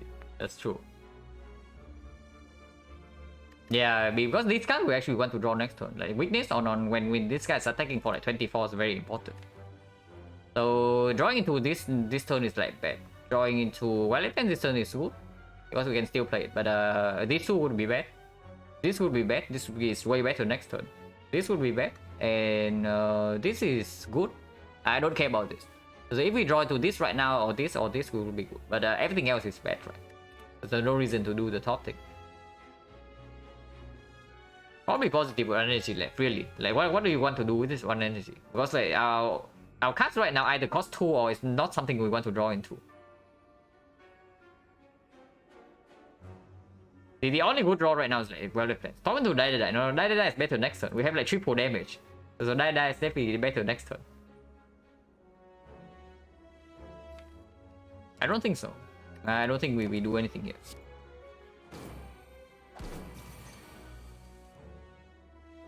It would have been Psychopath. Oh my god, that was bad.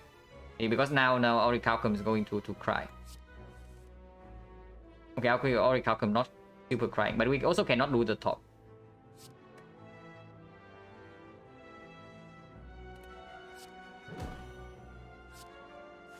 Yeah, we take 7 from this fight, so that doesn't bow very well for us.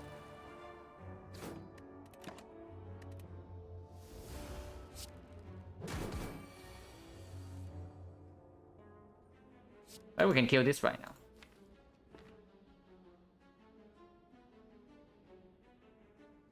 Do I want to backflip? Maybe I do. Backflip already blocks this, and even after backflip, we still have lethal. And yeah, now we can play Creeping Cloud instead.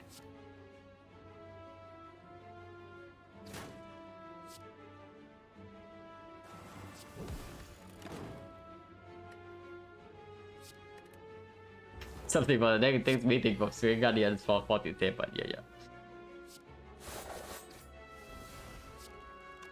Flower.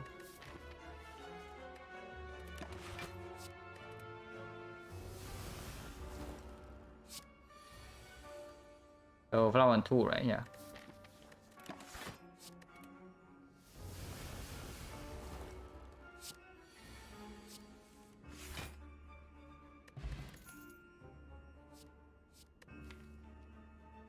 It's green. It's not that good, but it's green. If we have a high roll my balloon instead going to the shop, we are not going to the shop. We already saw a shop here and we already spent our gold. So we are not shopping right here. I mean, maybe we do. Maybe we can go here to like get another chance to see wood power, maybe like football. But probably not. Yeah, that's also bullet time and seizing top synergy. You do not draw cards. Now transition blocks the unseizing top, but otherwise it's very good. After we get the left hand set up, the moment we activate the transition, we actually have energy for the top to go off. and it's good. The deck also has some amount of card draw, not a lot, but some amount. It's probably okay. And also event right here, this is the shop, so this can be anything. And we have not seen a single real event in this side. And we have not seen anything yet, so this can be anything.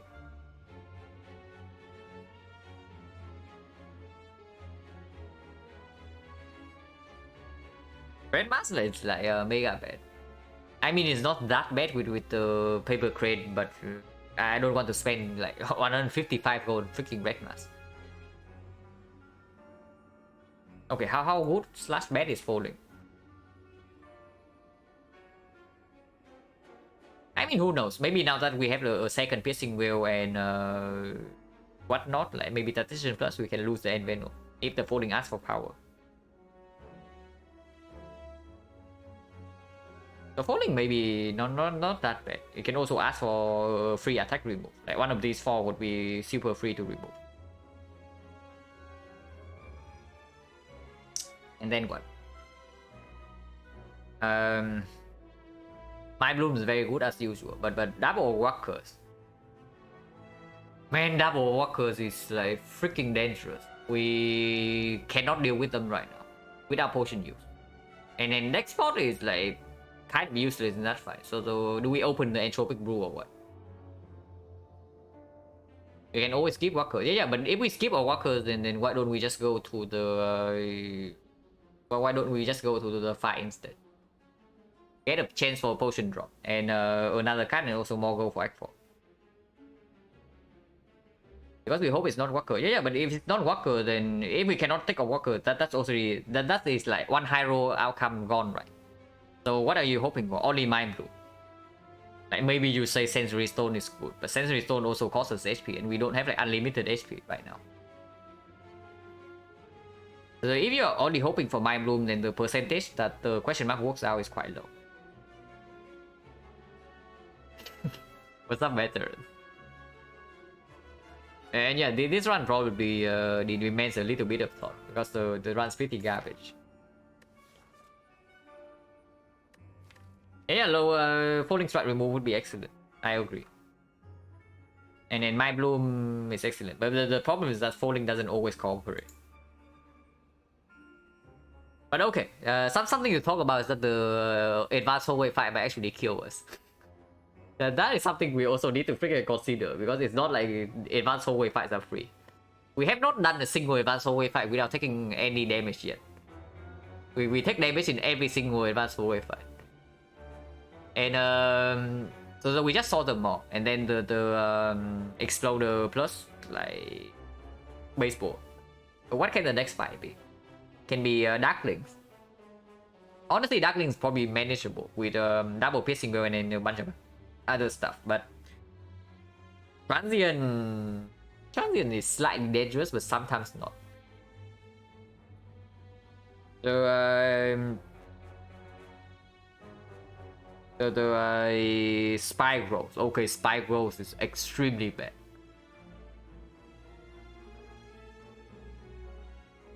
Yeah, we see the Spike Rose, we are like kind of crying.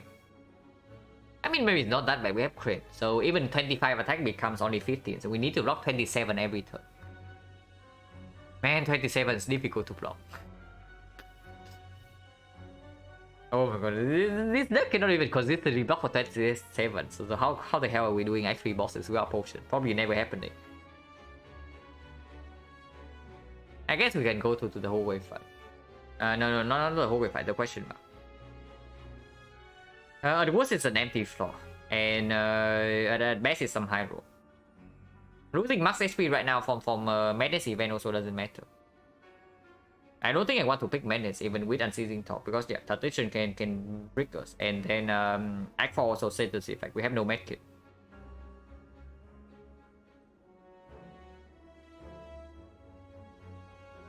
And our first cycle was bad enough already, and that's the main problem.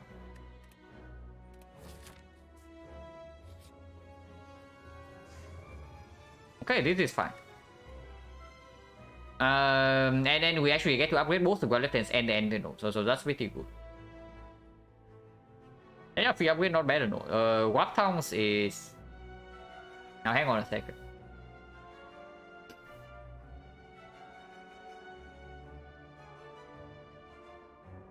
Do I ever sort by types or always leave it by octane? Yeah, I always just leave it as the default option. It's just a personal thing. Like it's not whenever I get used to some settings in games. In some games, I just like do not really want to change them, even though they might be more convenient. And then I'm like very used to this sort by octane order already, so I don't really want to switch it up.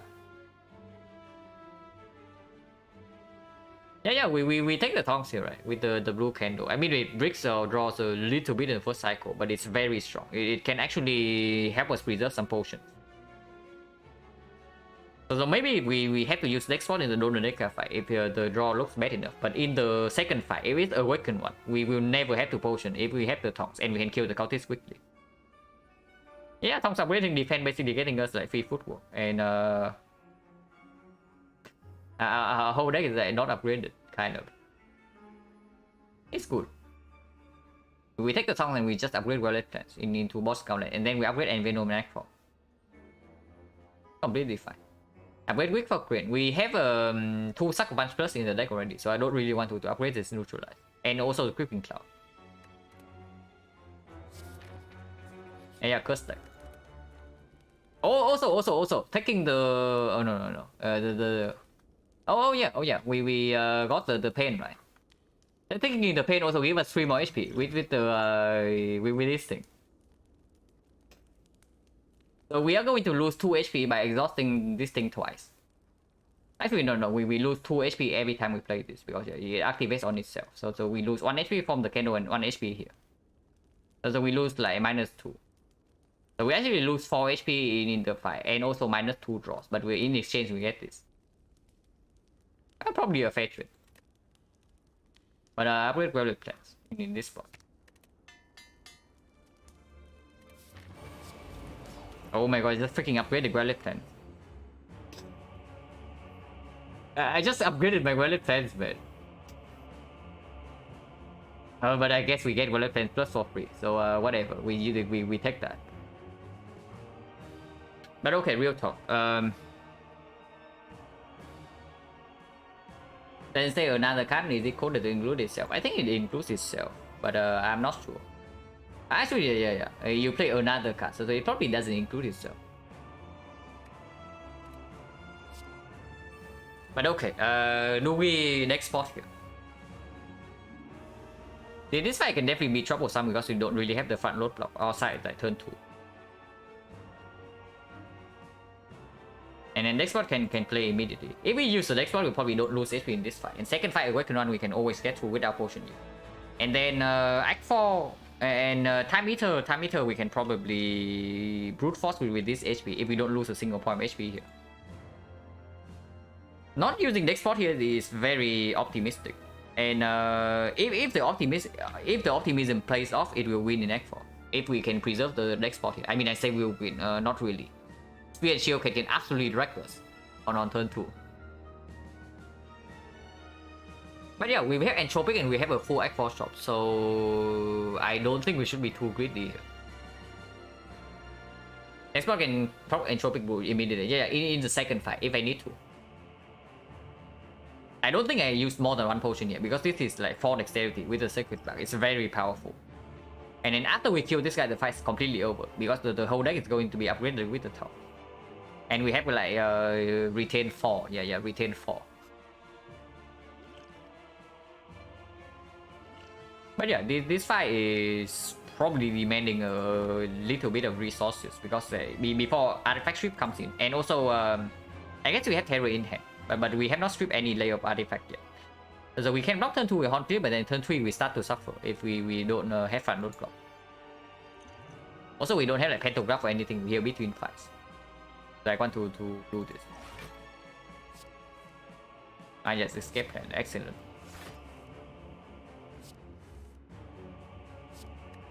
Okay, Artifact Strip kind of required. And we can play everything. Okay, so let's do that. And yeah, next spot immediately blocks this turn, by the way, because otherwise we would only have -12. So right now we have 29. We would have 17, so we would lose 9 HP in this on this turn alone, without the next potion.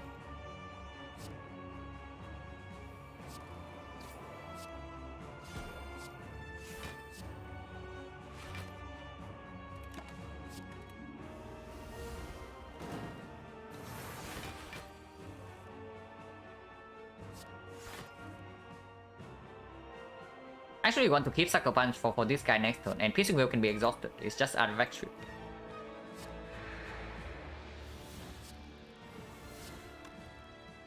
Maybe I should strip Artifact on this guy.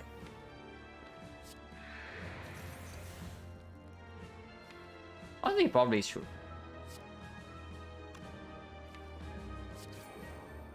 And then maybe just Sucker Punch here as well to do whatever I want next turn.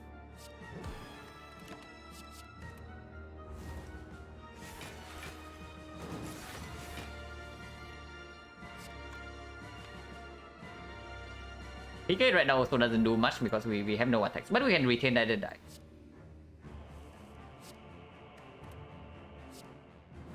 Okay, we only lose one.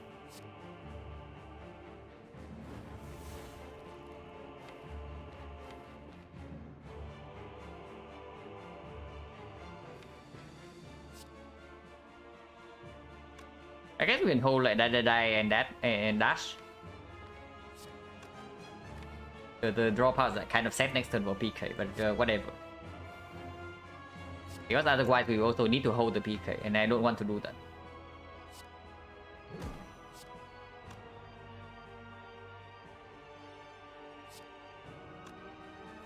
No. We probably hold strike instead.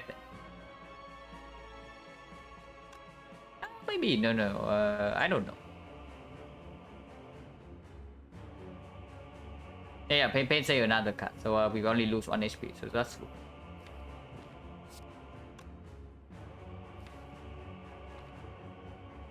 I mean, one poison doesn't matter. Yeah, one poison doesn't really matter.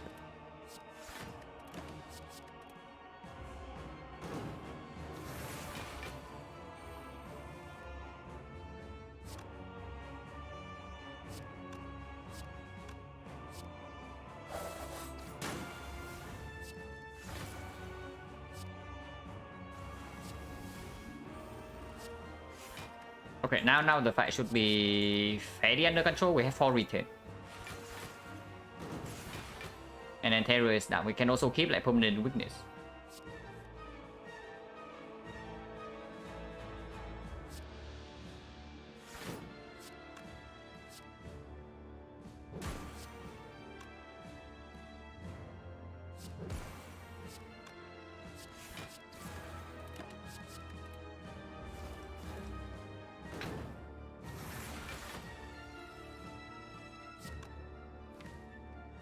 Damage density is like fairly low, so probably backflip first and see.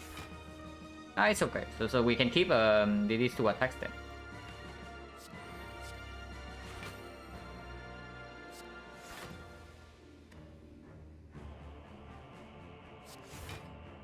Calipers would be quite good here.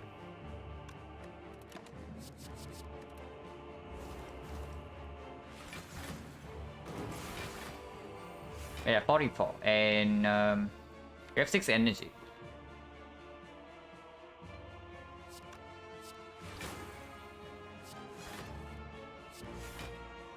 But yeah, with the next part, we can actually manage to not Sucker Punch this guy this turn.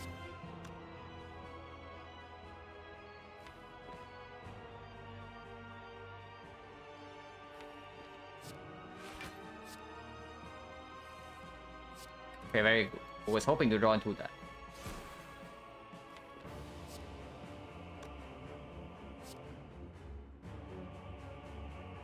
Uh, 21 and 9 poison, so 9, 7.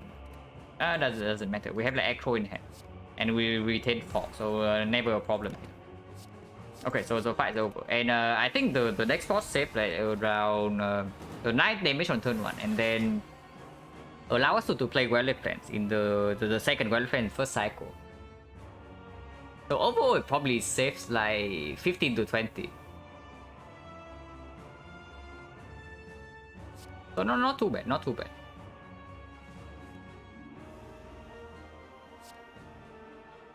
Well, this is dead already, so we don't need to commit damage here.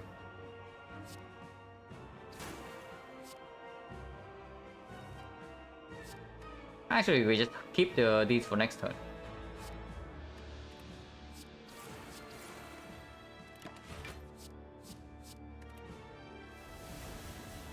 Yeah, no more divinity, only run.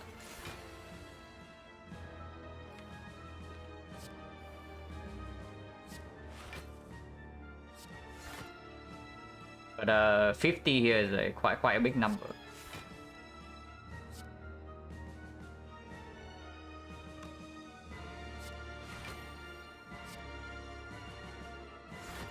Good news is that we can actually block 50 and we have double damage next turn, and while holding these 4 cards.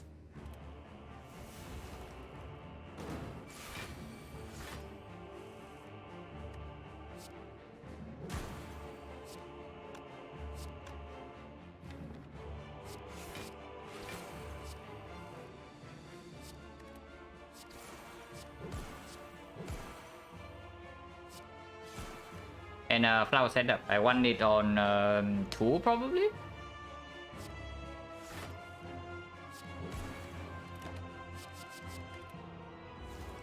So now Paper Crane is on this guy, so we only need to block 30 from him.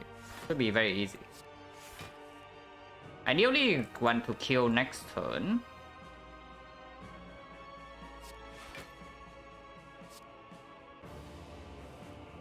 I did not draw into PK, so killing next turn is difficult. I guess we can kill... Yeah, poison doesn't kill this, as long as we don't apply any extra damage.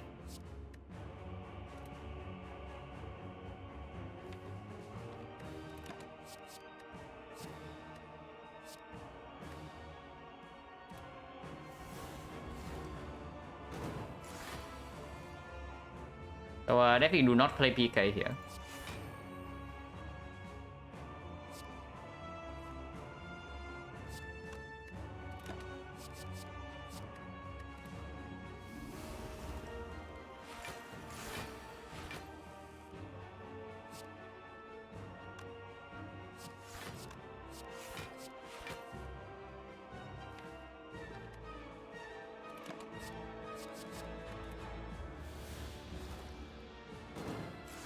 Right, so we want to kill next turn. Should be very easy.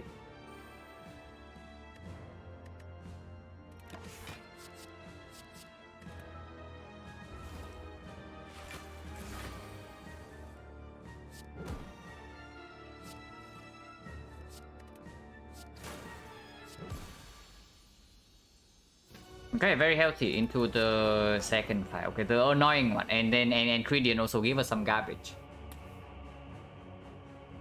Man, Infinite Blade is actually like actively griefing this fight, not just because of the shift every turn.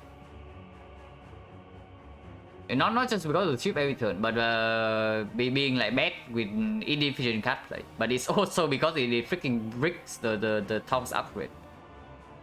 So we do not play Infinite Blade in this fight. So Credian just give us a curse in a fight that is probably already more difficult for us, or slightly annoying. Do we ever potion it? I guess we can observe this fight a little bit before deciding to entropic. Yeah, we might have to entropic in this fight, I agree, but not on this turn. Because we still have a Hauntlet and Witness, we will Paper Crane next turn.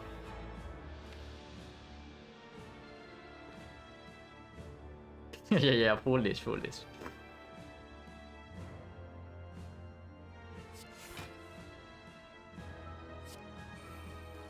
He really doesn't do much because he gains block and we are weakened next turn. So and Terror is not now, so no reason to play this card.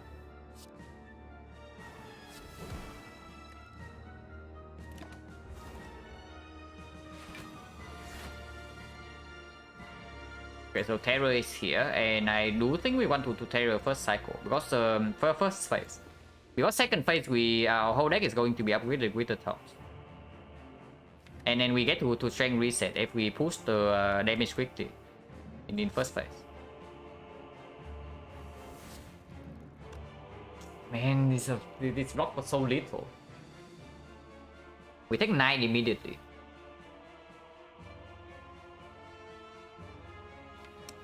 Still okay. As long as we don't literally die in this fight, we should not potion. Because any damage taken is going to be fully healed.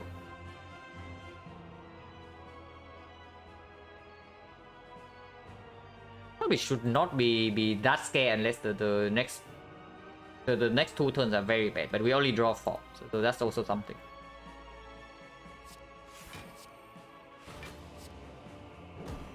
Can also do unceasing top stuff.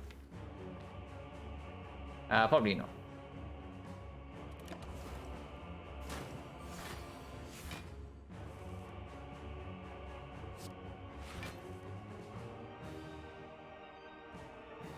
We have to lose 1 HP here as well, otherwise we waste the will. Or we cannot prop.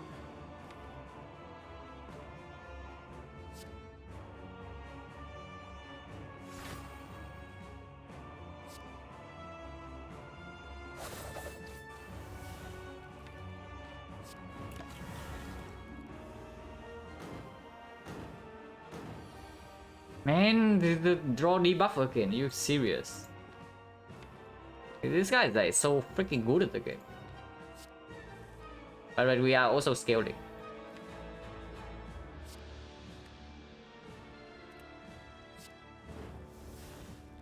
Yeah. Master was up synergy.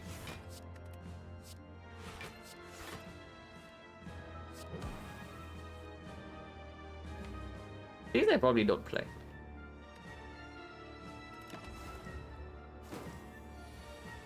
Yeah, he is killing too, but we can mitigate that with this.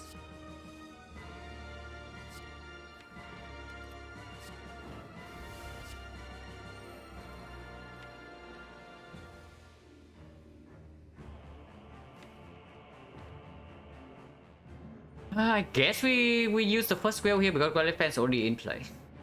And then we just need 1 whale to reset.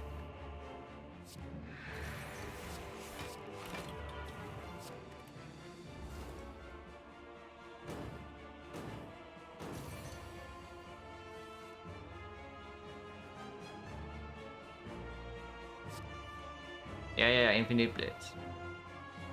We definitely do not hold this card by the way, because again it is up an upgrade from Warp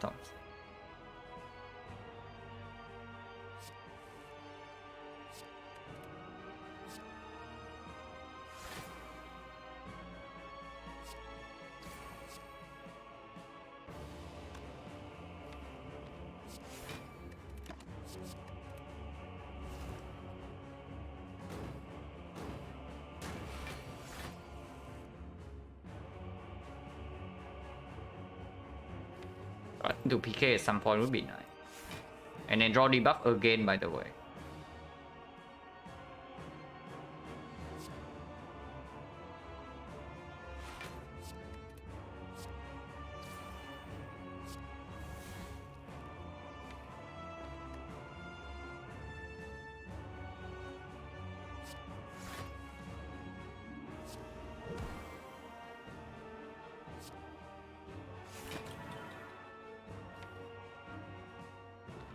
I need to strength reset soon, so I want to hold whale right now.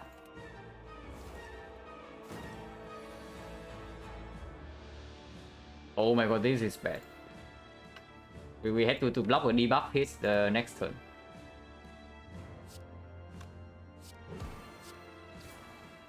I mean, it could be worse, but we still do not use the whale. But this guy is close to proccing, so maybe we do the dash and then hold like deflect piercing whale. That's also possible.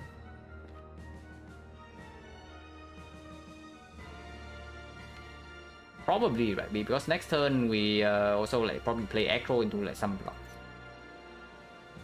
Man, it does open up a very best scenario though, that we next turn, yeah, we still like draw 1 less card, so we cannot even rely on drawing into aggro or any block. So maybe we just float energy.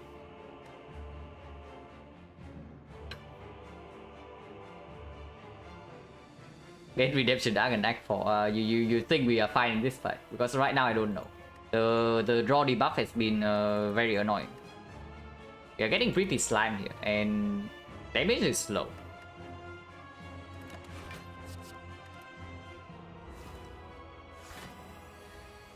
13 times 3. Hopefully we do not need to piercing wheel this turn. Seems like it's minus 19. Yeah, minus 19 is like very spooky, but what can we do about that? Not much. If we will this turn, the fight is like kind of lost. So let's not do that.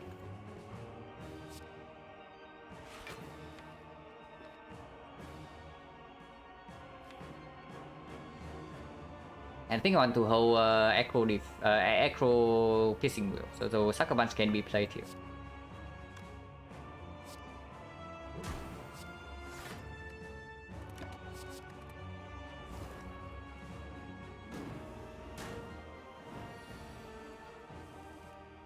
And we actually need to block this hit properly. And this is with paper crane already, so that is very dangerous. It's only 6 now. Started watching this turn by just record will go home now. This one is okay, it's not that long, it's only 4 hours until here. But the run is a pretty garbage one, so we are taking our time. Man, I sure wish I don't have to freaking ghost this turn. And that would be very bad. PK this turn doesn't do anything, so I don't even want PK in the reshuffle.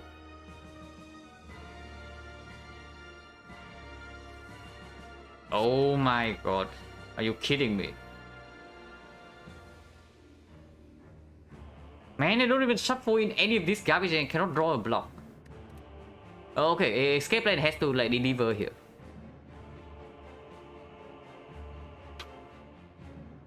If we have to piercing wheel to not die this turn, then the fight is lost. So if anything, we go before we use piercing wheel.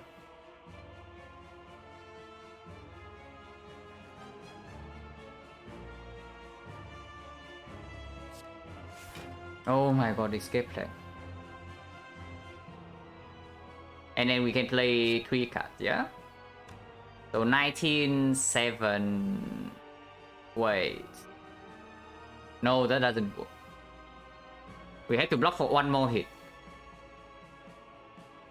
If we play 4 cards this turn, we die, right? This guy goes to... the base is like 8. So he goes to 17, and 17 weakens to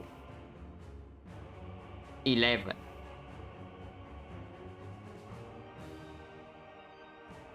Oh wait, that's 17 weakens to 11. It's like, no, it's 10. It's 10.2. So only 10 times 3, so we face 30. Oh, okay. So we can actually play 4 cards this turn and still not die. If we try potion, for now, I think we can still hold. Because this turn we don't die yet. We use this, we block for 17, we go to 4. Unfortunately, Sticky Strike is not enough to split. If we play the Sticky Strike here, only we deal at 19, and then apply 1 more poison. So it's like 26, so it's like 241. I mean, we probably should just open the freaking pool. The living on 4 HP is pretty garbage. Probably should open this. Okay, nothing good. I guess skill potion can sometimes deal well. Probably not right now though. Maybe right now. Maybe right now. Yeah, can also give us another wheel, and then we just wheel this turn. It's true. But defend first, right? Before the potion, to make hand space.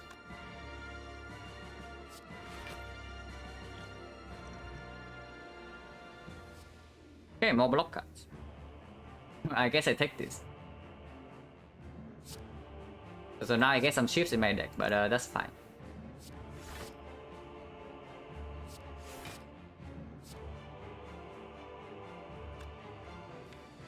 Still need to block another turn or something, unless next turn is the debuff. Although I probably should just take 4 here, right? Maybe not.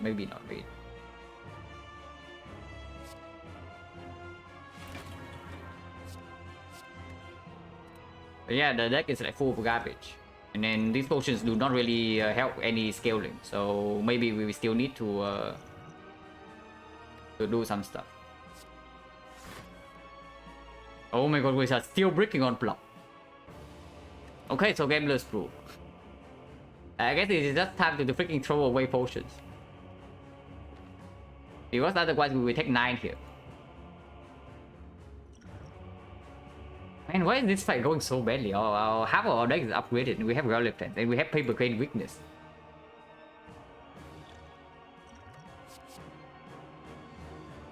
But this fight is just apparently just going like insanely badly, and who knows what the hell is happening.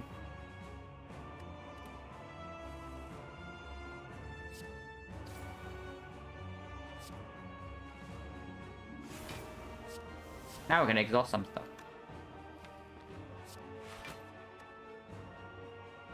And yeah, draw debuff again, so we get like more slime.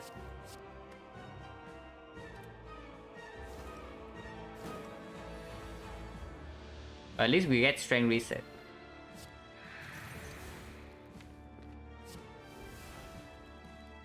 We need to keep Sucker Punch though, and it's probably Sucker Punch backflip. Man, we shuffle out like 4 premium block cards. So do we actually backflip this turn? Yeah, shuffling out 4 block cards is like super bad, right? Maybe it's just aggro into dodge and roll, right? Yeah, aggro into dodge and roll, and then we keep Sucker Punch Survival Plus.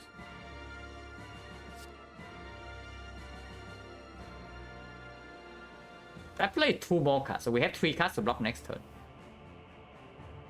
But with Paper Crane Weakness and then Survival Plus is... The Survival Plus blocks for 12. So it's not that bad, it's not that bad with Paper Crane Weakness. I mean, it's not like this guy has no strength. This next turn he still have like 3 strength. And shuffling draw. Oh yeah, we are not even shuffling. Okay. So we definitely don't play cards here then. Right. The draw debuff is like decent for once.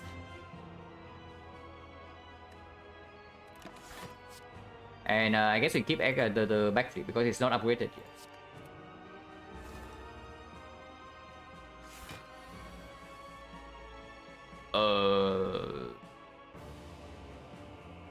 Is this a die next turn moment or what?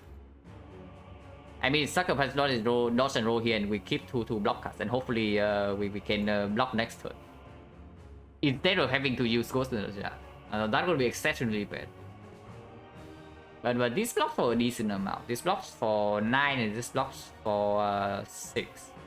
And only 50. And then we have 3 cards. Yeah, only like 40 die next turn, no big deal. But they not regain the strength. That's just how the piercing wheel works with the buff purge. Because basically what happens is that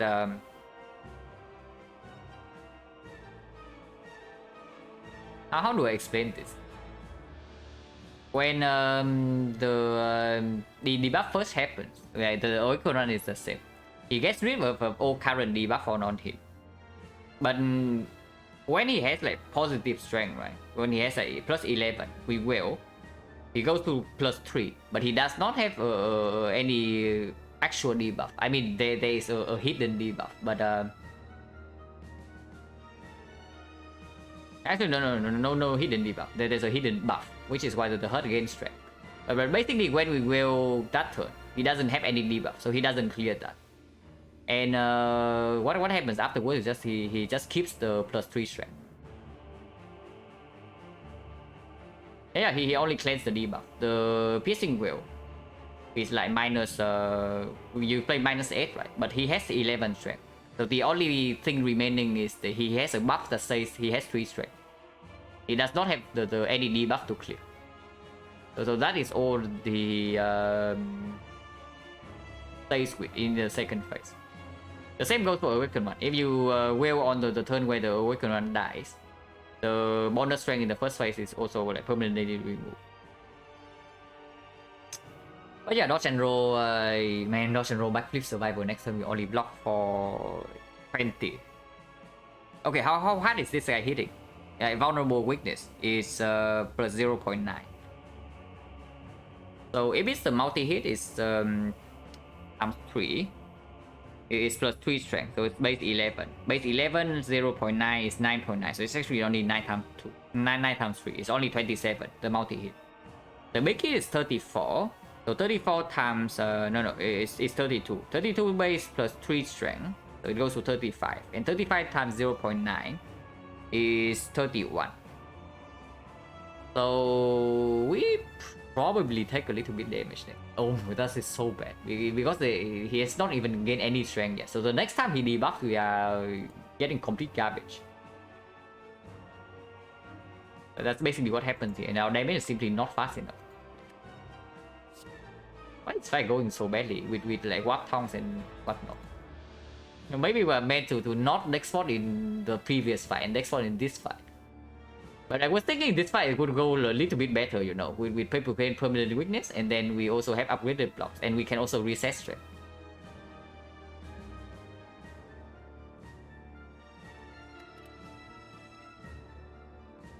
Is holding backflip definitely better than that? Might not be, but if you see how often we draw into blocks. Yeah, not very often.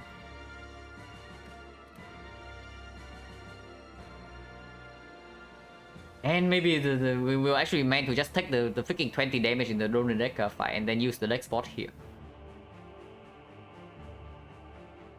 Yeah, what a garbage. It's true. Also, the upgrade missed the dodge and roll, so we don't gain a lot of block for next turn. Do we have a proc right now to get freedom next turn? That probably doesn't make sense, right? Because it also means that we shuffle out. I guess it's okay. We can do something like this. Sucker Punch, dodge and roll, survivor, defend, play the backflip. Yeah, backflip got the upgrade, it's avoided. Yeah, because this thing happens. Unfortunately. And if we had to spend all the potion in this fight, then everything's so awful. And then honestly, from this point, like, even if we spend the ghost, I don't even know if we're winning. Which is the worst part.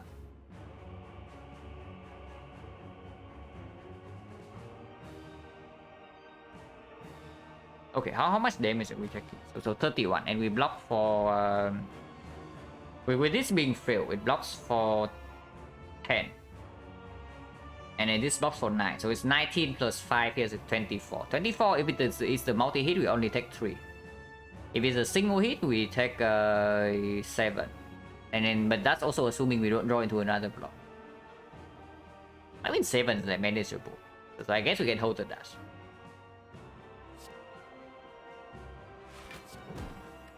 And then the longer we delay the strength gain, the better.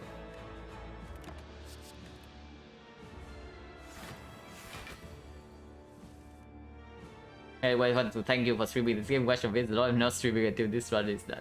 Thank you, man. And yeah, it is the multi-hit first. So and we draw full block. So everything is fine for now.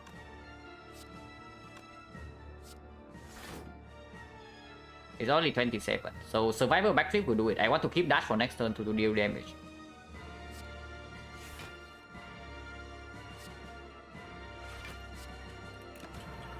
And neutralize has to be held.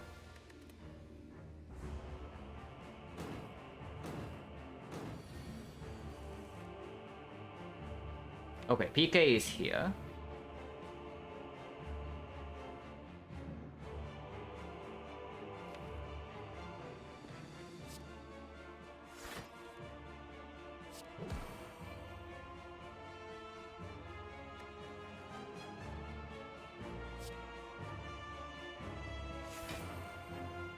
So I guess Slope is a good card to hold. And yeah, shift plus. Another one incoming, by the way.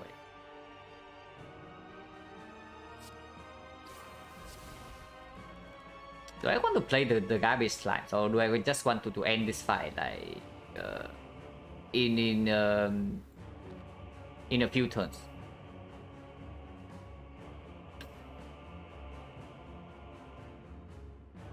Probably play PK and keep these and then don't exhaust the slime. Because next turn I might want to do Cunning Potion.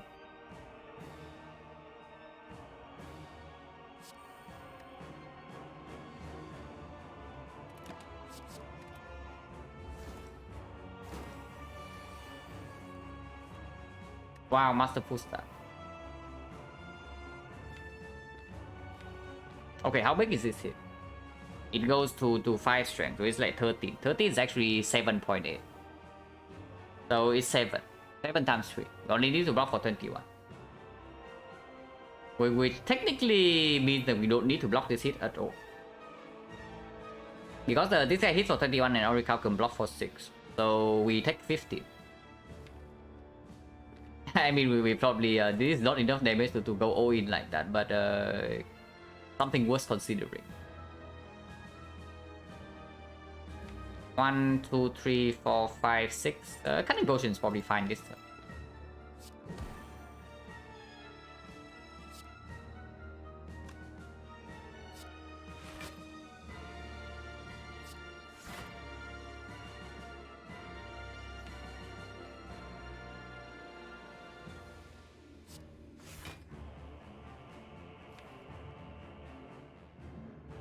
It's probably fine because otherwise we are like getting screwed next turn, and then we also don't advance the fight.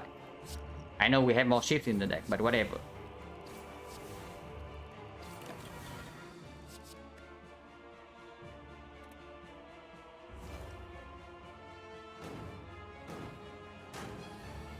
Oh my god, this is not good.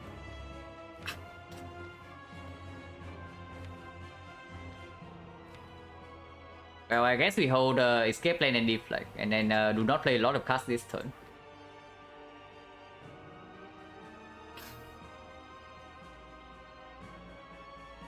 Would have taken some damage to extra there, yeah, but sometimes we still need to block because it's not like after if we play all the shit, we are getting out of this fight immediately. Because you see, right? Maybe now with 15 HP we can still block next turn, but if we don't have this HP next turn, it's just freaking impossible. Actually, probably should play Echo to maybe dodge and roll this turn. Yeah, exactly. And we don't need that many cards to be played next turn, so we can attack right now.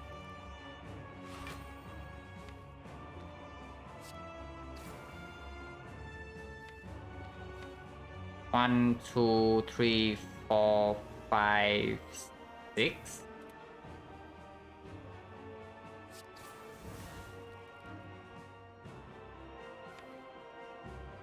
One, 2, 3, 4, 5, 6. Okay, that's more like it.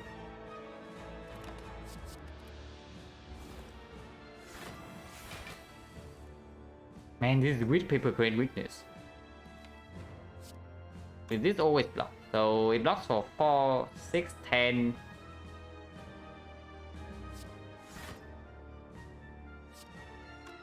Uh, 12, 17.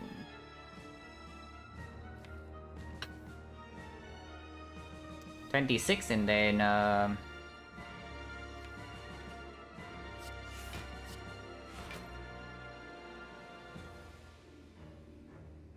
yeah, honestly might be time to deploy Infinite Blade. Yeah, it's probably time to deploy Infinite Blades, like no cover. And someone wants to be played. So to keep weakness for next turn.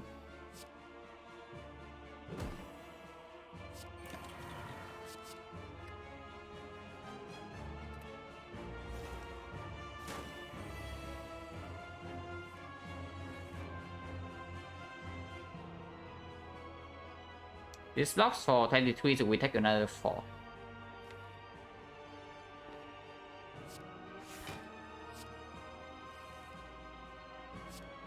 Okay, we take no damage.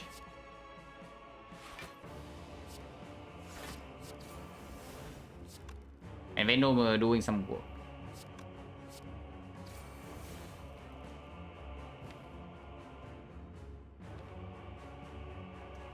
Do I want to keep a defense in my hand and then just take this 3? Because next turn I only draw 4 cards, and then the deck has a lot of garbage. Honestly, probably the play. Yeah, just take 3 damage and go to 3.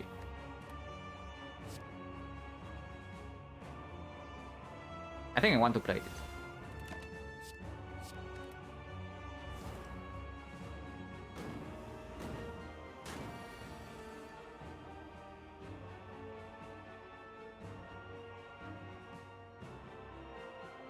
Just one block cast shot. Because right now we block for 23 and then we die. So we have to do this. Man, this garbage fight. So keeping defense was correct, but we still do not draw enough block.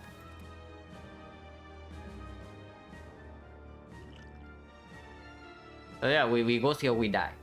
So the we goes. If only we had Bane, yeah, honestly, Bane would be sick right now. Bane plus. And if we goes already, then we definitely commit energy on attack.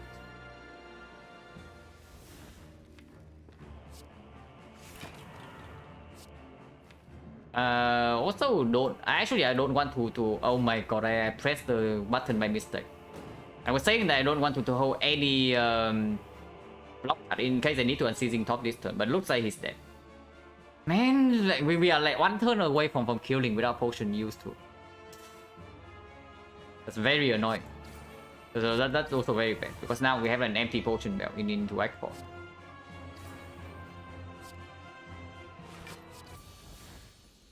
Yeah, time into garbage yet again. Even with paper crane and warp top. That's pretty crazy. But yeah, I thought shop needs to deliver. And we get an upgrade on probably Envenom. It's either Envenom, like maybe like dodge and roll, but I think the Envenom upgrade is probably more important.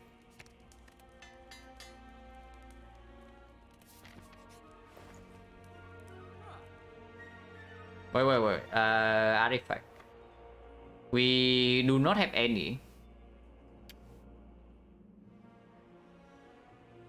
Yeah, we do not have any artifact, and then we cannot get. I mean, we can get artifact potion from the Act 4 elites, but that's like a super mega reach.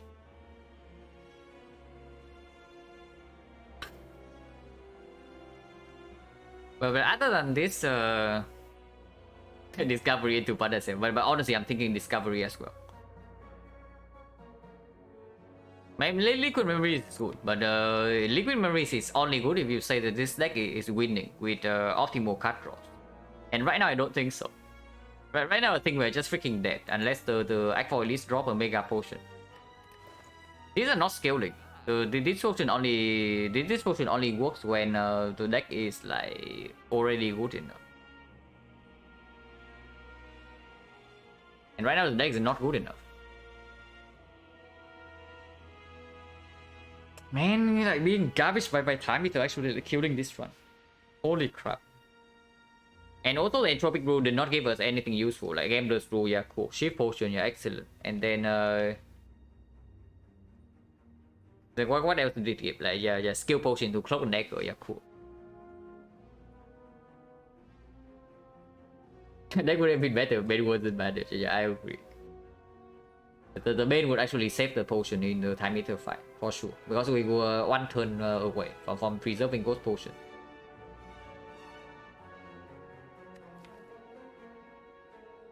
Is there any way we can get artifact besides artifact potion? Because otherwise, then it doesn't make a lot of sense to get this potion if we cannot do that. But maybe this potion allows us to block the first cycle sometimes. Okay, how good is liquid memories? It doesn't even do anything. It's good to do spear and shield.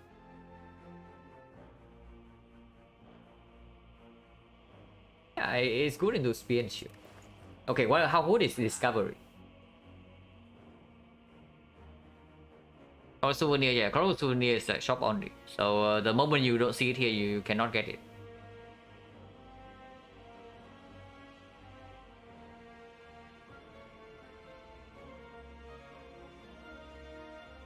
Yeah, right now, how the hell are we blocking first cycle? Like, Brain Weakness is cute, but multi-hit we can block with the will, but then what? Single hit, like, how the hell do we block? Like, not possible. Discovery can either just win or do nothing. I don't know. Is it ever just win? What card can Discovery give us that actually just win?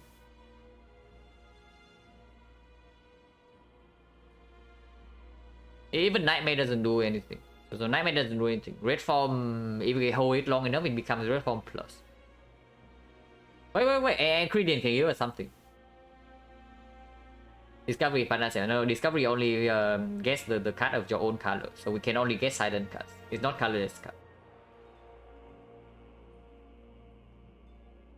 But yeah, and Ingredient can also give us the hard scaling that we need. So Catalyst is not happening. Like you saw how much poison we apply into Time Eater, right? Yeah, 10. So probably not happening.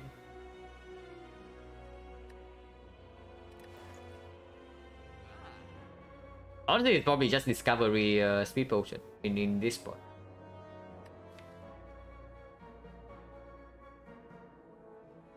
Yeah, it's probably just Discovery Speed Potion. And then, I don't know, maybe Discovery gets upgraded by Warthog. Yeah. So Discovery gets upgraded by Warthogs, and then we Discovery into Nightmare Red Form. Very easy. But real talk, like if the Tongs upgrade this, then maybe there's something to do.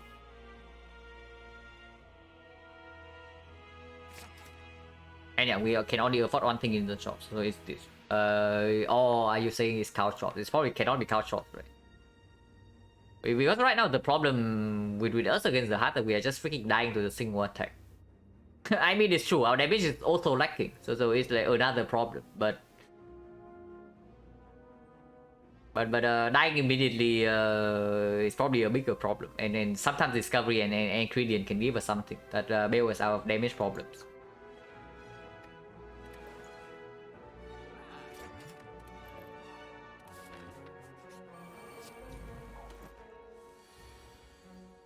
Okay, bad attack pattern, and we have the first piercing will in our hand with no artifact strip. I mean, we use this to maybe apply weakness next turn. We definitely use this right now. And can activate Unceasing Talk. Whose last bet is that?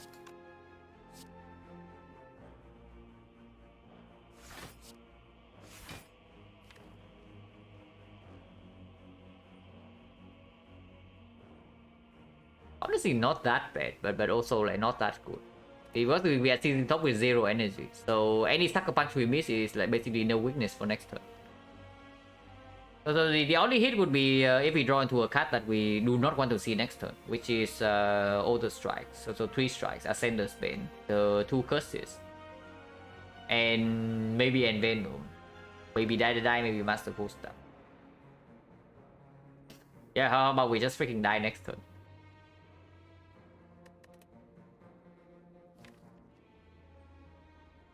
Probably should not do the talking. If we miss real talk, if we miss weakness next turn, like for example we draw into Crippling Cloud right now, we actually can die next turn. But we're not immediately next turn, but on turn 3.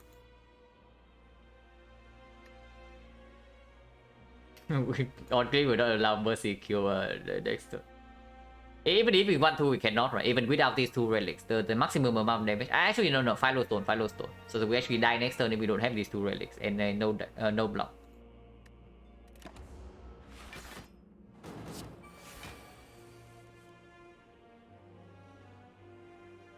Well, Season Top has to perform here. Season Top has to perform here. And then there's only one light, so we do the light.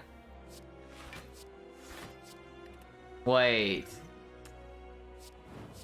Okay, whatever. We steal away HP. Not too late.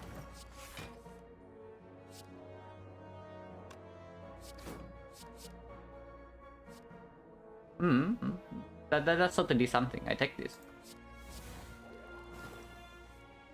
Yeah, not too late. Oh my god, Unceasing Top, you're so freaking good. We lost a little bit of HP though because I potioned too late. But it's fine, we are not dead. And Master Musab is straight up a curse scene in our hand next turn, so I don't even want to hold this.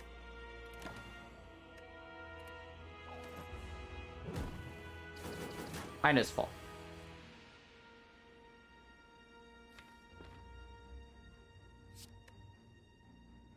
Wait, I need to try to turn around.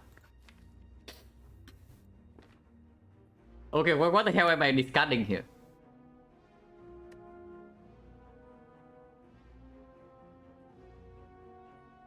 Let's see if I guess to do this one. Yeah, but we still need to block this hit.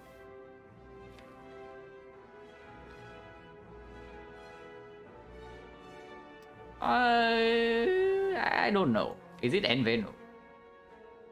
Is it Taro? It cannot be Taro, right? Taro has to go here. Yeah, my flow was like, no, not now, my friend. And then goodbye.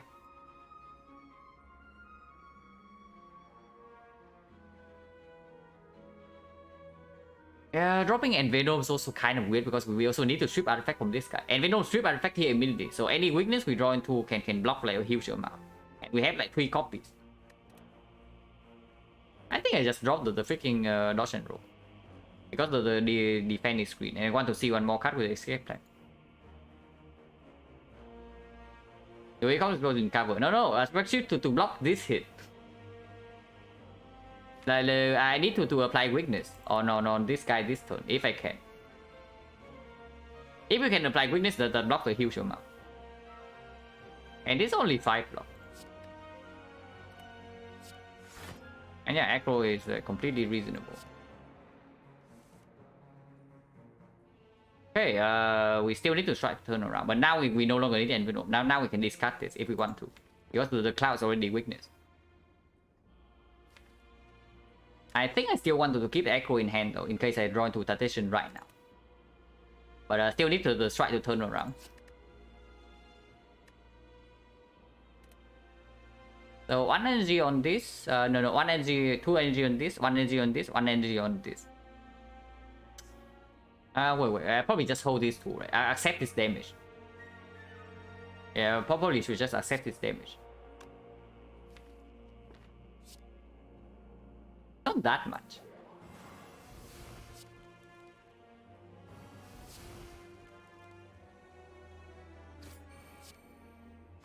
Yeah, only -8.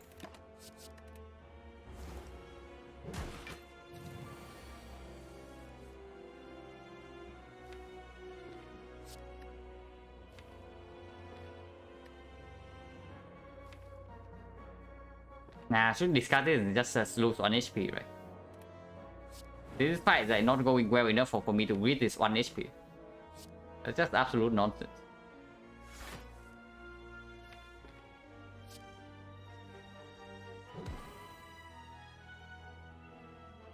And physical needs to block this guy next turn.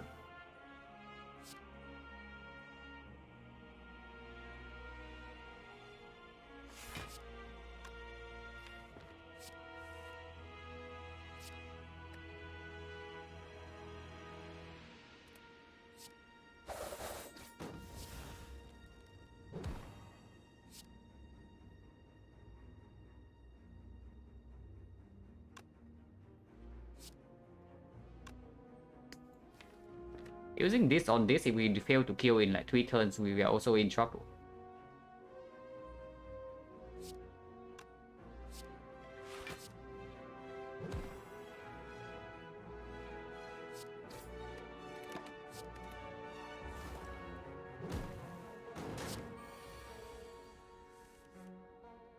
Only 7 times 4 though.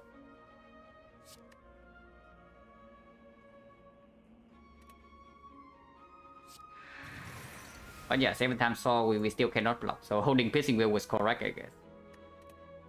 So we take like a little bit more damage. Okay, not a little bit. We take 8 more.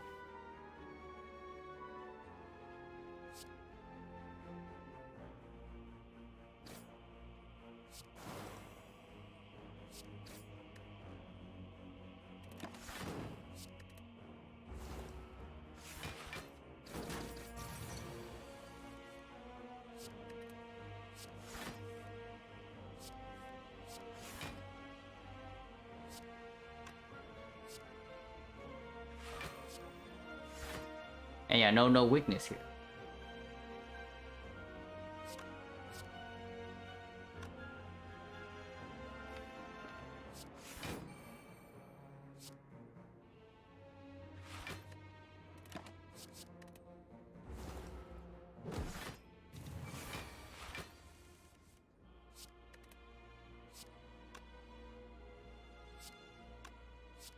Okay, this is a kill. And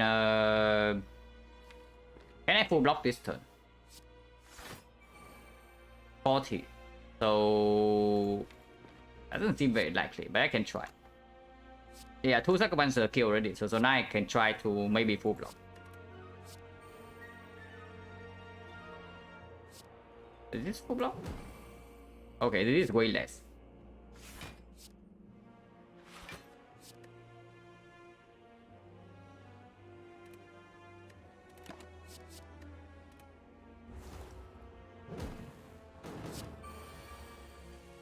Yeah, now we are forced to kill. The flower was like slightly messed up, but whatever. Yeah, Taunt's potion doesn't solve our block problems though. And yeah, potion. The upgraded powers. Okay, so if ingredient give us any good defensive power, then maybe we have a chance. Because this covers a lot of damage. And yeah, Bane is like not interested.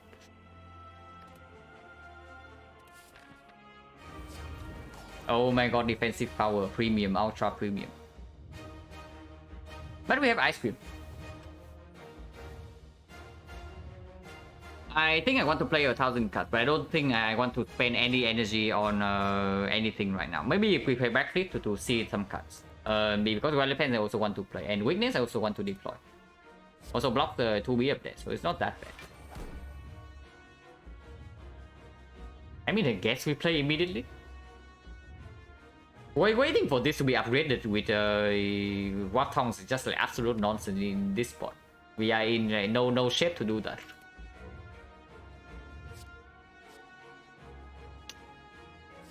It's not really it. I guess escape plan is like okay. Yeah, Riddles with holes with and Venom, yeah, sure.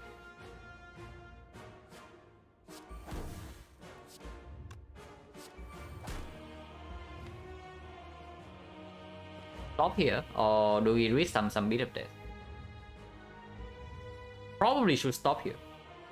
Probably should stop here.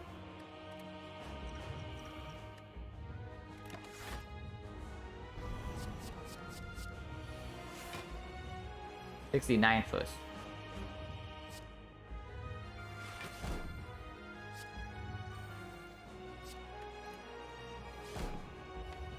Okay, and seizing top, you have to do some good work here. And we have not drawn the weakness, so if unseizing top doesn't deliver, we die this turn.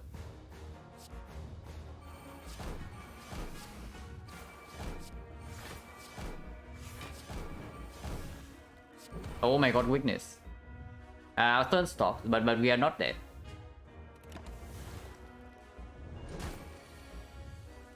Okay, we're not dead yet. We can still easily die this turn. Okay, we are not dead. Man, if we have medkit, this run is actually a win. From here, probably. If we have medkit, this run is actually like super doable from now. Because we have like ice cream unseizing top now.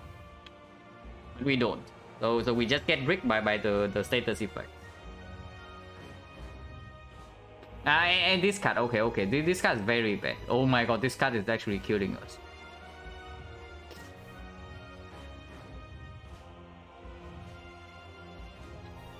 But I think we spend energy, yeah? We cannot block this without piercing wheel, unfortunately. Imagine removing made over Masterful stuff, yeah.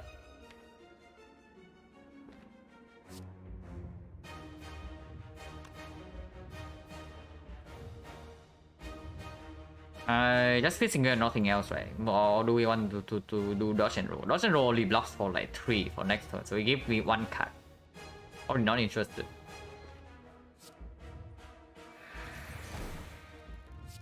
Thousand card. 2 energy in this probably never would.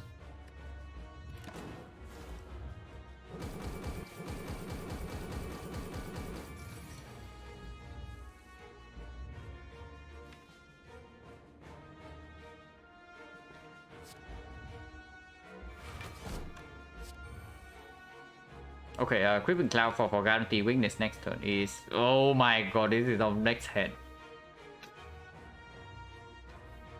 We are like probably dead next turn. Unless we do unceasing top things right now. And I guess that's what we are doing. We need to draw over like all of these garbage immediately.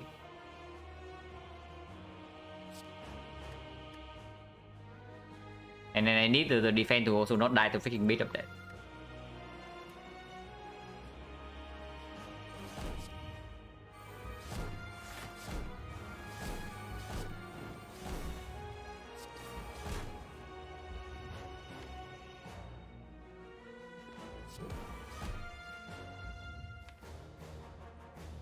I am still dead next turn. No matter what.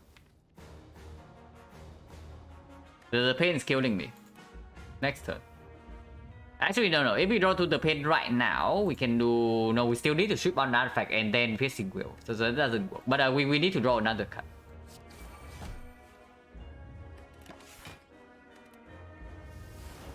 Okay, so pain is like killing us right now, unless we draw into a block.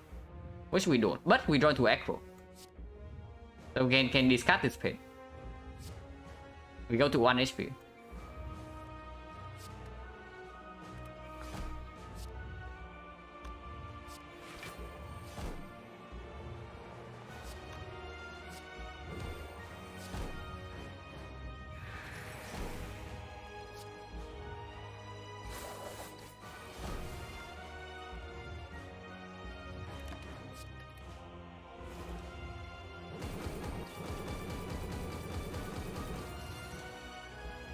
And then we can block this turn.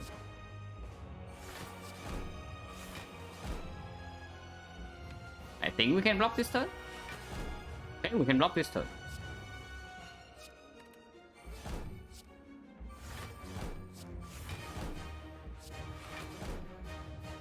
Only if I stop playing cards right now. If I play the escape plan and it miss, I die immediately. But man, one more piercing will, we can actually do it. We one more piercing will. But now I actually have to continue. If I stop the escape plan here, we never have enough damage in time. So one more piercing will to block next cycle, we can actually get there if we win the 50-50. But yeah, escape plan needs to hit, and it lets us play like one more card this turn.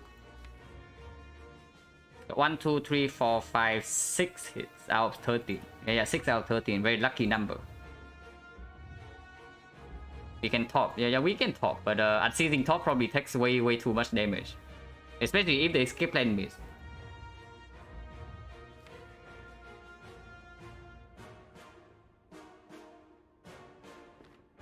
If we stop here...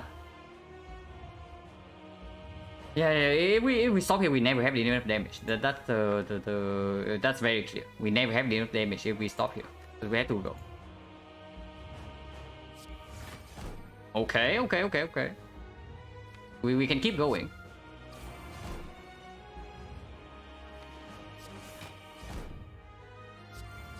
And can play one more card.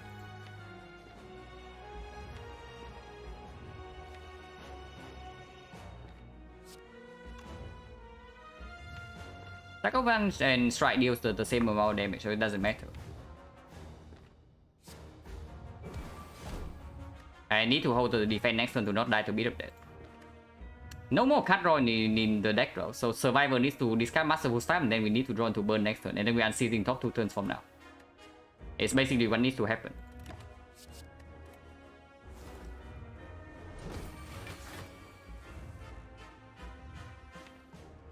Okay, we die next turn. No, unseizing top has to go, and we need to draw into either burn or Masterful Stab right now.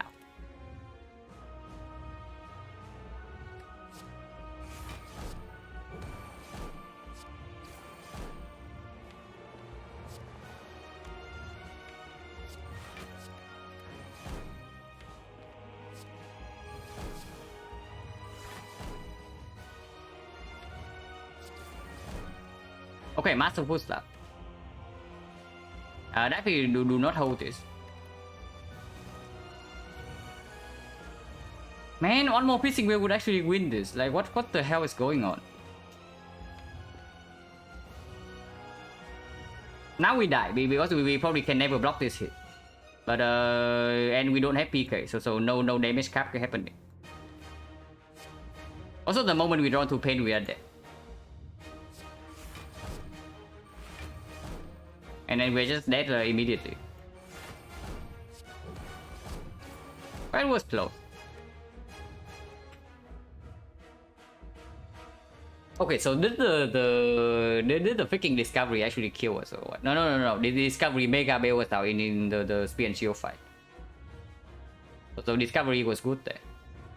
And in the hard fight it was used, but honestly the HP safe in the spear and shield is like probably enough. And -4 in the spear and shield doesn't matter in this fight.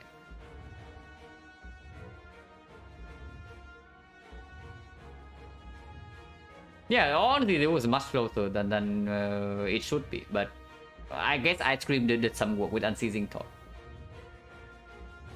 And the garbage time meter, like, oh, we save the Ghost in the Jan, we always win this. Yeah, we save Ghost in the Jan, we always win this fight. The time meter actually kills us once again. And then it was like the freaking garbage pattern also, and Tropic Bull did not deliver. These guys are not strong enough to beat the hard. We are one piercing wheel away from winning. You realize that, right? You realize that if we have like a piercing wheel in our hand right now, we win this fight. Yeah, we only need one more wheel to win this fight. Like exactly on this turn. Oh yeah, we are dead.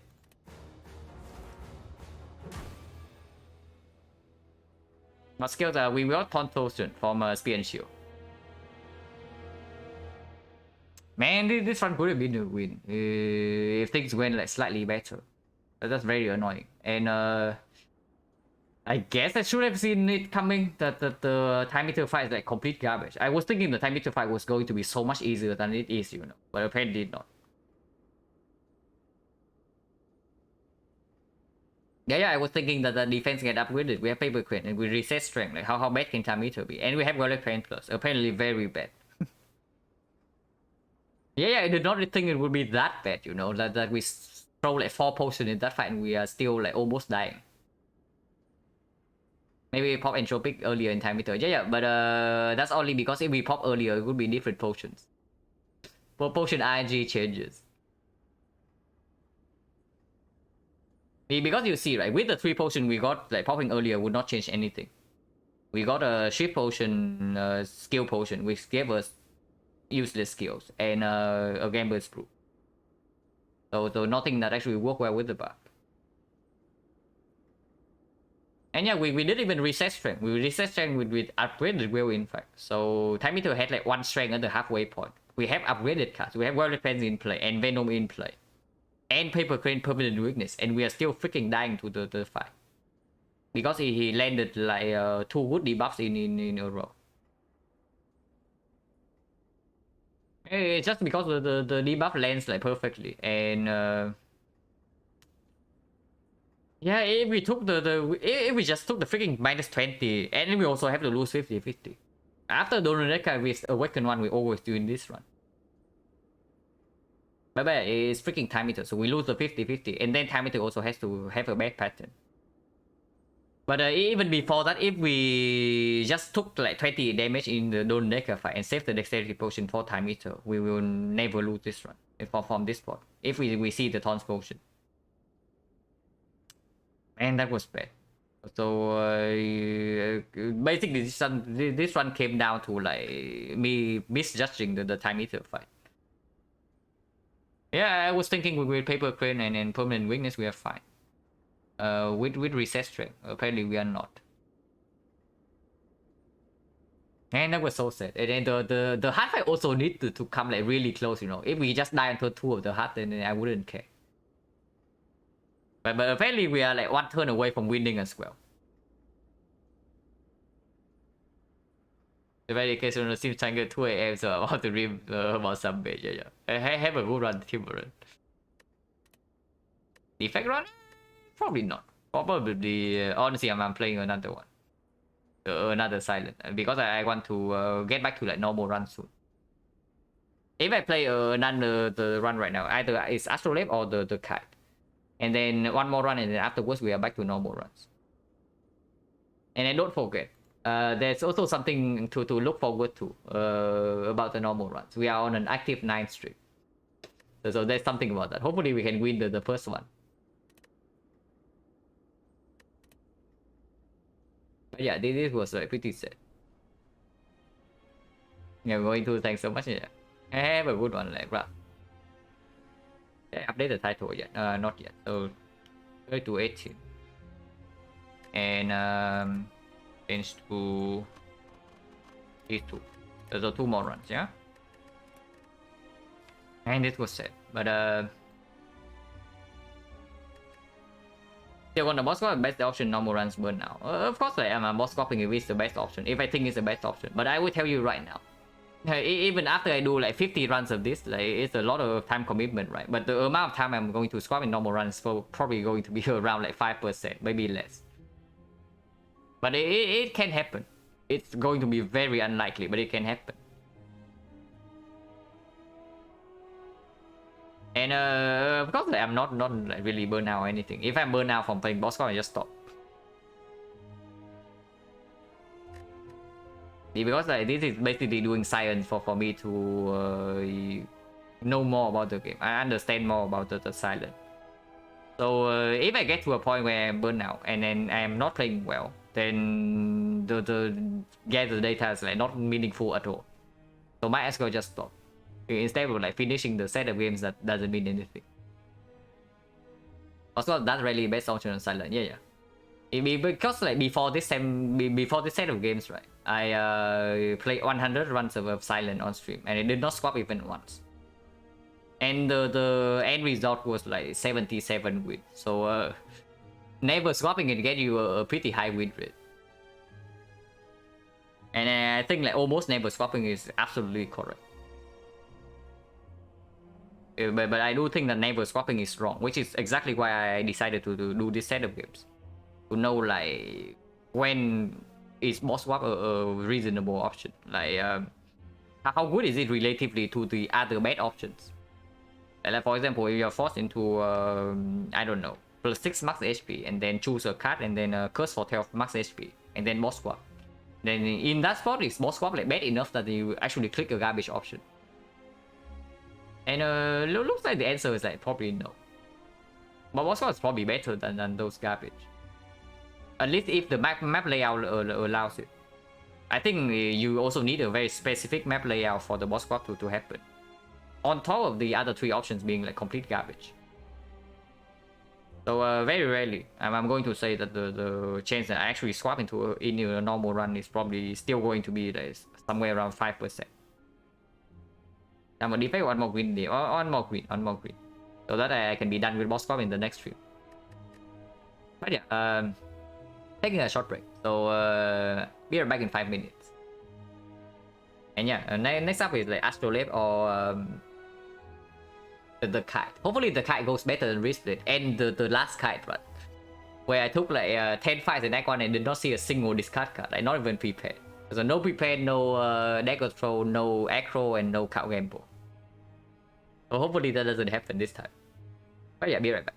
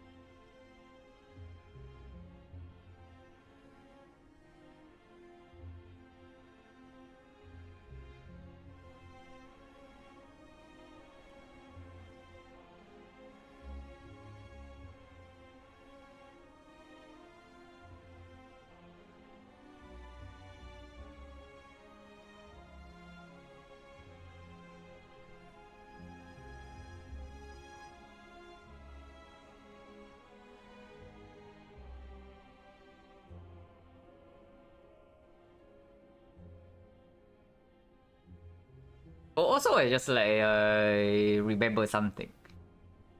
The only reason we even had to use the ghost in the time meter fight, even when the fight was going that badly, the only reason we were forced to use the ghost at the end was because we bricked the final draw.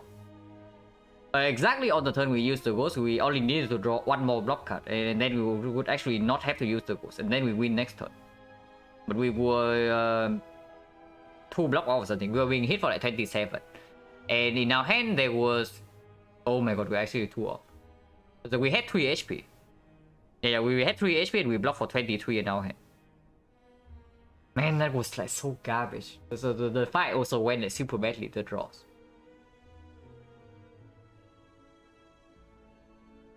Keep getting garbage options. Boss squad run since you started at random rate 6+6+2. But still, yeah. But honestly, depending on the pathing, I think random rate might be better than boss squad in that spot. Because it's not like random rare has no backload, you know.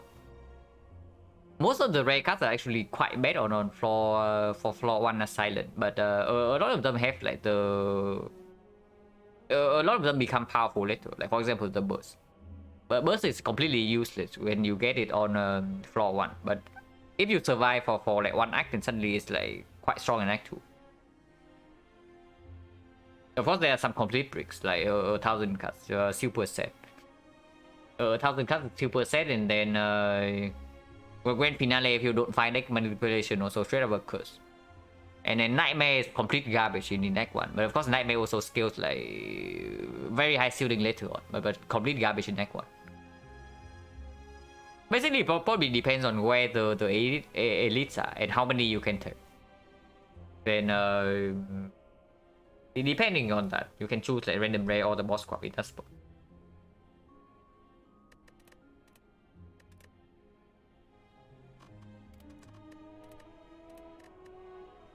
But yeah, I mean, we can also just pretend that the Tons Potion from his Spear and Shield never happened.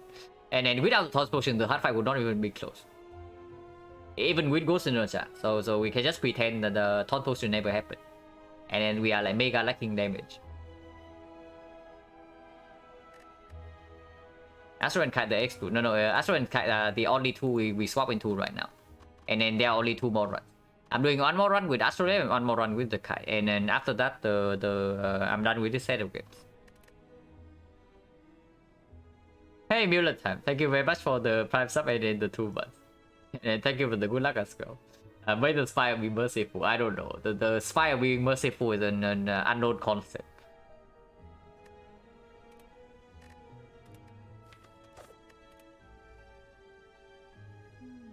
Wow, only 1 seed, so we would have swapped into one of those. And yeah, like this situation, for example, is a potential boss swap. Looking at these options, especially if it's slime boss. Okay, it's not slime boss, so upgrade the card gets slightly more value, but that's a very set option if we have to take it. And Neos Lemon, is there any? No. So there's no like lemon pathing here. So this is either upgrade the card or I mean maybe curse for transform 2. Yeah, it's probably actually curse for transform 2 and we go left. If this is a normal run. Curse transform 2, go here, remove the curse, and then have an upgrade before the first edit to adjust the deck with the transform 2, and then afterwards we can take another edit.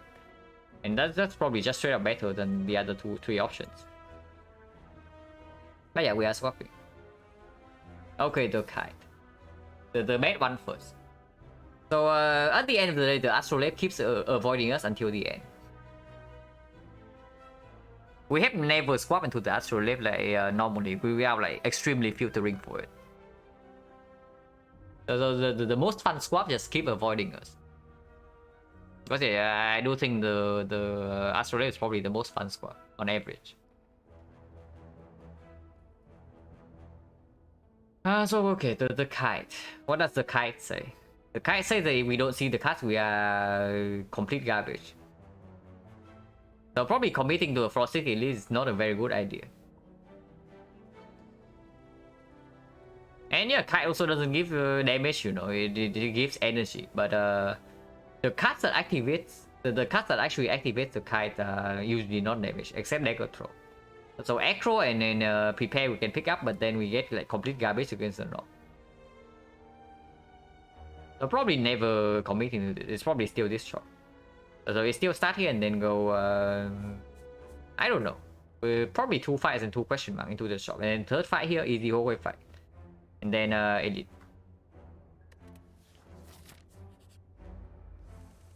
Oh my god, Kai is so good. Okay, this is very bad. This is the draw order that makes you take 30 damage in this fight. When you draw 2 defense and 3 strikes turn 1. Yeah, drawing 3 strikes on turn 1 against this guy is extremely bad. Because next turn if he buffs, we no longer have damage in the deck. But otherwise we take 7 immediately and we still do not meet any threshold. Even if we take 7 here to deal 6 more. So the only thing we can do right now is like hoping that he doesn't buff next turn. I have drawn like this like many times before, and it either ends up with only 2 damage taken if he doesn't buff, or if he buffs we take like 20 or maybe more. Okay, he doesn't buff. Oh my god. But we draw no block next turn, so I don't even know what I want him to do next turn. Oh my god, Kai energy. Like, look at it go. Wow, we're actually drawing like super well here. Do we take 1 to exhaust his Bane or what?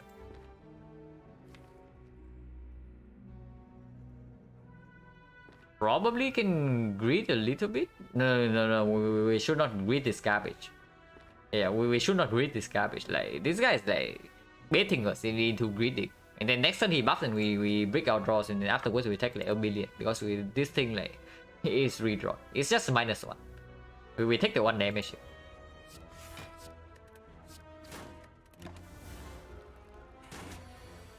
Yeah. I saw this coming. I have to say. This guy is like trying to outsmart us, but we saw through his trick. Oh my god, I missed 3 damage, but I forgot about freaking Kai. Are you kidding me? Okay, whatever. Only happens once, hopefully.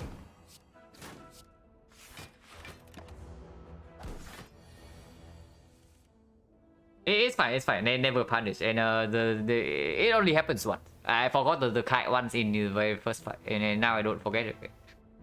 As Jogom streamer at all love that stream. This Jogom is playing really poorly though. If this Jogom plays well, we would probably be at like 30 HP right now. Instead, we are at like 56. If your memory is good, yeah, don't discard as expected. Would go against Guardian is like okay. Deadly Poison against Guardian is also okay. And if we are worrying about the potential lack of linear, then Deadly Poison probably. Man, Deadly Poison is so sad. And then if we see any other card that once done an upgrade, like any attack card at all, then Deadly Poison is just a complete garbage card. Meanwhile, there's Footwork, which only somewhat performs in this fight. Complete garbage against the knob, but somewhat decent against the other 2. Wood against Lagavulin, probably not negative in the Sentry's fight.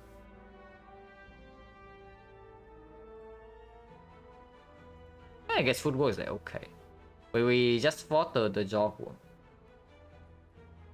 So it's only the Countess here that the Footwork would be slightly bad. Man, if I don't do the squad into the kite, I would always click Deadly Poison here. But the kite that suggests that any dagger throw, any prepare eviscerate we pick up, and those also like mega need upgrades. The boss squad is like only having an impact that makes me pick the garbage card. Kite is crazy, yeah, crazy bad. The card is like similar to the wrist plate. If you don't see the card, it's just complete garbage. And I don't even know. If you see the cards, like which one is stronger?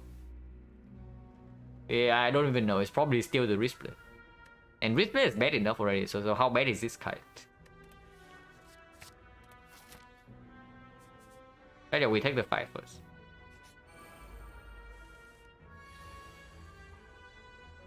Plugin shows neck ring still. I think the plugin has some weird issues with boss squad. Sometimes at least. Yeah. It has like a delay of some sort, but I don't know like what's the trigger. Give me a second.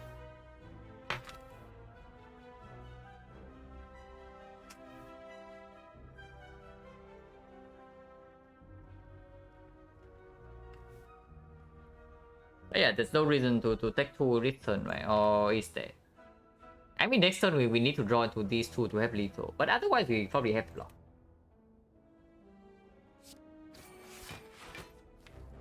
Reading this 2 is maybe not that dangerous. I mean, this guy also buffs strength. They are both like buffing strength lies, so we actually cannot stay in this fight for too long. But taking 80 damage in this fight although is like quite sad. How bad can it be? How bad can it be anyway? Yeah. How bad can it be? In fact, we don't even need to do that. We can just weaken here and then no, kite discard. Yeah, kite discard the card so we cannot even use kite energy this turn.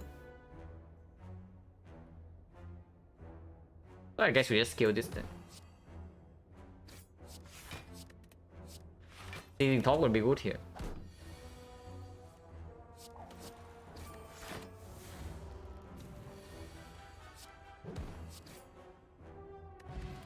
Okay, another potion. Yes, exactly what I'm looking for. Discards. So yeah, poison stats basically just way better than the deadly poison, and also a reasonable upgrade target. And also pick quick slash, but quick slash probably just straight up worse. Deadly poison, the poison stat also better against this guy.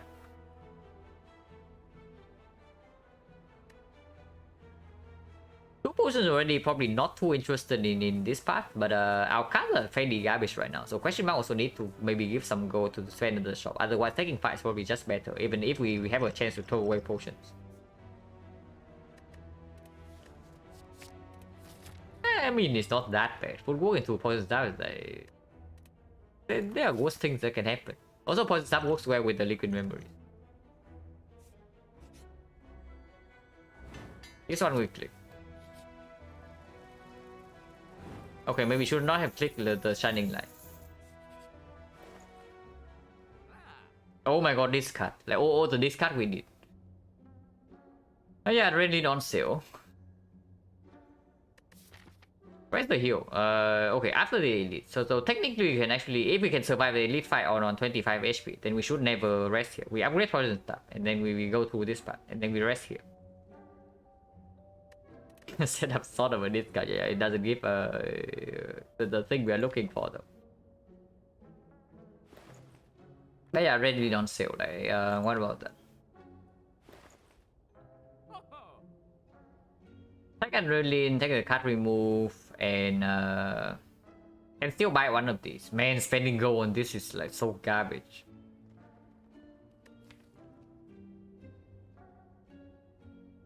But we probably need to, because otherwise with the fear, even with the fear potion, we don't kill the knob entry. And if we are not resting, we need to kill the knob entry, otherwise we die. So I think defense remove is still in order, even with the footwork. And even if the X boss is Guardian. Because right now the thing we are most scared of is just dying to the knob.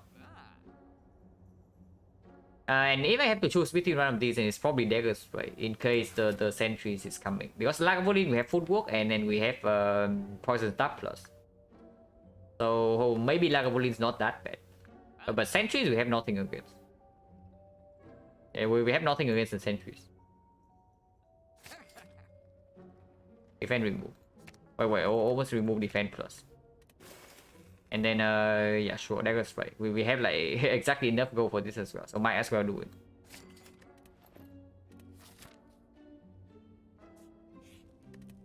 Yeah, I should press. Cool story. Still poison stab plus, right? And not the Dagger Spray. Is that even true? It probably is. It probably is. They're just upgrading poison stab plus. And if we face sentries, we can also just liquid resist the Dagger Spray. Not so bad. And first cycle also have adrenaline to maybe put the footwork in play. And we get another fight as well. This is still an easy hallway fight. You kind of need this upgrade against Guardian eventually. Oh my god, don't tell me we're taking damage in this fight. We remove a defense and we still draw like 3 defense on turn 1 against this guy. You're kidding me. But we cannot potion it. If we take the damage, then so be it.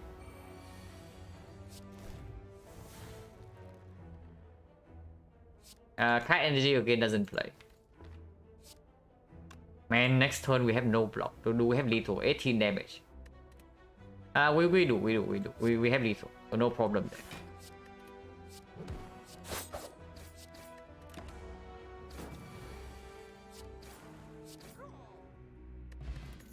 No potion? Oh my god, the discard. They're all coming. So okay, the Bane is back. And how interested are we in this Bane? Because this time it's poison up plus and then not poison up minus. So the poison will linger long enough. And with the liquid memories, it can also line up against the knock. I don't know, are we over preparing for the knock with this fear potion? The sentries might actually just be killing us. It's probably pickable. The worst thing about this thing, right, is that if we see dagger trolls, we are picking them up, and then we are like flooding our deck with garbage attacks. This is the worst thing about it. But right now it delivers, and yeah, there's no guarantee we ever see any discard. And this is why the kite swap is like so incredibly bad. Okay, they're not. The fear potion always happens, so we do that.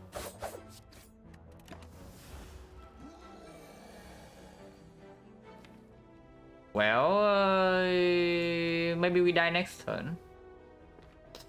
But with liquid memories, maybe we can build ourselves out.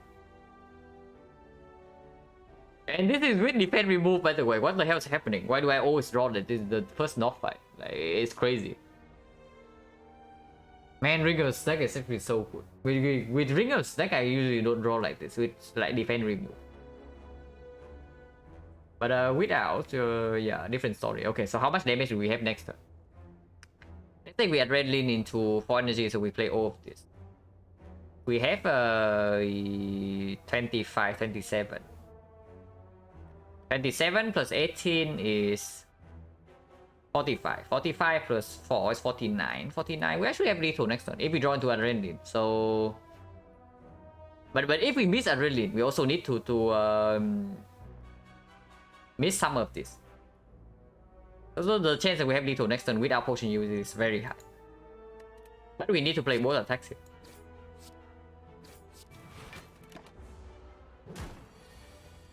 Oh my god, we actually bottom deck adrenaline, but we also bottom deck footwork, so it's not. Wait, we are 1 energy off. Are you kidding me? No way. Oh my god, we actually have to potion. Man. Yeah, Ring of the Stack would be good here, by the way. The Kai has not done anything, and the Ring of the Stack has straight up saved the potion. Man, I was just talking about it, you know. You don't actually have to bottom deck adrenaline. But yeah, we potion here and we die. So we potion. Yeah, cool. Yeah, discard. So we used 2 potions in the knock fight, by the way. It was not 1 potion. We used 2 potions, and then we still don't get a single discard. And then yeah, here's the Blade Dance. I told you, right? When I score into Wrist Blade, it's like Acro and then Dagger Throw all days. But when I score into Kite, it's always Blade Dance.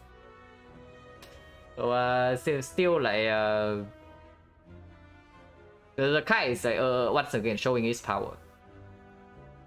Yeah, nothing.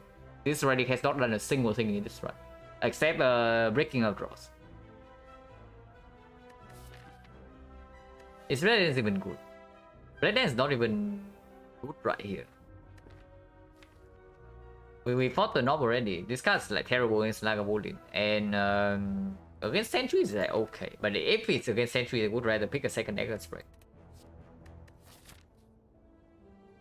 Are we upgrading here or what? I mean, I guess against Century we have this. And against Lagavulin, if we rest here, we can brute force. Yeah, no reason to pick this up, right? Also makes the this combo lines up less often. Yeah, Honky is very good. And we go ahead and rest. Because the advanced hallways are coming. And we don't really have a Neo bonus. Our Neo bonus is minus a Mega Prep. Well, good thing we rested. And maybe that's our explosive pod. Last boss one? No, one more run after this. The one more run after this is the Astrolabe. And then honestly, if this one dies quickly, it's also good. Because the yeah, questionable to just choose a loose Mega Prep. It's true. If this one dies quickly, then when we can get to the fun boss spot, the Astrolabe, and then afterwards the set of games is over, and then back to normal run. Looking like Astrolabe run is coming. Yeah, baby. If the game doesn't give us any card that works with the kite, then yeah, it's coming. How many fights have we taken? 1, 2, 3, 4. Okay, only 4, so it's not that much. But 10%, roughly like 10% to see Acro and 10% to see like Negatro. So and 10% to see Prepare. So it's like 30% to see one of the common cards in any fight. And then there's also Cow Gamble, I guess. So I guess we are not low rolling that hard compared to the time when we took like 10 fights in Rank 1 and no discard. It's only still 4.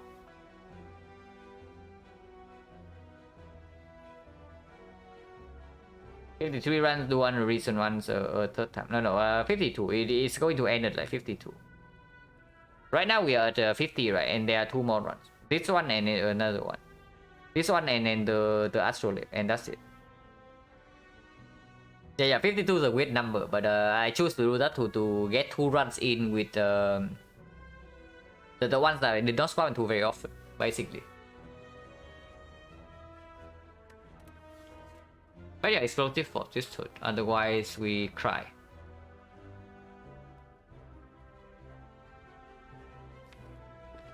I mean, we are like super mega crying because then we are permanently weakened.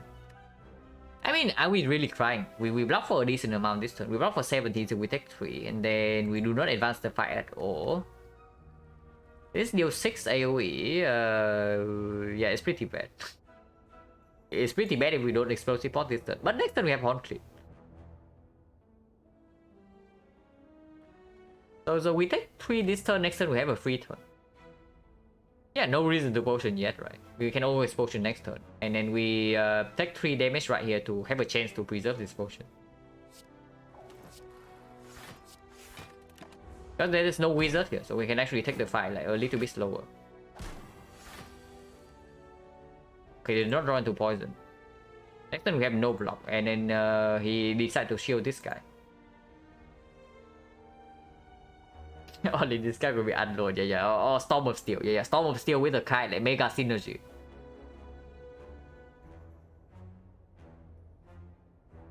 Okay, so how about now? Because apparently we still cannot kill anyone. And next turn the Cleat blocks runs out. Now I guess potion now is reasonable. With this kind of draw, bricking on both the deadly poison, both the poison tap plus and the dagger strike, we probably cannot preserve the potion from here. Because next turn we are taking like 15 damage or something. Oh, I actually 10. Unless this guy shields this guy again. Probably not interested.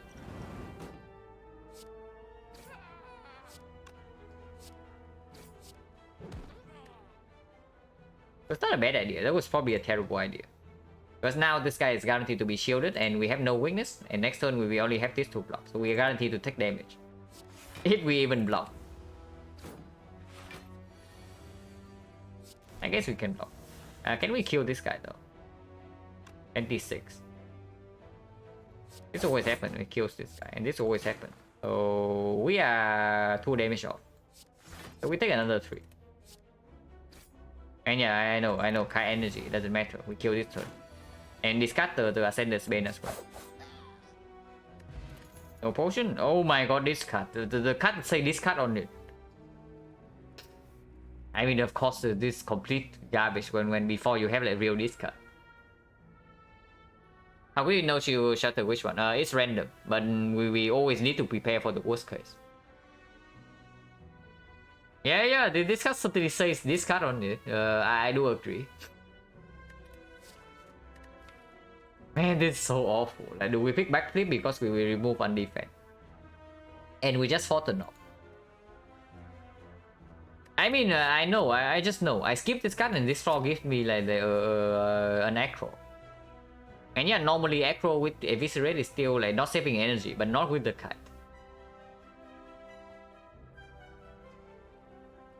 If we're just talking about which card improves our deck the most right now, is the backflip. Because yeah, we remove a defense, but we face the knock already, so adding another defense to our deck is fine. And card draw is good, and goes with the footwork. Good in this fight. Also good to cycle the best damage card in our deck, which is this card. Skip if it's ready to force acro seals fight. Yeah. It's probably a good play.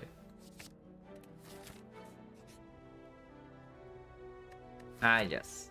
More life loss. So this is a shrine event. We have no potion at the moment. So if this fight goes badly, this is also a fight. And that is very annoying, I have to say. Because ideally we want to do the elite, but if we cannot do the elite, it means we are probably almost dying. And then yeah, if we are almost dying, we probably also don't want the freaking elite fight. Also right, on clear against Lagavulin, so we have to choose. We probably don't open on turn 1 unless the draw is good enough, because this setup is probably more important than 14 now. On a 5 card, this play always good the breeze, yeah. But yeah, the thing about face swap here, right? First of all, we don't have Ginger, so it's already bad. And secondly, even if we had a good face, it doesn't pay off right now. Because yeah, only one more question mark, which we don't even want to go to ideally. We want to take the AD. So the best phase, the serpent phase, doesn't even give us anything right now. And then phase of cleric, yeah, plus 2 max HP, yeah, very amazing. Absolutely phenomenal. But can we ever take this life loss without any potion? Okay, so what's the potion chest? 1, 2, 3, 4, 5. 5 fights, and we got 3 potions, so 30% only. Oh my god, we are probably doing elite fight without a potion, and that's very bad because right now we are, even though the deck is like somewhat decent against Lagavulin, like doing the fight without potion is not easy. And then we probably still lose HP against Lagavulin, and then we run into Guardians. So are we resting here again or what? And then we are like mega behind. So we just freaking skip here. If we skip here, can we still have a Shaman Act 2? So plus 75 here, plus 15, so plus 90, plus 90, plus 120, so 173, which means we actually get a Shaman Act 2. Yeah, let's do that. Let's freaking quick skip. Let's skip. Usually in this event, you probably always click to go, but in this part, it's probably very bad for us. Just because we know that most likely we cannot have a potion for this fight. And yeah, I still want to do the elite. And we need more card rewards anyway. If we don't see more card rewards to go get the kite, like we might as well abandon run because we are dying in Act 2.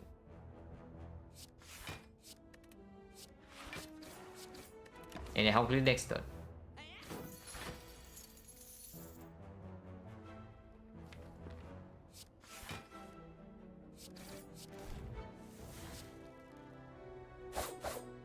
And setting up Sundial for the next fight. Can be relevant into Lagavulin. Wow, potion. So 20%. We actually have a potion. Not a good one. The summon failed. It gives us another backflip. Yeah, it gives us another backflip to like taunt us, saying that the last backflip flick was not correct. -6 really that bad. Normally I click the go, but in this spot we only have a 30% chance to get a potion here. So I think we need all the HP we can get for this fight. And not having the 50 go also still give us a shop in Act 2. So it's like, okay. But yeah, we're picking up a second backflip or what? It's probably fine. It's good into whatever this fight is. And go to the Sundial as well. But yeah, we take the fight. Hopefully we get a good open turn 1. Because I do want to use a horn clip if possible. Okay, this is reasonable enough. We spend all the energy. We get footwork in play, and then horn clip is online. Do not get the poison stab, but this fight we can go a little bit long with the footwork deployed. The time they're gonna be really so Pbox into infinite. Yeah, sure. And yeah, I feel like, honestly, I don't feel like the restrict or the kite should be this bad, you know. But apparently, it's just impossible for me to get a single card that goes with these relics in the first act. It's actually just impossible, and I do not know if it's my luck or what. But usually, this doesn't happen. That you go through the whole act without a single card that goes with the relic. The last kite run was exactly like this, and you saw the 2 wrist blade runs, also the same. It's kind of crazy.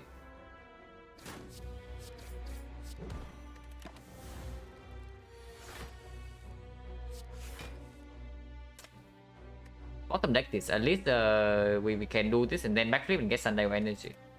So everything's fine. You shuffle out defense plus though.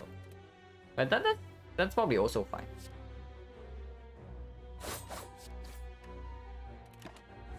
We can play a slightly longer fight here.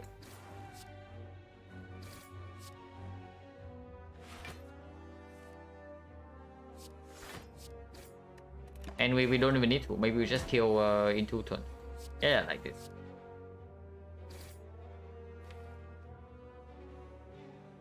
We only need 12 damage and we always draw into 12 damage. So no need to backflip here. Backflipping here gives us a chance to not draw into 12 damage next turn. It advanced Sundial once, but Sundial was not worth the risk.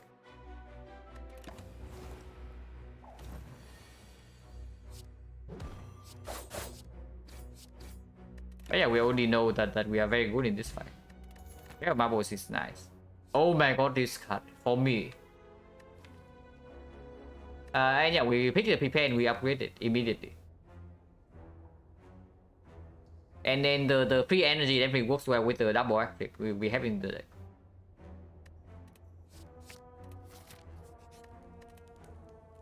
Also a good card in the Guardian fight. Yeah, prepare is basically adrenaline. Honestly, not even wrong. Okay, we open turn 1, and then turn 2 we have complete to block.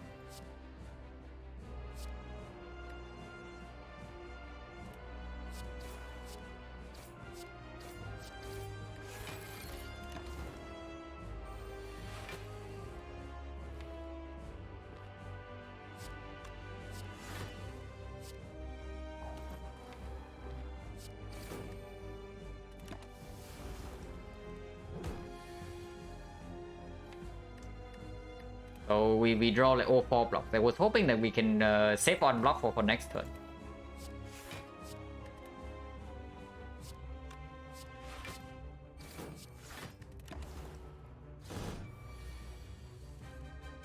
I guess it's fine. We also have footwork in play.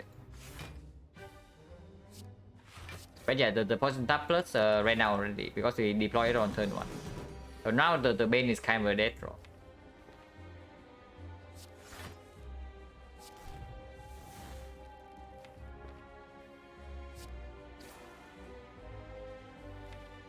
If we do this right now, next turn we have 26 damage guarantee.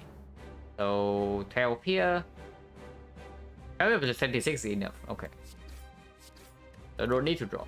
And then shuffle out all the attacks as well before this guy goes to the taunt mode.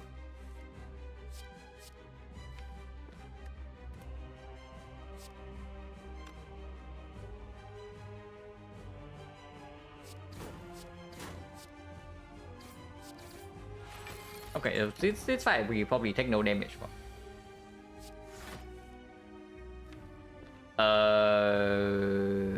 Apparently not.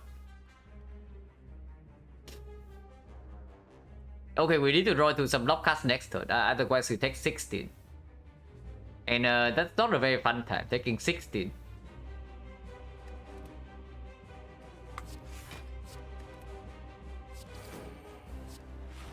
Wait, whatever, it's -1. If I try, it was -1 anyway, and don't want to lose the 1 HP. Okay, I guess we got 1 block card. Is it ever stack or probably not, right? Because the HP loss here is only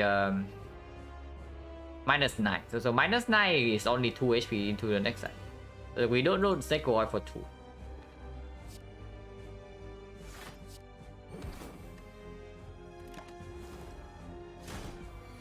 And who knows, maybe this fight is not over yet.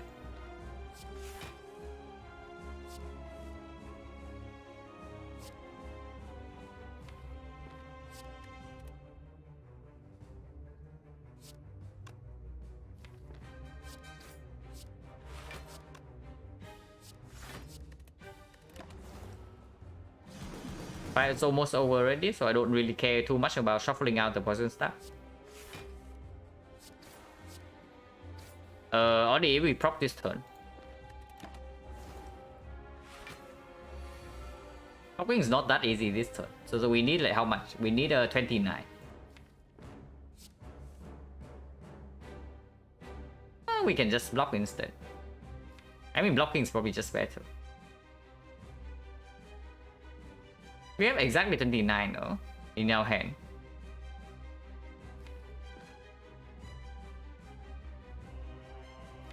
And backflip cannot miss. Backflip will always draw into a card that is stronger than the strike, so we can actually do this. Double check. So 14 here, 26, 29. 29 at the minimum we had 31 damage. So 31 is enough to prop. And then yeah, that's good enough.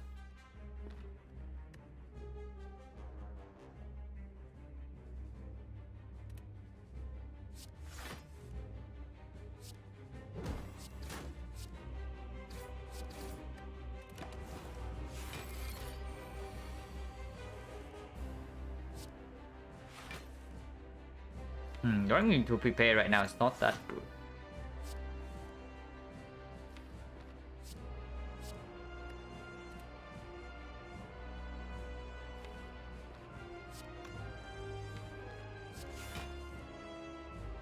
Okay, definitely not very good.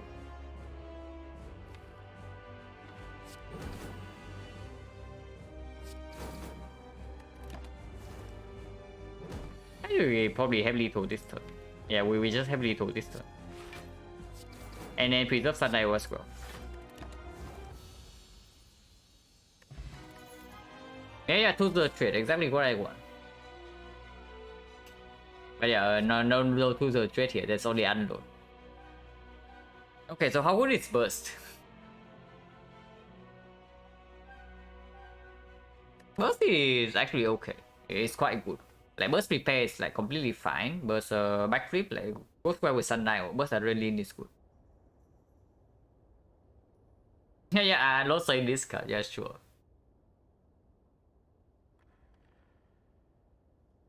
But honestly, like playing, like, let's say we play like 2 backflips into an unload, and then we unload, and then we spend the energy on attack. It's not that bad. Unload can actually convert energy into it can convert our hand into damage sometimes, but not very often. I mean, our front load damage is like complete garbage, so Act 2 is going to be a mega pain regardless. But we'll see. Yeah, maybe we actually need the freaking unload to use with bag of marbles to not like freaking die to activate it. Because otherwise, like, how the hell are we doing against Gremlin Leader or the Slavers? Or even bootstrapping, yeah, O3. But right now we are probably getting wrecked by O3. And that's maybe not a good spot to be in. That was my second crown run. It was basically a win match through. So I died because of a misplay. And then I replayed the fight and won like fairly easily afterwards. So it was good and then was bad. They basically lost by misplay, not lost by the crown.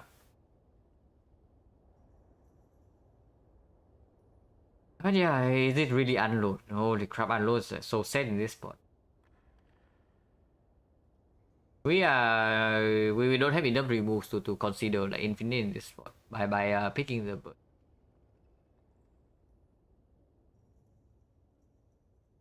And unloads so complete garbage. But most of the mega card later and unloads complete garbage. So let's say we pick up a burst and then we try to avoid early activate leads. And who knows, maybe we just get apparition and then burst is like insanely good.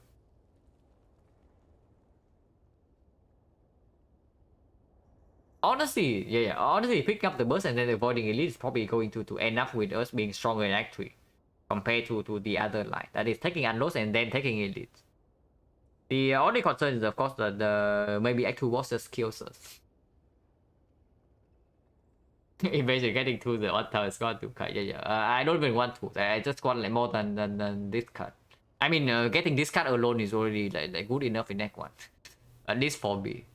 Because apparently getting any discard card is impossible. Dagger throw, you also see, right?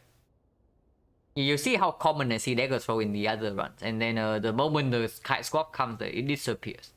It just vanishes, doesn't exist. And now that I say that Act 2 is only going to have dagger throws, and then that's when I don't even want to pick the card.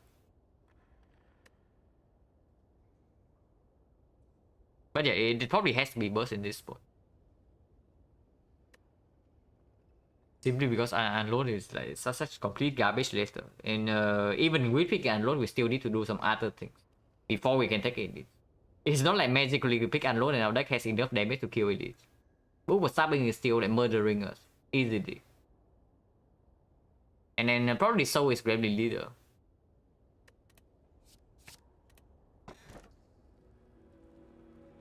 Yeah, amazing. Man, really now. So I don't even know. Is that not ever card worth picking? Yeah, sometimes. Rarely, but sometimes. But I don't know what the hell are we doing here. Also Act 1, right? Act 1 unload is like completely reasonable. Early Act 1 is just a good front load damage card. So basically you treat it as like it's kind of like masterful stuff. A card is unplayable later on, but it's good early. And then sometimes when you have like Ting Shao or tough bandages, you can pick it up even later on in the run. Wristlet wait until Act 3 to steal a shift card. Yeah, honestly, might even be wristlet in this. Even though we have like nothing that goes to it right now, because it's technically better than skip. And yeah, Joker with the burst and the prepare and the kite. So it shuts down the one of the ways, the most obvious way for us to get strong. It completely shuts it down. And yeah, also Sundial. The other one is the freaking Sozu. Okay, is it actually Sozu? Because 4 energy definitely plays in this deck. 4 energy plays huge, and the deck is in no position to actually skip the boss relic, and Wristblade is basically a skip. Picking Wristblade in this spot is basically clicking the skip button. And yeah, honestly, it's probably Sozu. And then I cry. But if we see enough cards that work with the kite, then the decks also end up going to be like very consistent. And if the deck is consistent enough, you can live with the Sozu. But man, is this such a garbage choice? At least it's not Crown. I mean, if this is Joker, Crown, Wristlet, then there's nothing to do here.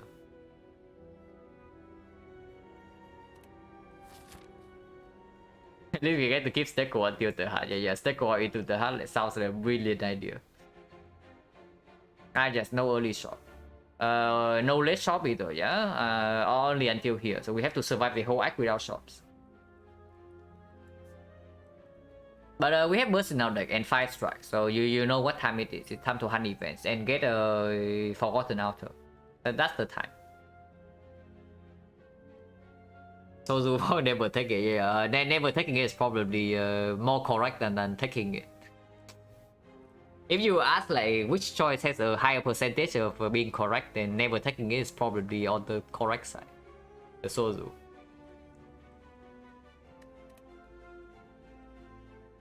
But yeah, we go event hunting and then we see Forgotten Outer. That's the plan right now. Probably actually the plan. Because library also is a way we can get like aggro without taking a garbage fight. And right now we are pretty bad against fights. I mean maybe easy pulls you can do. Easy pulls we have like Hot 3 on turn 2 and turn 1 we have Marbles front load. And then also we have 4 energy. So right now Sozu downside does not kick in yet. At this very moment, Sozu is free energy. But we will still touch it. And then after 2 question marks we can decide whether this one is good or not. It's always the left, right? Yeah, it's never the right path.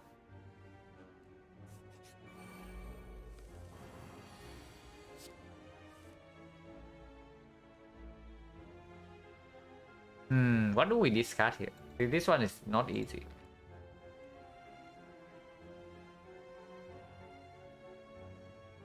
This is 4. It blocks for 3 only. And we have 6 energy this turn.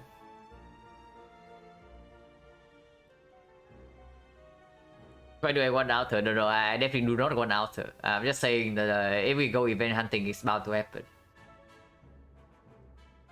Of course, Outer is like complete garbage for us. I've seen actual Sozu with this kind of nice, yeah. The actual device. I know about this thing. And yeah, it's pretty neat. Unfortunately, in this game, it's like pretty garbage.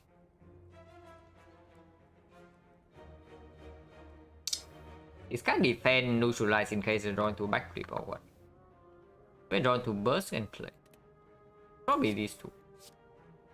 Because I also want to deal more damage. If I don't deal any damage on this turn with the back of marbles, like this fight is not going to go well. Turn 2 I have on clear, but turn 3 they can attack, and then I also lose gold.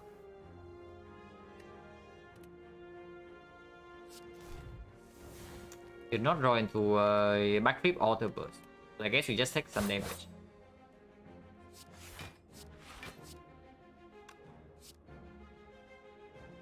$29. We can also stack Roy, our only potion for the rest of the run for potentially 9 HP. I probably not.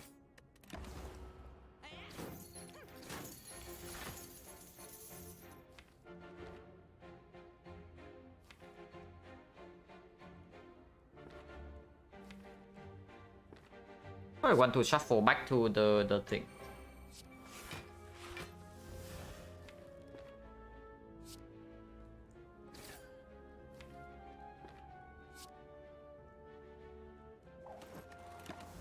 This way I can still attack next turn, so yeah, that's why I played the... Man, I played the footwork because I think this guy might attack this turn and then I draw like this. Okay, someday I'll get a good draw, maybe not today.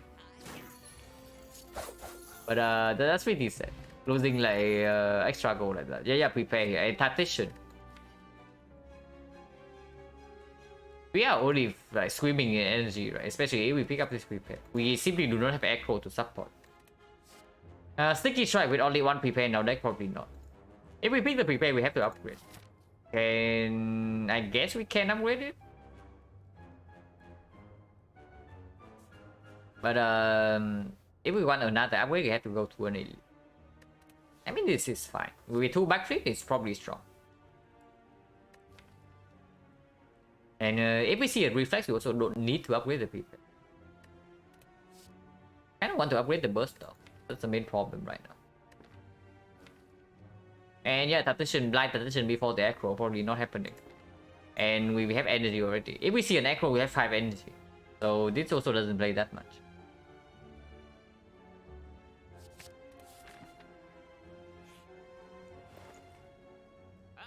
Okay, we pick this. It's reflex and then cut remove, yeah? We definitely pick reflex in this spot. Works with double prepare and works with sundial. And yeah, one way to mitigate so downside is that you go freaking infinite. If you're infinite, you don't really care about the no potion bullshit.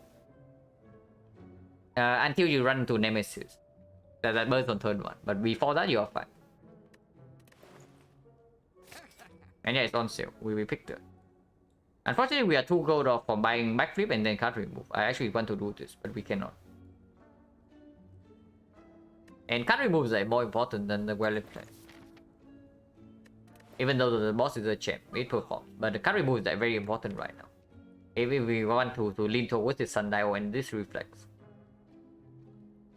Man, strike remover. Our deck actually has no attacks. I just noticed our deck actually has no attacks. But if we can redraw into this over and over and over again, then maybe we can lead to something. Yeah, we drink the stack, then dramatic entrance is actually a good buy, but not here.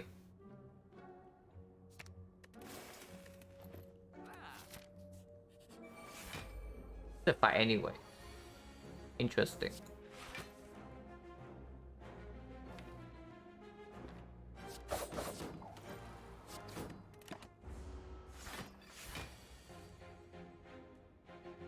If I was my least known character but had a run today with draw and energy regen, that gets crazy, can draw generate so well, don't even care what you draw. It's a massive set. Yeah, exactly right.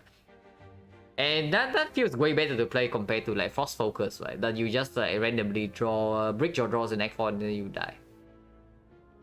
It's more fun and then also more consistent, you know. If you can get it going, but the package also needs like quite a lot of cuts. But yeah, the effect can absolutely be like very fun. I'm also like having fun with that exact same thing. It's doing it so well, but almost died too hard. Yeah. So sometimes that can happen for sure if you don't have like massive positive block. Because only 813. I mean that doesn't matter, right? The heart is like challenging on all Ascension. And yeah, good thing we do not have the freaking choker right now.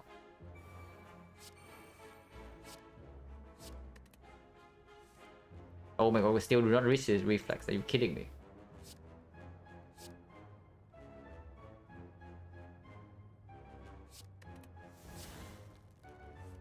Oh my god, reflex finally here. I only want to draw into the reflex so that I don't have a garbage next turn, basically. Maybe we still have a garbage next turn. Not so bad. It could be worse. I mean, Unceasing Talk will actually be decent in this deck. For sure. We are floating energy like crazy.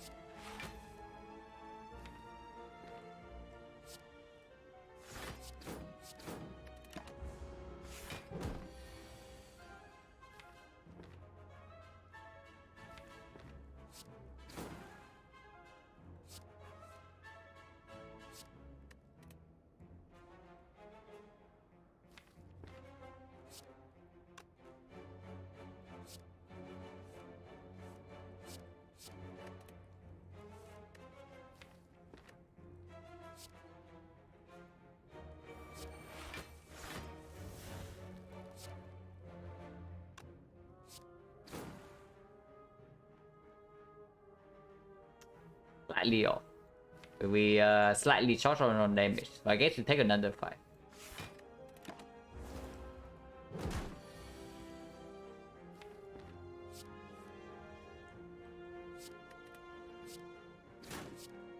Yeah, preserve sundial.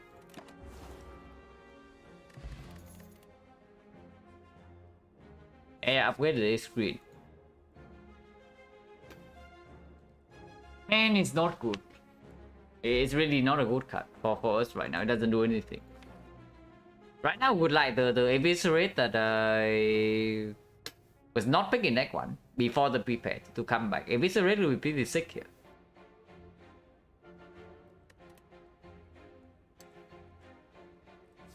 Food nigga is not even positive for this deck, right? I mean, maybe it's okay. We actually have no attacks. We simply do not have enough damage to kill anything right now. And the cycling package is also not good enough. And it does block a little bit with the food as well. So how bad can it be? Upgrade this, and then we're still not strong. We need a real damage card, like Sticky Strike would actually. But the only path we get to upgrade is through this elite, so we also need to pick something to actually kill this elite with. And this might be it. And it's green. I guess it's not so bad.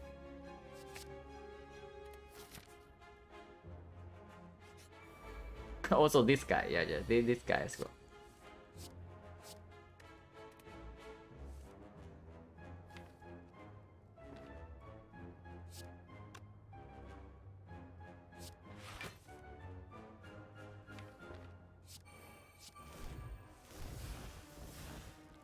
We just draw into all our blocks. Actually, let's just draw into all our blocks, and then Poison Staff is not here. And next turn we cannot activate the thing yet, but at least we have Conflict. I believe that with food works, same as Snap Pick, but just tune in. It's not really Snap Pick because it doesn't work with what we want to do with the kite. And eventually we definitely do not want to lean towards the ships. But for now it probably improves our deck like marginally.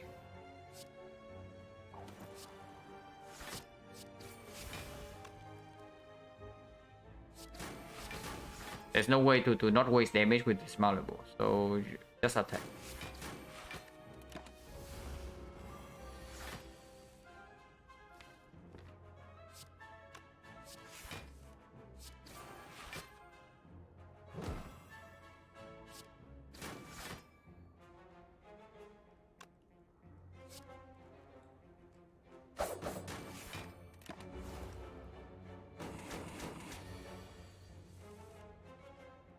Question, if you have Snake Y and you Nightmare card, what's the cost of that card next turn? The cost remains.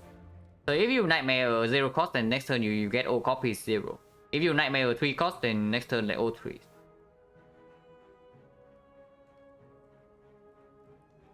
Yeah, we have 6 energy, but no card draw in our hand. So amazing. Don't take that much, we is -5. Could be worse.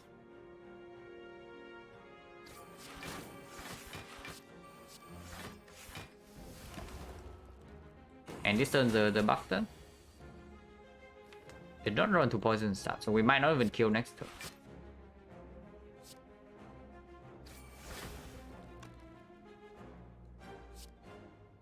It's still 1 and then 5, it steals 5 either way, so it doesn't matter. 1 and 4 and then 5, so attack order doesn't matter here, we only deal like 5 damage.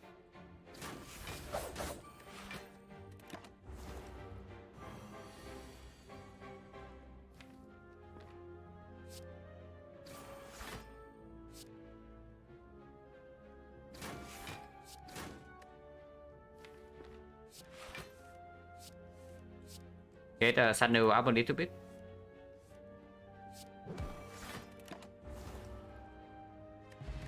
Yeah, it's still chaos. Yeah, this card. Man, Kai is so garbage. Like, this squad is actually insanely bad. Because at least with the wrist blade, you know. At least with the wrist blade, you actually get value out of neutralize. Now, yeah, with the Kai, what do you have? You get energy on survival, and yeah, you just float energy on like crazy. So you actually need like more cards than the base deck. At least with wrist blade, you have 4 damage, and that's not like nothing. But this survival giving energy is actually nothing. And yeah, what the hell are we doing in this spot? Probably cannot be Masterful Staff, even though it might be okay. We are not killing any leads with this deck. We are probably just straight up dying to all of them, and we are forced into one. So fun times ahead.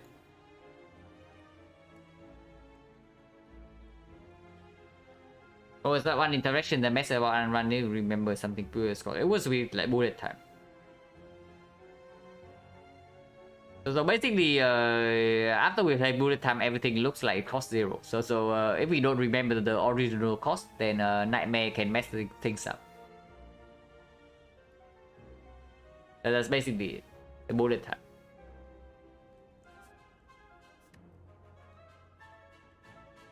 I do think the other one I can recall is just that the Eviscerate is like kind of bug with Count Gamble. Eviscerate doesn't work properly with Count Gamble. It does sometimes, but other times it doesn't, and I have no idea what causes it. If we are not killing any elites, then this one also we're not getting anywhere. But even with the masterful stuff, like which elite are we killing? Here, none of them. You saw how long it took for us to kill the stack plan.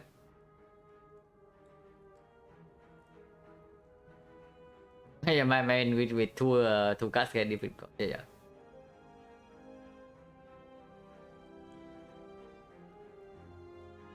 Yeah, that's when you need to remember the cost with the Nightmare. And Master Stuff actually is also so bad. We are short on card draw. It's not like we are screaming in card draw. We are only slightly ahead on card draw after we upgrade these two. Cannot be anything here unless you say there's distraction. You say that we upgrade the burst and then we burst distraction, and then that is our discard. That's how we scale to beat elite fights. Honestly, I'm slightly down because we are swimming in energy with no way to convert. So any card that this gets, like if it's an expensive card, sure. If it's card draw, it's good. If it's this card with the kind, excellent. And we need something. Eventually, we also need some way to kill this freaking guy. Right now, we're just straight up dying to the champ. And yeah, we have no potion to bail out. So no potion solution for the champ as well.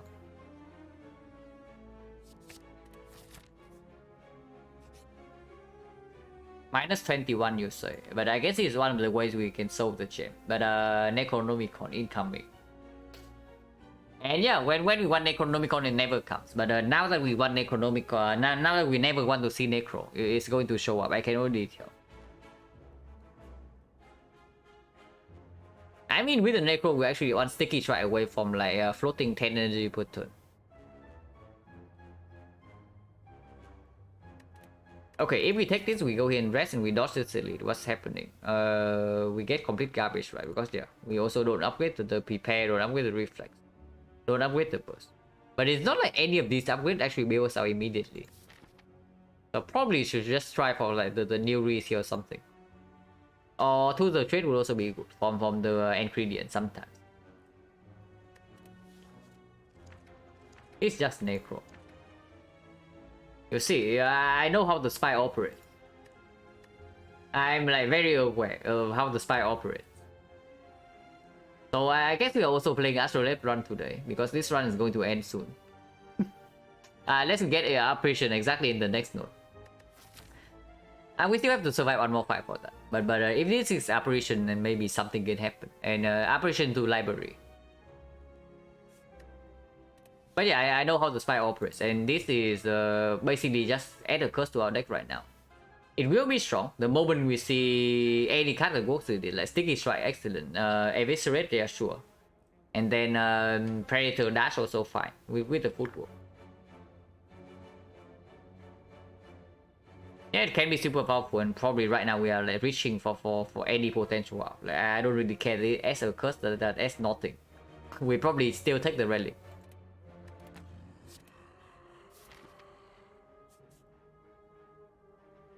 Main piece, man. Yeah, no, don't worry. It's also accurate in this spot. That we are reach. Oh, also. Don't forget, we have Stekoi. We have Stekoi. So Stekoi Necronomicon synergy. Like, just look. Okay, we are kind of screwed. I do agree. But we go ahead and rest.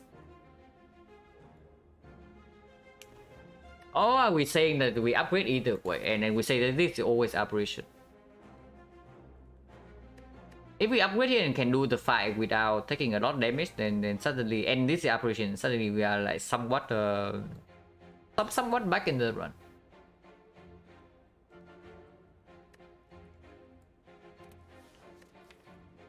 And yeah, burst upgrade first, right? Honestly, I'm down. This one's probably bad enough that we need to do some desperate things. But not desperate enough to run into the elite, because this fight we can maybe do without HP loss. This elite, I don't think so. Okay, maybe not. Maybe we are dead. We are most likely dead. But this could have also been the triple cultist, and that fight maybe we can do. The triple cultist we can maybe do. Chosen +1 sometimes, but not always. Centurion Mystic we can do. This fight I don't know. Steko we can do. Steko we can do sometimes. But this fight we are probably just dead on turn 1. I don't know. Steko Oil is like popping off right now. There's a Footwork Survivor and Steko Oil, yeah?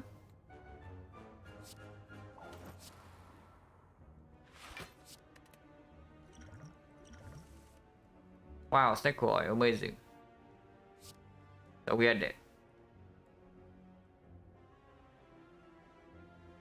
Yeah, we die by 2 HP. Wait. We can Necronomicon first. Before we go out.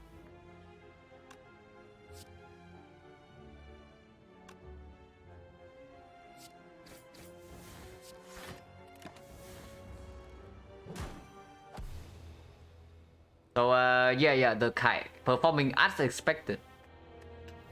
As always.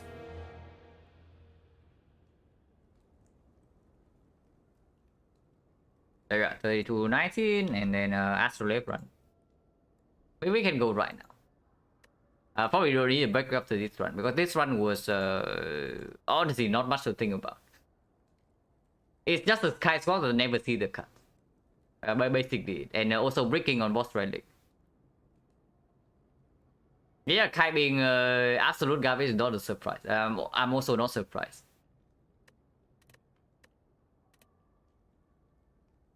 I mean, we can also see Echo in that one, and then kite looks like insanely powerful, but most of the time it's just garbage. But it's fine. The fun swap left, and then we swap and we do this into like 3 infinite base or something. Hopefully not. But yeah, finish this one today, and then normal runs back soon. And then I am very interested in playing like normal runs. Roughly an inconsistent flower, yeah, kind of. And the problem with the kite is that I talk about it, right? If you don't see the cuts, when do you get energy? When you play Survivor. And yeah, you're just floating energy because it discards your cuts. So you have less cards in hand to use the energy. So you just basically you are just getting energy for nothing. It converts into nothing. So don't be tricked by this like 0.3 per turn, because you see how often we actually float like 4 energy.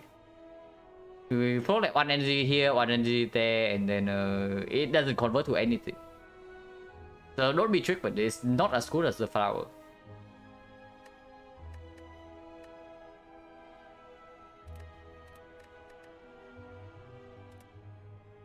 I didn't do this. Yeah, I just did this.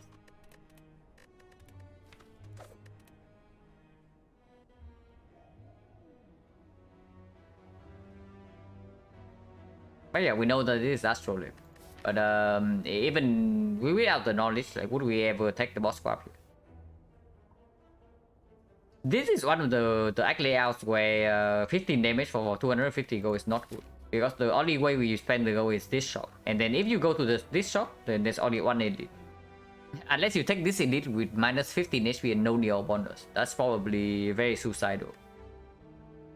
The other line, choose a colorless and then Neo Lemon. So sniping this is not even good because the snipe here follows by an immediate elite after. I guess it's like okay if we can do the snipe here, but not very likely. Only 50%. So the honestly the line in this run is probably choose a colorless cut.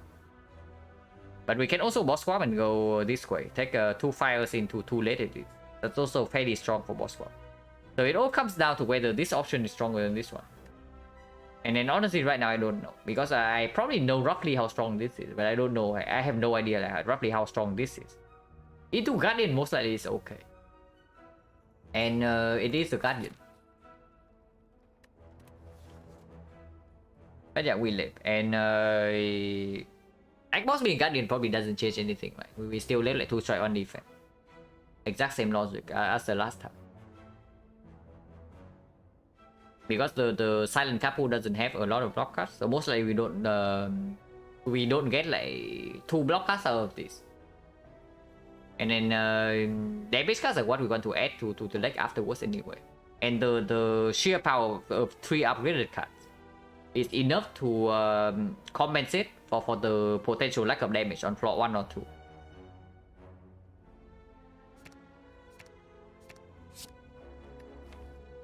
Well, I did say it compensates for the lack of damage.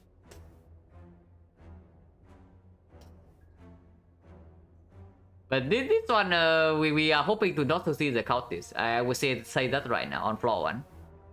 We are definitely hoping not to see the cultist. So the Jaguar maybe we can brute force with these cards. But the cultist kind of reckless, so hopefully no cultist today. And then we start here, yeah? The deck's not strong enough to detect this. So the path is definitely here into this city. Probably want the potential advance over here. I don't really care too much about early question marks in this deck because we are also not going to the shop. And if we don't go to the shop, then go from question mark also doesn't play. I'll probably just take the fights. So start here and go this way. Take 4 fights. 5 fights with our first elite is like slightly weird without regarding potions. But it's probably fine. It's probably fine. Okay, not the cultist. No, not the cultist. So we survive for another day.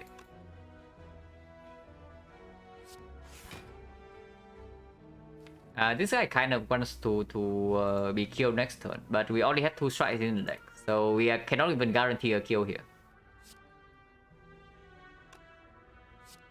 It's always like this.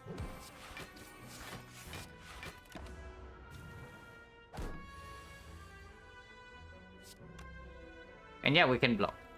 But we have to actually draw this garbage this turn. If we draw to any of these, we take 0 damage here. I mean, we are still taking 0 damage. What am I even talking about? I set it up so that 1 strike will kill this. Yeah, what am I even talking about?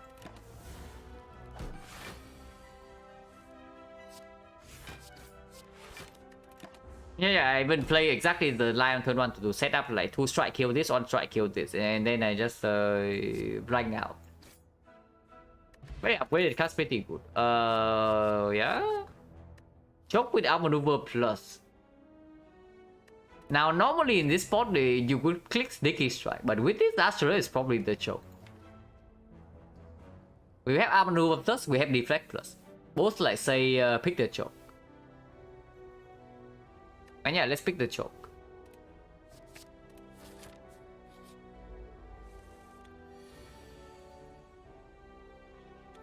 Sticky, yeah, Sticky is the better card in vacuum, but in our deck choke is probably outperforming. This turn is basically the same.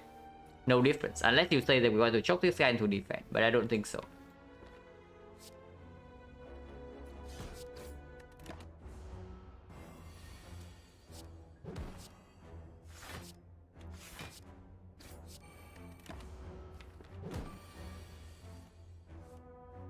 Yeah, 6 energy, amazing. But Dodge and Roll Plus is like mega performing, at least. Wow, Acro, where were you last run? I mean, it's still good this run. We have like outmaneuver plus. And deflect plus, so it already plays. It's not an attack though, so and no potion. So hopefully we get something to not die to the freaking knob here. And yeah, Acro would also pick work nicely with the sticky that we just skip. Yeah, go from question mark complete garbage. We are not going this way, so absolutely not taking this.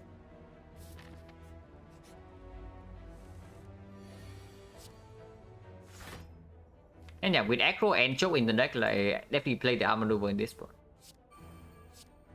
And I want 6 damage. And yeah, like look at this.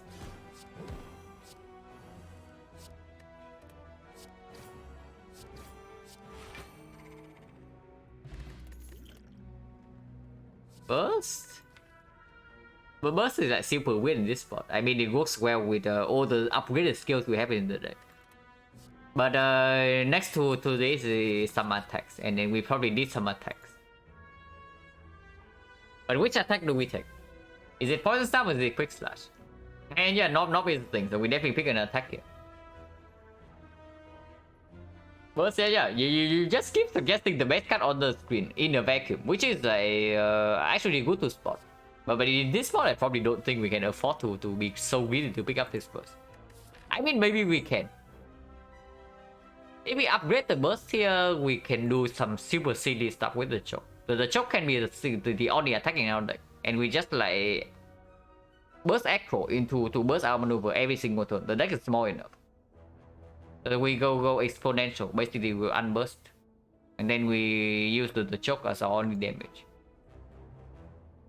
That's also a potential line to play. And it's not wicked though. It's not wicked though if it lines up. If we brick though, the knob is like murdering us in 3 turns. So I don't know. Do we want to do that? If it works out, it's really cool. If it works out, it's like really strong, and then also like looks a lot cooler than picking an attack here. In this one, I think the pick is probably the Quick Slash, but because it works well with the energy potion and also the armor maneuver. And decent upgrade target as well, as if we don't see anything here or here. We upgrade Choke and then we upgrade Quick Slash, and then hopefully the deck is ready for the knob. But the burst is the cool pick. But burst is the cool pick right here. I would say that it's probably the most fun pick out of these. I don't know if it's correct. It probably isn't. But it's the most fun if it works out. But no fun allowed today. On this stream, so we're picking Quick Slash.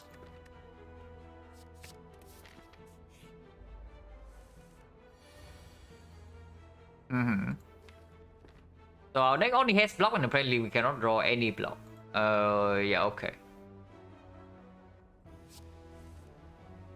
Okay, at least some block.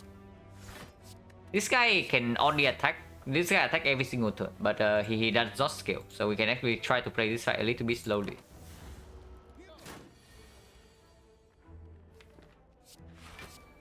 Wow, energy next turn for our 2 defense and unneutralize. Amazing. I don't know, maybe we draw into Acro or Quick Slash right here. Yeah, never mind. Actually, would be nice here. Man, Skewer would be pretty sick. Okay. I'm gonna line me up with Choke next turn, so we are like popping off.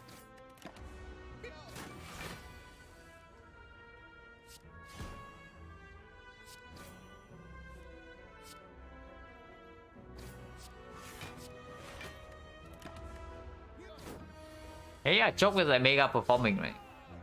At least whenever it lines up with the thing. These guys probably not interested. I mean, Cloak Dagger with a Choke, yeah, cool. Choke deck. If we Cloak Dagger, we upgrade it and then we choke our enemies to death. Probably not. I think we skip here. And just upgrade this card and then this card. Because the more cards we add into the deck, the less likely this combo also lines up. And again, this is a skill for before the freaking knob. If the boss is not Guardian, then maybe Infinite Base is a thing. But unfortunately, it's Guardian.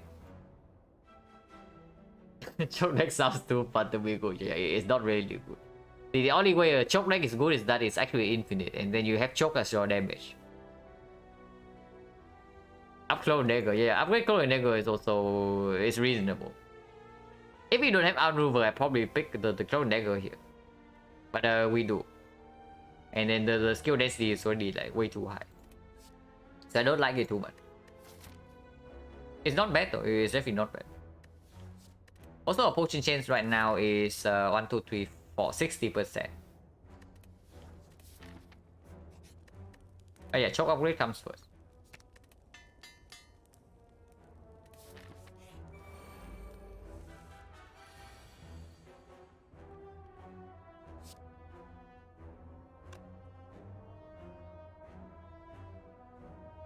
Uh, 11 we go to, we take 7 if we do this. If we do the other line, we take only 5.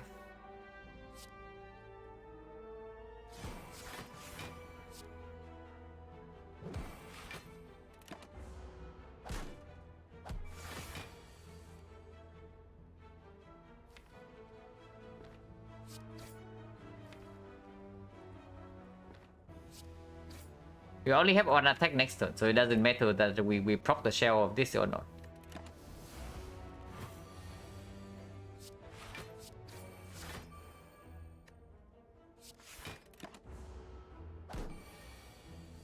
And this deck's so awful with the knob. Every liner, oh my god, this deck is actually good against the knob now. Bouncing Flash, man, Bouncing Flash is also so bad in this spot. If anything, we pick Poison Staff. Because Poison Staff is actually a decent attack with the leg cycle also decent against Guardian. Also sweep an artifact for the sentry so that we can actually choke them. And yeah, it's way better than Clone Dagger into the knob. It's like okay. It's not that good. It's probably okay to pick up.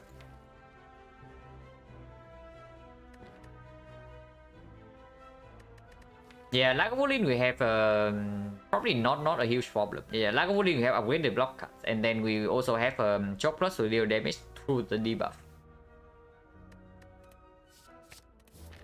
And yeah, upgrade the quick slash. It's still the quick slash. It plays better with this combo.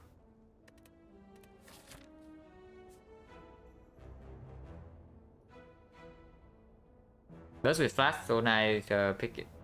I don't know, we probably don't have the energy to support it. Unless you say that our maneuver lines up. But if our maneuver lines up, then this combo is probably just stronger, right? Because Lagavulin is probably not a fight we are like super worried about right now, it's still not.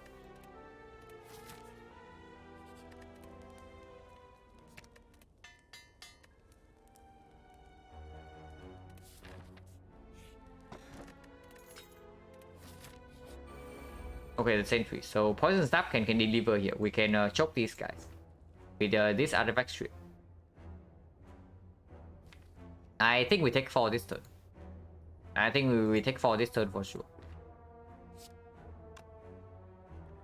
It's 18 damage and then we still don't have energy. So this is 17. Maybe it lines up with this. So maybe it's like 22. 22 plus this is 28. 28 plus 12 plus 6. So we can actually target this guy. But if this is only 17 and it is 23. 23 plus 18 is... Yeah, you guessed it. We are on off from killing this. If the choke only procs for 1 card. But I guess we get energy potion if that's the case. Or we can also just draw to the choke right now, which would be pretty bad. But we hit this guy.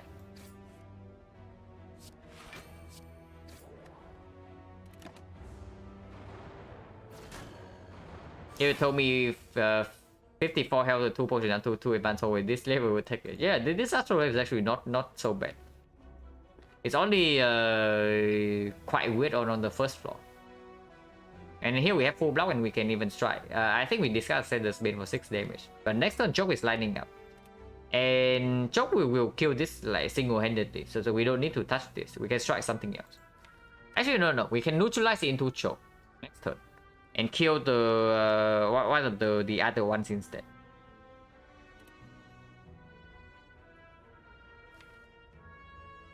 Okay, so we have 6 energy next turn, yeah? 1, 2, 3, 4, 5, 6, kind of. If we bottom deck the Choke. If not, we can play everything. So let's say we choke the middle one, what happens? We neutralize and choke this.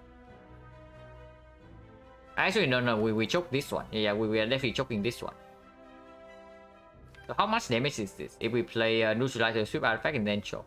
And then play 1, 2, 3, 4 cards. So this is dealing 32 damage.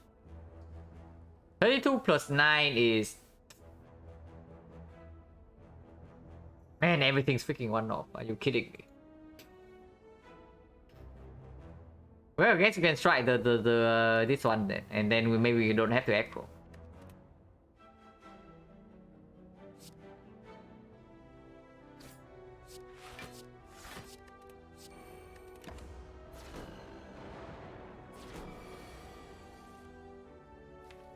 Okay, I guess we have to aggro, but it doesn't matter. We get to play all our cards.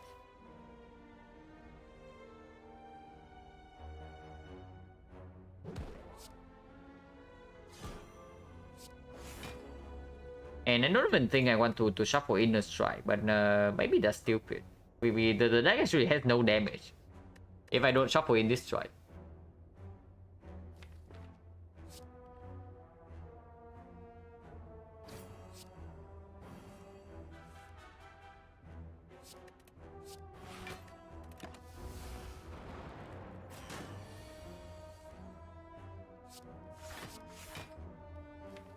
So can shoot artifact and also can deploy poison here, which also makes it vulnerable to the choke. It's probably a good idea.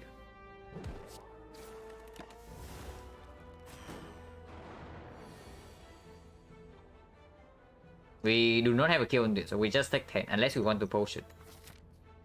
And potion chance right now is 50%. So it's not a terrible idea to potion in this spot. Probably fine. We have like 3 more fights to refill potion before the second AD.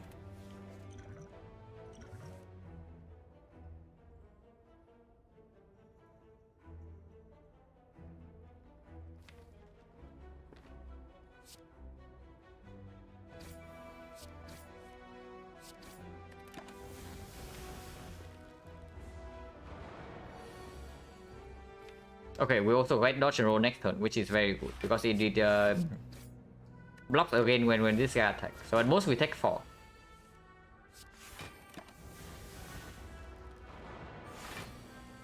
And yeah, we don't even take 4.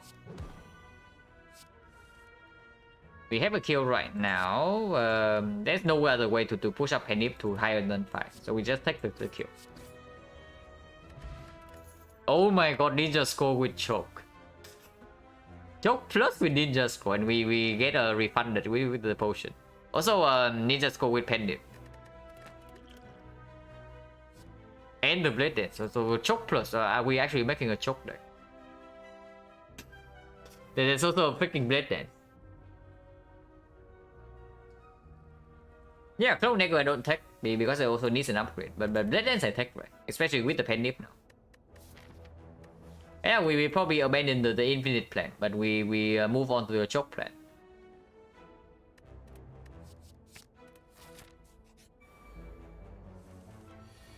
Oh my god, this guy is like so freaking dead. We cannot set up Penny for the next fight though if we do that. Whatever, who cares about Penny? We just kill. Do we even have a kill? Okay, so if we play 3 attacks after this, it deals 27. So we have to break this thing. We have to break Penny. And if we break Penny, we always kill. We nip the quick slash.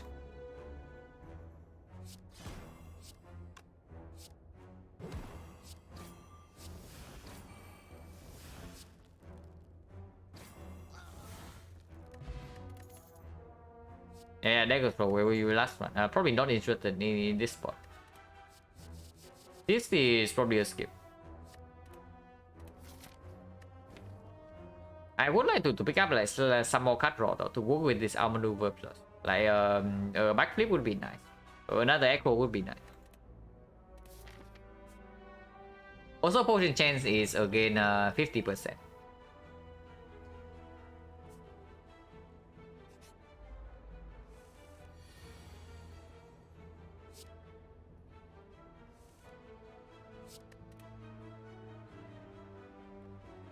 We can choke this guy here, but we probably should not. We should probably just block. Unless you tell me the choke is a kill, but I don't think so in this spot. Okay, 1, 2, 3, 4, 5 only, so it's 37. 37 plus 12 is 40. Wait, it's actually a kill. Man, choke is so strong. It's actually a kill. It's exactly so, if I'm not wrong. We calculate again. So we play 1, 2, 3, 4, 5 cards. So this is 37. 37 plus 12 is 49. 49 plus 3 is 52. It's exactly 2. And Penny goes to 2-5, which is okay.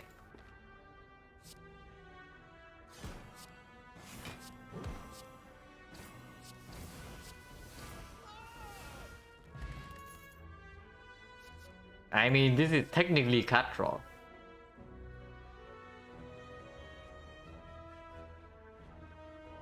This is technically cut draw, and we can upgrade it. Right now, we don't really have real upgrades.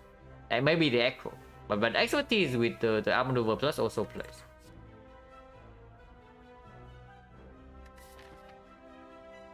We are still potentially facing the north though. Let's not forget about that.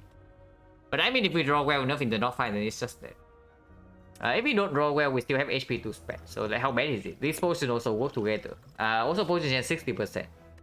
So even if we had to throw 2 potions in this fight, it's like okay. I want to pick the expertise. It sounds fun.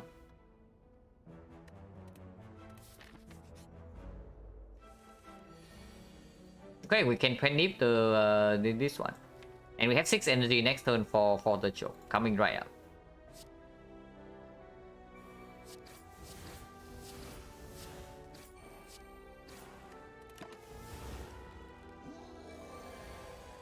Yeah, for this turn. Oh my god, we are like this draw is so garbage. This draw is really a complete crap.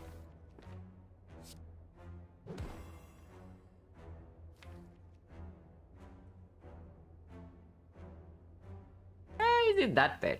We can draw 1 card, and then next turn we have guarantee choke red deck.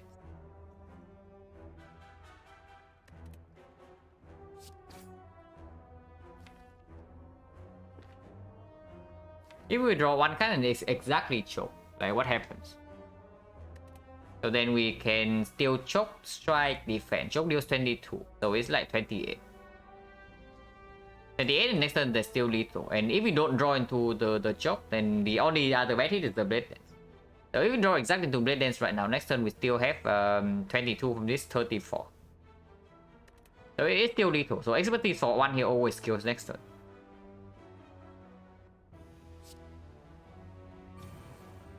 Yeah, it's exactly the choke.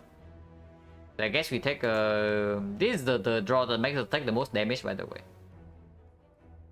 Next turn we have like 24 guarantee. So I guess we can defend twice.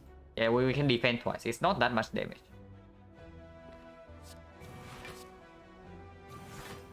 It's only 2.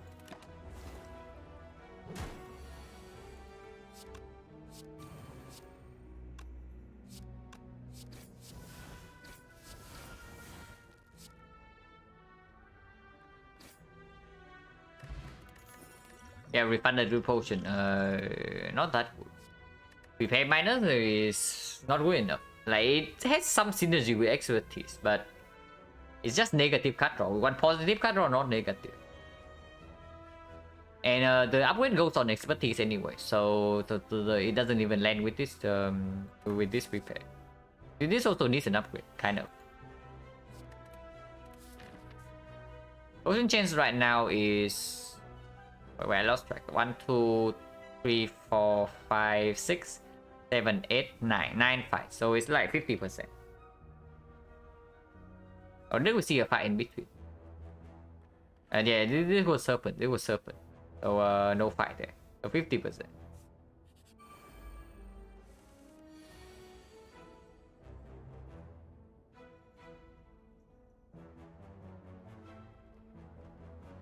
How much damage do we need to deal here? 26. And this is 15. So it's 27. Which is fine.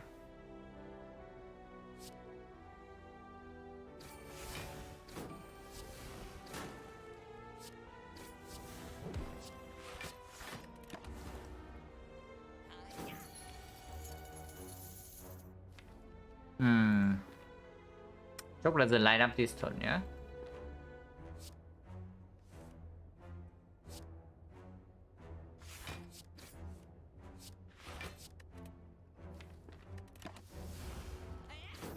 Oh my god, he's running away.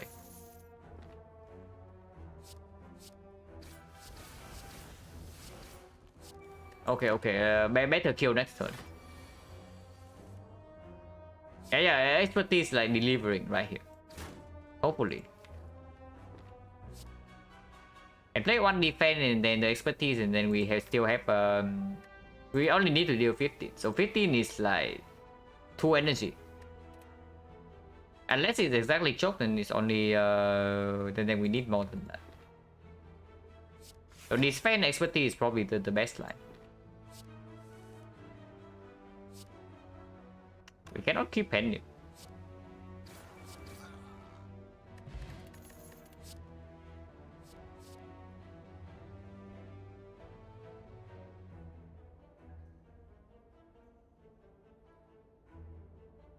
Do I carry any particular skills that would you make me better in this game? It's just the...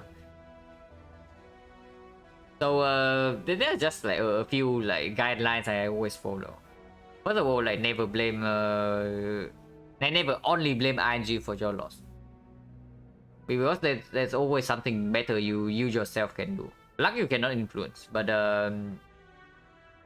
you can try to make yourself better. And I don't care about the luck. I know it's like easy to say, hard to do, but honestly, it just comes down to that. Just ignore the any bad luck that you can have, and assume that your luck is average, and then that probably works out in the end. And then so be critical of yourself and try to improve. That's basically it. The mindset I have.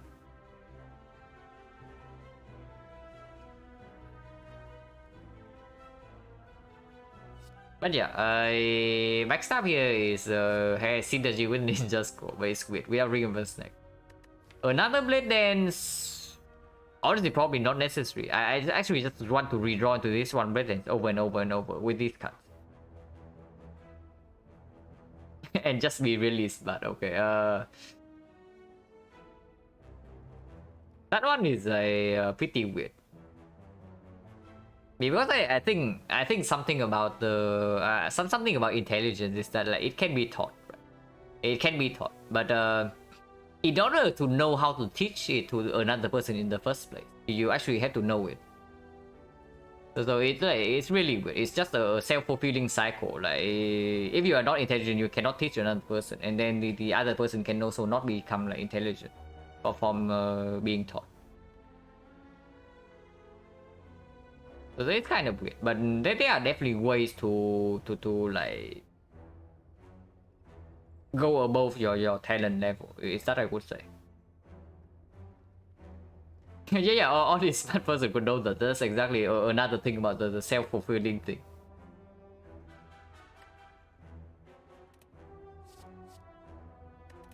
But yeah, Power Potion is probably much better than this. We might even use Power Potion in the Guardian fight, depending on what happens, but hopefully not. And yeah, expertise upgrade.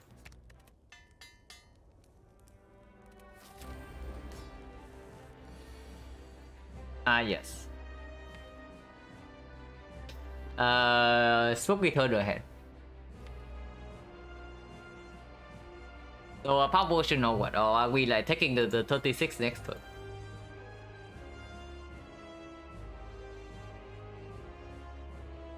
I mean, it's not 36. We have 6 blocks, so at most it's like 30. But this hand pretty complete garbage. I can tell you that this hand. Okay, so maybe power potion. Power potion is not useful in actual hallway fights anyway. Infinite Blade works well as a shock, but afterwards it's like complete garbage. The Nautilus Field deals up a little bit of damage over time, but it doesn't help us immediately next turn. So none of these bail us out of next turn. It doesn't also give us block. Wait, what the hell is happening? I'll time you out for 1 second without maybe unless you can elaborate like what you are doing here.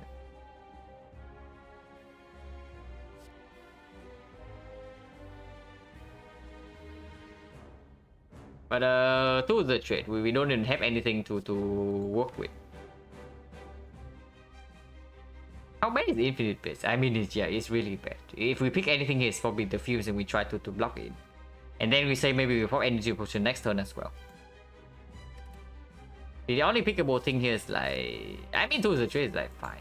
If we say that we commit to the Fuse. When we commit the Energy Potion next turn to split, and then the trade improves the draw consistency. Cycle back into this back faster. How much damage do we have anyway? Like 90 and next time we need to deal 40. And 40 is so much. Even with this we have 5 energy with the choke. So choke blade dance. Let's assume this doesn't line up. So let's say we play choke and then 3 other cards. So this deals 27. We need 3 other cards to deal 13 damage. It's actually very doable with energy pot.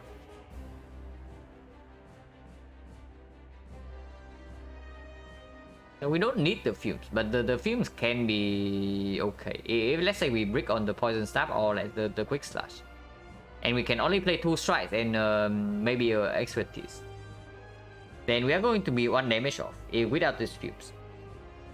With the fumes, the damage in this side is completely solved, so we basically just need to block. But saying just need to block is probably easier said than done.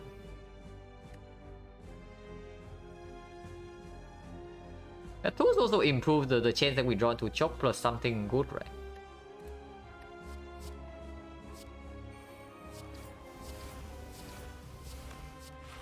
And maybe we can just block next turn if we draw into neutralize.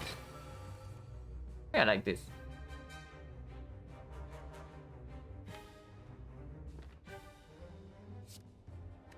But we have Blade Dance in hand right now, so the moment we draw into the choke, we actually have something going on with the energy pot. So we actually never need this strike. Yeah, we never need this strike.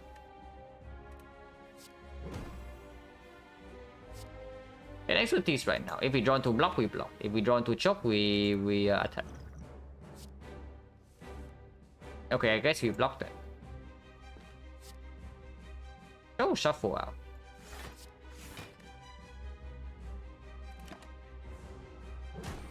Because this potion is strong. This potion is actually strong, which is why I don't want to use this right now. Hopefully it's not a terrible mistake.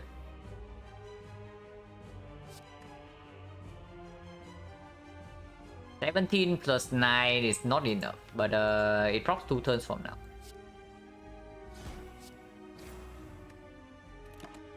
Yeah, guaranteed to block this turn, so vulnerable doesn't matter that much. And we get dodge and roll block for next turn. We have also drawn into some attacks.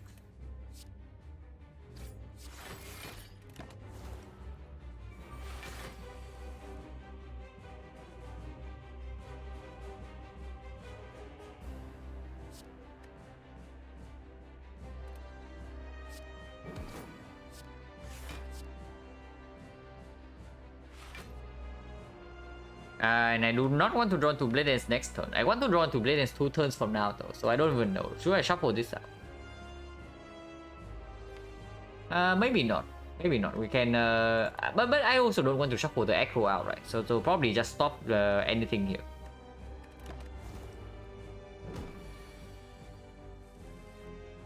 Man, it lines up, but on the wrong turn. This is not the turn for it. Or are you saying that we should choke this anyway and take 5 damage?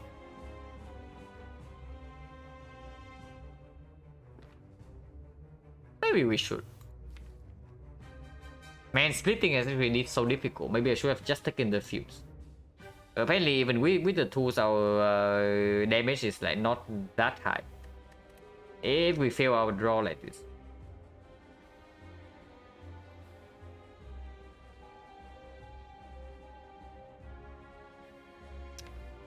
This fight is troublesome then. But I guess we have Penip coming next turn, hopefully for like quick slash first. The poison is not stacking up and choke never lines up. So the splitting in the next cycle is going to be difficult.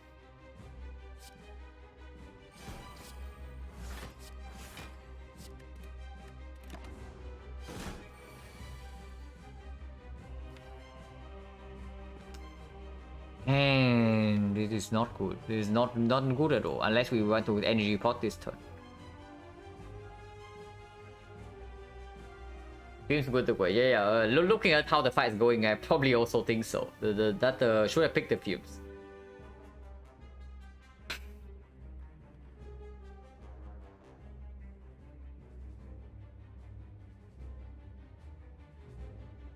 Oh, does that go ahead 2 cards in hand, 0 in draw? Does it matter play them regarding shuffle? I was thinking of playing aggro on that turn.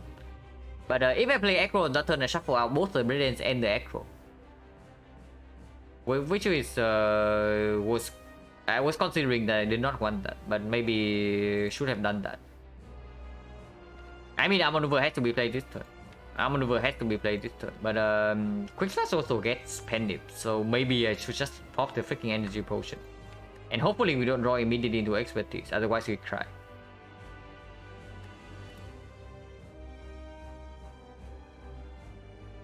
So 1, 2, 3, 4, 5. So we can discard poison stuff.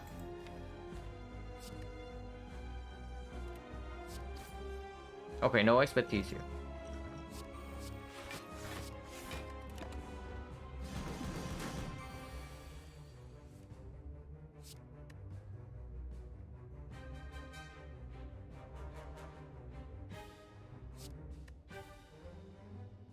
Actually, if we split this turn, then should probably keep the dodge and roll.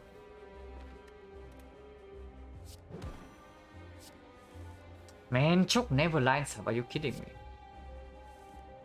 Choke actually doesn't line up. But I guess we have choke next turn with 6 energy again, so we can do that.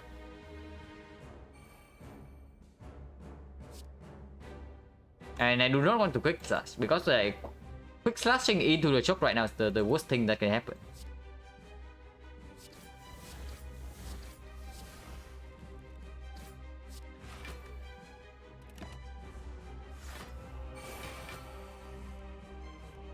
Okay, choke blade is lines up at least. So this turn the big damage turn.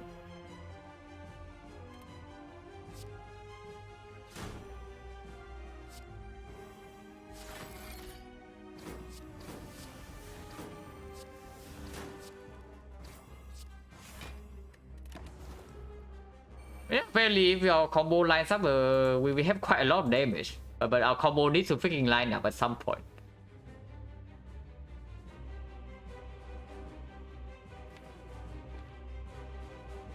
Probably never playing neutralize this spot.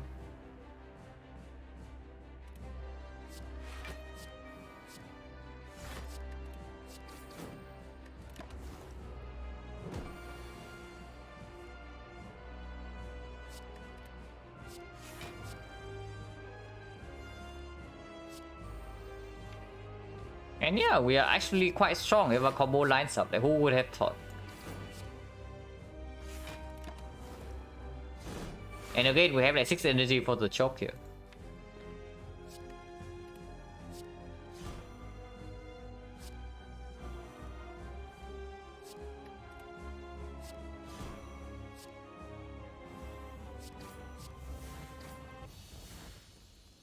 Man, we actually ended up spending 2 potions, even though you saw what happens when the draw lines up a little bit, right?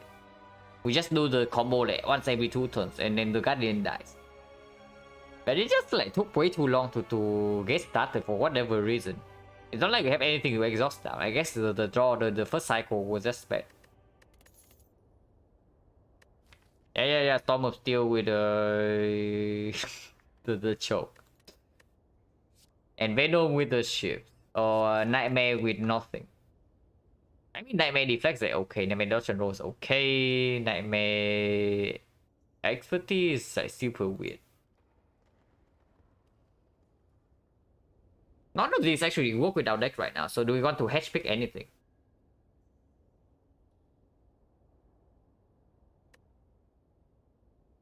Because we are also not on 4 energy.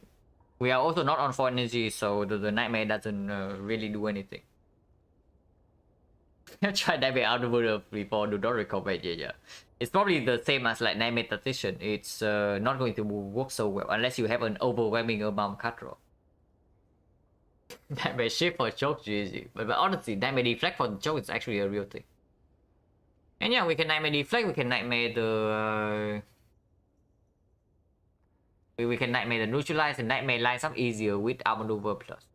It basically means that we have energy to play Nightmare, even on 3 base energy, sometimes.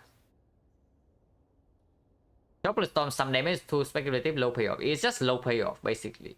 It does have some slight synergy with like expertise, but if we pick up like Storm for the choke, might as well pick up a second Blade Dance, right? We already skip a second Blade Dance. So no reason to pick up like a straight up worst Blade Dance. And Envenom just doesn't deal any meaningful damage in this deck. Okay with AoE fights. Right now, I don't know. We probably kill the enemies one by one. So the Slavers fight, we probably try to burst one of them down turn 1 with the Pendim Ninja Scroll. And Gremlin Leader is like slightly weird as always, but it's not like any of these will help us with that. Yeah, this like currently the plan against AoE fight is just like killing them one by one. Well, basically. I mean, I don't like this at all. Like, I do not like any of these. I don't think any of this makes me stronger immediately and also doesn't open up anything interesting later on. If anything, it's Nightmare, but that's just because Nightmare is a high ceiling card in a vacuum, not because it's good here. It's like complete garbage here, if anything, because it only plays after the turn where we play Outmaneuver. And after the turn we play Outmaneuver, we actually just want to draw into the choke, and not anything else. We don't even want to pay energy for the Nightmare. Probably just a skip. I mean, eventually we also need to figure out how to block with this deck, but Nightmare deflects that one thing. Probably not.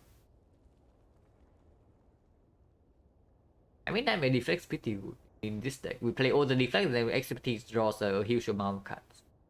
It also has synergy with the expertise and the choke, where we can get the Nightmare to line up. Nightmare take probably. Is this really true? Or on 3 base energy? Because right now I see that the Nightmare is just going to brick us in like basically every fight until we upgrade it, and then it still bricks us. We don't have a wallet plans or anything, you know.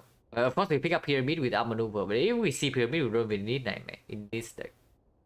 That's the problem. Like, when does the Nightmare ever perform in this deck right now in deck 2? Because I do not see any scenario until like maybe the boss fight. I don't like it at all.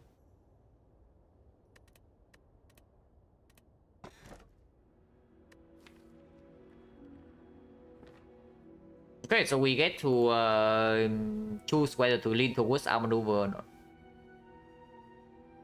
If we want to heavily lean towards Outmaneuver, we pick up the cage here.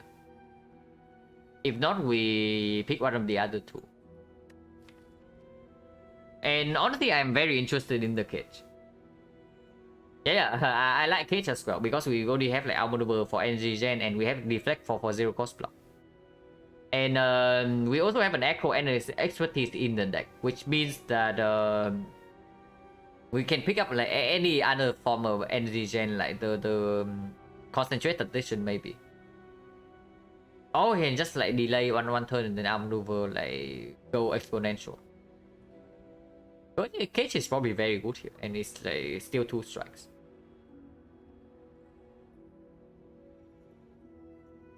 Look at some kind of poison deck, don't know defense looks open. Yeah, this is open right now for sure. We can still scale in a lot of directions. We can even go infinite. Especially if we take the cage here. And I think I do. I like the cage the most in this spot. Because it also increases the chance that we draw choke on turn 1, you know, to line up with the ninja scroll. And 2 strikes. Yeah, probably 2 strike. Okay, we got hard counter by the boss. This guy needs to this guy has like 3 layers of artifacts, so the choke doesn't line up that quickly. But at least we pick up poison stuff exactly for that. We got hard counter by the boss. Also no early shock. Oh my god, we have 400 gold and there's no early shock. The only way we make it to the shop without taking an elite is that we go for the 1 elite part, and that is also bad. Man, this part is like so bad as well. But not passing for this shop is unacceptable. Unfortunately, this part is also complete garbage. Like the ideal way is to go here and then decide whether we can take the elite or not. But the big problem with that is that we pass through. If we choose to not to do this right, we are going to 2 advanced hallway fight, and then that's also not good. Fight burning elite, yeah. You really want to do this part? This part is like the optimistic part. This is the extremely optimistic part, where you say that we do every fight here 0 damage taken, and then we stop this burning elite and go infinite. But probably not. Honestly, I can see going left though, but not to the burning elite. Unfortunately, there's no shop here other than before the burning elite, so left part doesn't happen. We need to go to the shop. The shop is the top priority, and there's only 1 shop here, so we go here.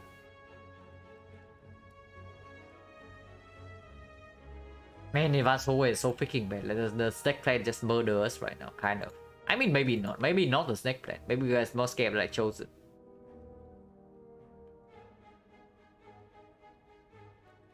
What if the shop has got for you think we survive until the shop if we take the left part? Now that is also like quite optimistic. You think we survive like without spending our gold on this part? But honestly, 1 elite is like fine. We are extremely ahead on removes, and we are a few cards away from being like super strong. So we don't even need a lot of relics to win this run. But we can probably try for this. Like, how bad is the advanced hallway really? Yeah, pretty freaking bad. Like avocado mushroom, like murderers. The chosen +1 also murderers.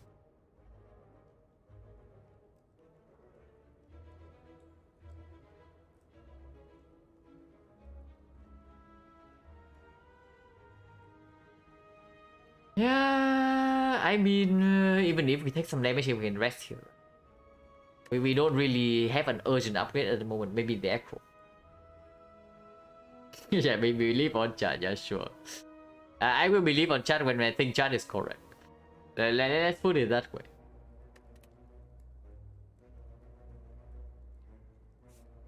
Right now, I don't even know whether we can take an advanced hallway or not. Another advanced hallway or not. And you suggest that we take 2 elites before the shop. Blade Dance's good upgrade. Yeah, it's good upgrade, but it's not necessary. Basically, whenever the Blade Dance upgrade performs, then we have already gotten a good turn. Because that means the choke lines up. Again, resting, how bad is it? And we get 2 more upgrades before the daily. Okay, it's not that bad. So I wanted to commit to this part in case we can get an elite.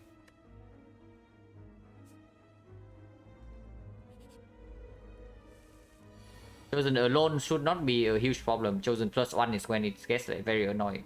Unfortunately, choke also doesn't line up, and Penny also gets broken.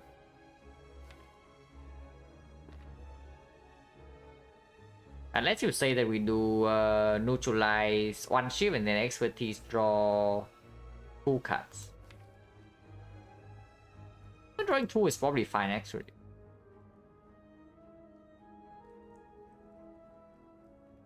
See, what do you mean? Good turns already good, so more important focus on making more of them. Yeah, exactly. And also like improving your deck consistency also makes the bad turns slightly better, you know, on average. Drawing 2 is fine.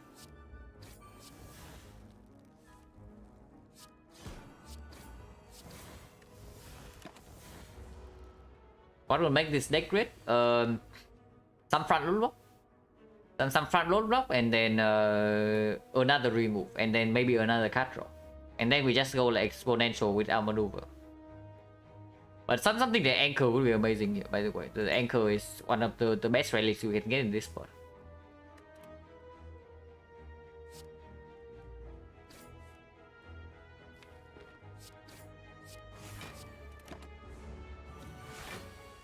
Yeah, 24. Yeah, cool. Chosen. We want to aggro, right? Tactician would be nice. Yeah, Tactician would be nice if we get another aggro. With the only one aggro in the deck is like, it's okay, but it's not that good. But yeah, we were getting like kind of wrecked by the easy hallway fight chosen here. And you want to go to multiple advanced hallways into 2 elites. Yeah, cool. So now, seeing this fight, I only think that maybe this is just straight up mistake. But we'll see.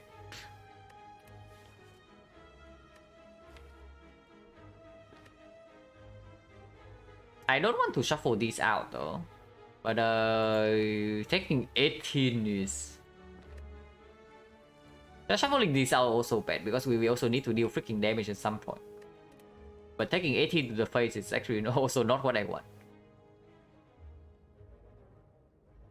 I will click enter instead of the deck by accident. No, but it definitely can happen someday because I have misclick cards in the library before. If I can misclick cards in the library, then anything can happen. Probably poison stab into aggro, yeah. Probably poison stab into aggro.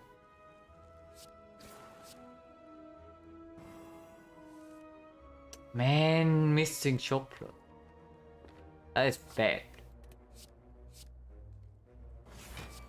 But maybe we can cycle back into it, and then maybe this guy also decides to not attack too hard.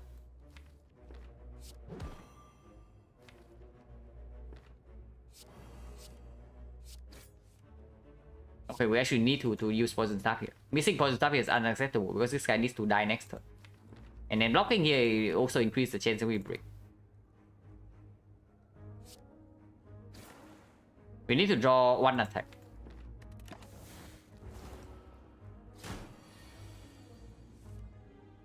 Yeah, okay. And you tell me you want to take the advanced away and 2 elite. Without the shot. We are freaking dying on floor 2 here. Do we do 100? No, we don't do 100. We do 52. And this is the last one. I mean, maybe this one ends soon because apparently Chosen just like completely screw us up. Football is like okay. If we want to scale for the automatons, like scale our defense, and then this is one of the things. But yeah, you want to go left. You see what happens on the first floor, right? And you want to go left. On the boss reward, the Kursky Slaver's Collar, and then Cage. So the Cage, the empty optimistic pick with a potential really very strong. Unfortunately, we meet the Chosen on the first floor. So Chosen's pretty bad for this. Predator might be better on 3 energy. The Predator is only better after our maneuver is down. And then after we can get the our maneuver chain going, then we are only fine.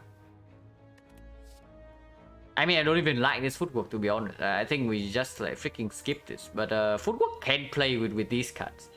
That's the main problem. Like Deflect Plus, without these cards, I would never even consider footwork in this spot. But yeah, I say that we need front load block, and Deflect Plus is like that. And then Dodge and Roll Plus also so mega play with footwork. It's probably pickable. It also gets out of the deck in case we go infinite.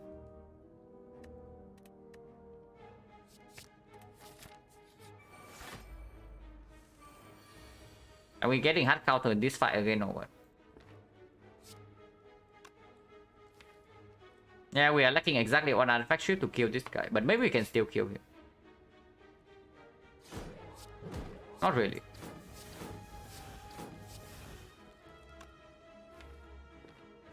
Oh yeah, we are taking damage again here, probably. Oh my god, we are definitely taking damage. We might even be dead on this floor. Okay, apparently even with this many card removes, we cannot rely on the draw suit lineup.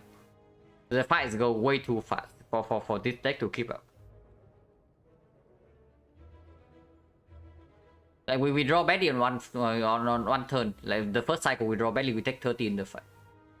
Apparently that's what's happening. But yeah, we might be dead here. So forget the elite, we cannot even make it to the shop. Australian Brothers is supposed to be fun, right? Honestly, this deck is fun. This deck is fun once it gets online. Unfortunately, it's like not quite online yet. We need like a few more floors and also an early shop. And also we just like completely brick on our draws, even with 1 defense and all strikes remove. But basically 4 strike remove and 1 defense remove, and we are still bricking. With expertise plus as well, by the way. It's not like we don't have card draw.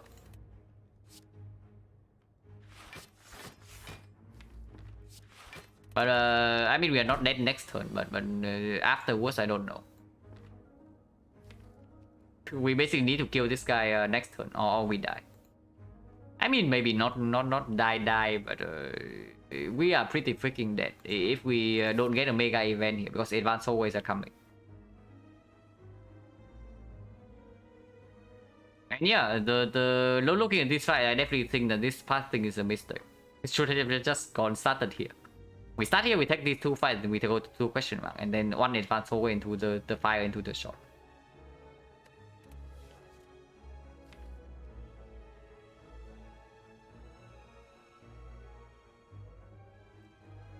Probably cannot deploy arm maneuver this turn, right? Ever.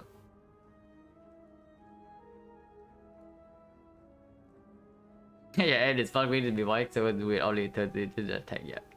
The same can also happen for the champ. Like you pick up spot weakness, you think you have scaling for the champ, and then spot weakness level lines up, and then you die. The classic like spot weakness problem. 3 energy going to 4 fights is a bit ambitious. Yeah, but sometimes like if we draw choke on turn 1, not on this fight. If we draw choke on turn 1 against the chosen, for example, we just like murder the chosen with pen nip and ninja scroll. But yeah, the one fight we draw choke on turn 1 is the fight where choke cannot kill, because the debuff is blocked. So things have been going wrong for sure. And yeah, the burst we stop. The burst we have like ninja scroll, so we just down the burst immediately, and then Blade Dance also downs another burst. Choke kills 1 burst outright. So the burst we don't care about. The teams we probably also don't care about. Like you saw what happened in the Act 1 advanced hallways. We easily kill a team on turn 1 with this deck. So teams we are fine, and then burst we are fine. Avocado maybe we suffer on turn 1, but afterwards we are fine. But chosen and into baseball is probably the worst combination we get for easy hallway fights. But yeah, it can happen, and it happened, and also we break on draws in both fights. So this is what we are facing now. So yeah, I guess footwork, dodge and roll Blade Dance. It's 12 here, 24 next turn with the quick slash, so it's like 36. We need 14 more from somewhere. But 14 we can get with like poison stab and 1 attack. Also these blocks are a little bit.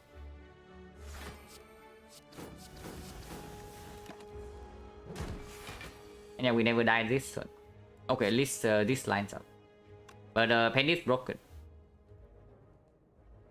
Wait. No. Penny is broken. We cannot kill this if we don't kill right now.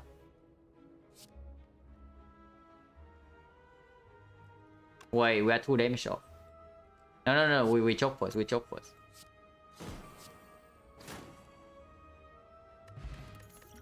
Yeah, fear potion.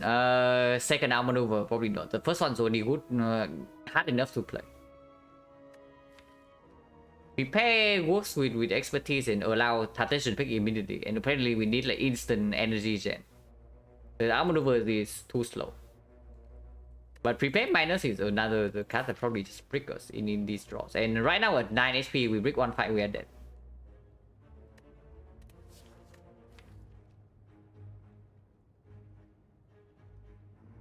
But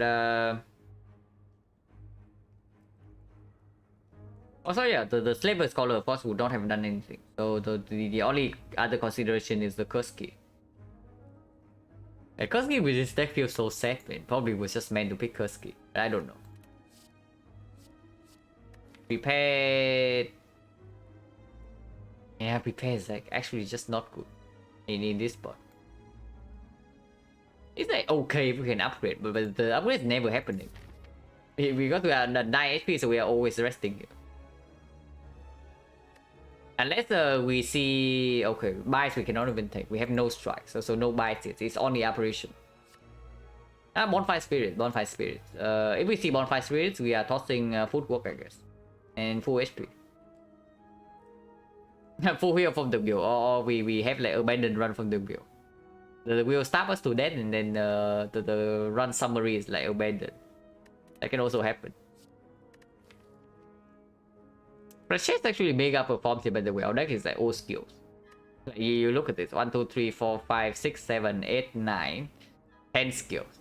10 skills in an 18 card deck with 2 exhaust. So it's actually like 10 out of 16. Unfortunately, it's unupgraded. Honestly, if the Flash is upgraded, I probably pick it right here. But it's not.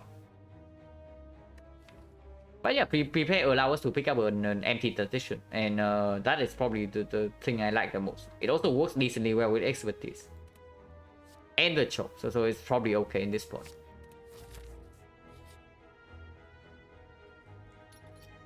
Well, we have another card remove. And bye-bye to strike, I guess. Okay, so 9 HP into 2 advanced wave fights. Like, deck plan. Yeah, it's deck plan. We dare on turn 1 or what? We block for 14, so right now we are dead on turn 1, unless we can kill.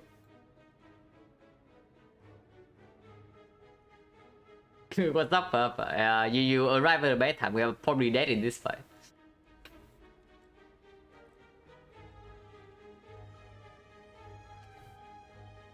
Yeah, okay, this blocks for 15 only. Yeah, 15 blocks is not enough. We die by exactly, okay. Really now, we die exactly. Is there any way anything can line up? It has to be expertise into deflect, right? That's the only line that maybe survive this turn. Or neutralize, okay. Neutralize or deflect can save. Do we not play footwork then? It's probably stupid, right? If we don't play footwork, even if we don't die this turn, we just die like afterwards. Because yeah, damage is not now. We do not play choke this turn. Yeah, draw deflect is the only way we survive this turn. I'm just thinking which other cards to play. It's probably footwork, dodge and roll, and then expertise. Actually, no. Then we don't play the defense. So yeah, it has to line up with the thing. That's neutralize save. Neutralize goes to a block 6 is block 7, so it doesn't even save. Do we not play dodge and roll then? Hoping for like maybe survivor, other stuff. Can we live with survivor neutralize? It actually goes to 19. So survivor neutralize will survive with footwork. The only other line is not deploying footwork, but not deploying footwork is probably also just losing.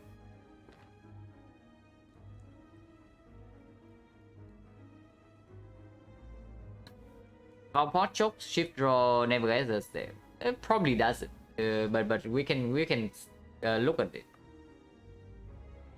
Because the expertise also doesn't draw into any attack that we can play. So maybe we can play 3 more cards afterwards. So best case scenario, we can play 1, 2, 3 here, 4 here. And then 5, 6, 7. So this will deal 35 damage from the choke effect, and then 18 damage here. So it's like 53. But 53 is nowhere near enough even with vulnerable, because yeah, this guy against malleable. So this deals no damage. And then the other cards we draw into are these. So we never have lethal this turn.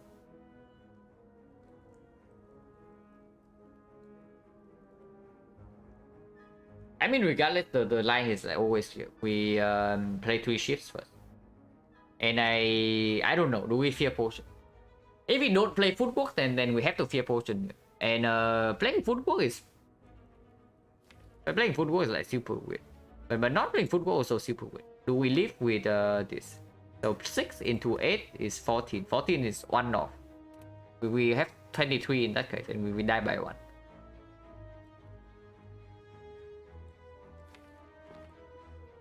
Also playing more cards just means that the expertise draws more, you know. So footwork, dodge and roll expertise draw 5 cards. So the chance that we draw into a card that safe is also higher.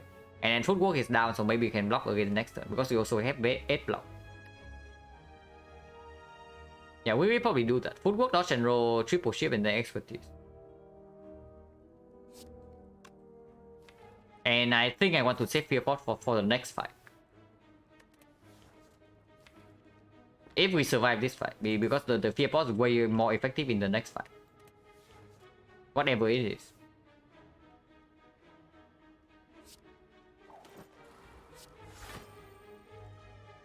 And yeah, we die exactly if I play the defense here. So we have to draw. Okay, no deflect, so we're just dead.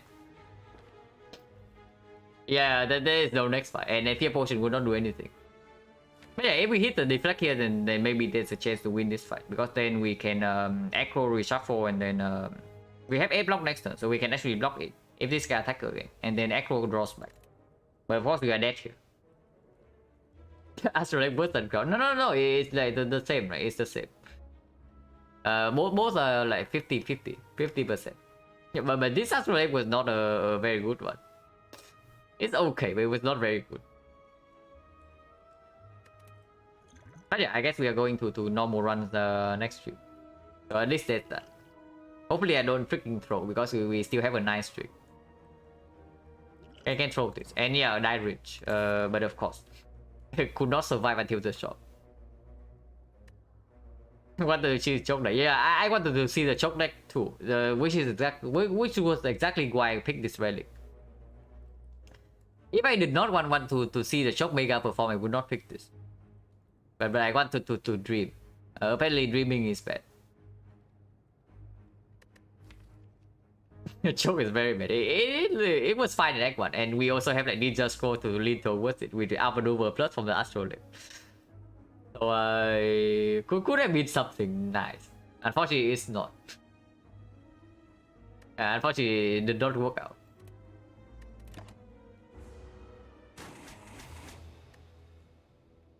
Even with the case, we'll draw too bad. Yeah, case and the lab as well, right?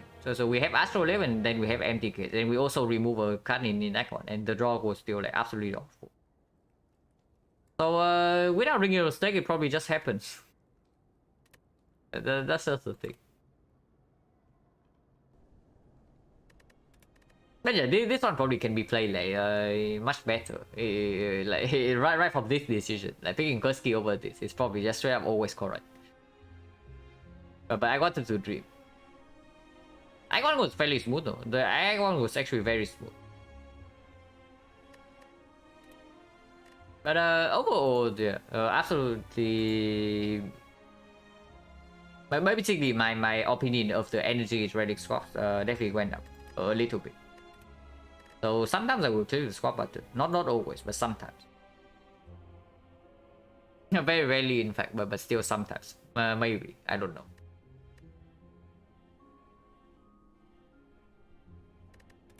But this one is like super set. This one's super set. This one's also super set. And this one is like could have been fun, but it was also turned out to be set. But man, this one would have been pretty sick if it wins. We play like the whole run so freaking well, and then the time meter just screw us. Like, this fight actually killed the run right here. Lost from Hotspot challenge, lost the 1-2 match. Yeah, I also hope that I learned a lot, and then good to know that it helps you. Because the goal of this thing is for me to better understand like boss swap on side. So hopefully the conclusions I draw from this set of game is like somewhat correct. If not, it's just basically a waste of time, and then it just makes my plays worse.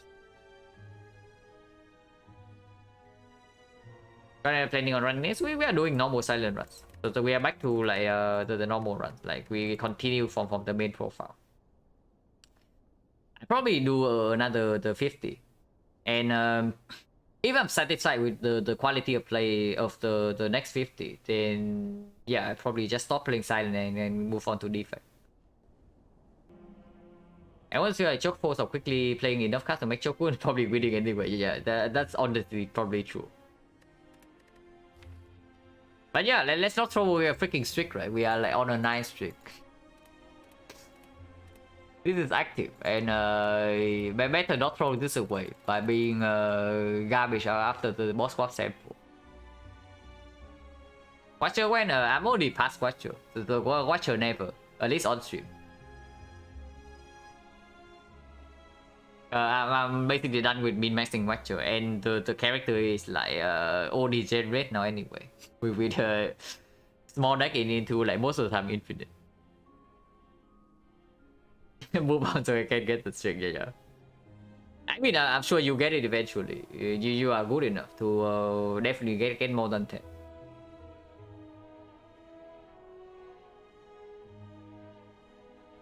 But yeah, normal runs next. Hopefully I don't get too rusty, because I have not played a single normal silent run in like... How long was this? This was last month, right? Yeah, so 1 month and a half. I have not played a normal silent run. It's all boss swap, so hopefully I don't get rusty. Should freaking be there already. Yeah. I saw what happened in the run you lost. In between like an 8 streak and a 9 streak. That was pretty sad.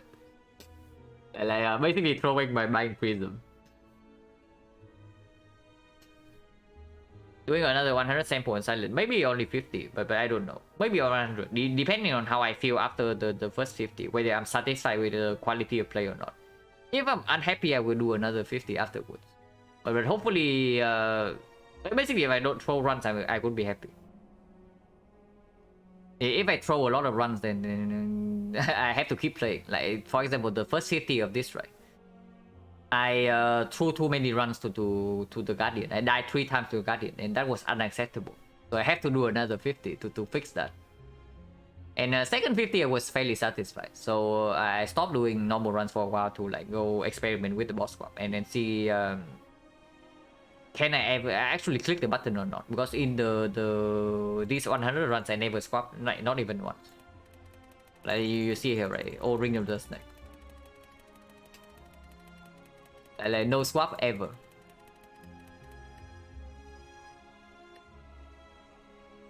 And yeah, silent is really fun, right? Once you like kind of realize like what is the nice thing about silent by understanding the character a little bit. I mean, even casually she's like really fun as well when you just throw away cards, like throw shifts at enemies and they die. So that's also really fun. But min-maxing silence is really fun for sure once you understand it to the early game.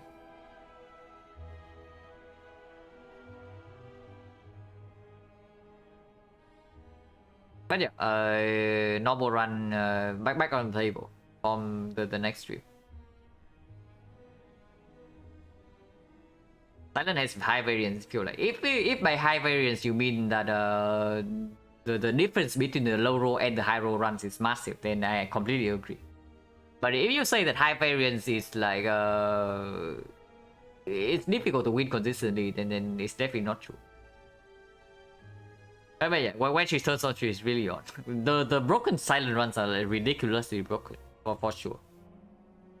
And then the miserable silent runs are also like super mega miserable. You don't even know like whether you can live like for 1 floor. Yeah, I can't tell you can getting lucky, but my runs I feel like always come together in the end. In the past, dying all the time in Act 1, Act 2, and Act 3 boss. But yeah, if you get a strong icon consistently, right, and you can convert that, then it's really consistent. And then I think you are definitely good enough to convert the decent runs right now. Not it doesn't even have to be good. The game just have to give you something, and I think you are good enough to convert. Now the garbage runs are also are always like super mega difficult. So those I also don't know how to like consistently convert those yet.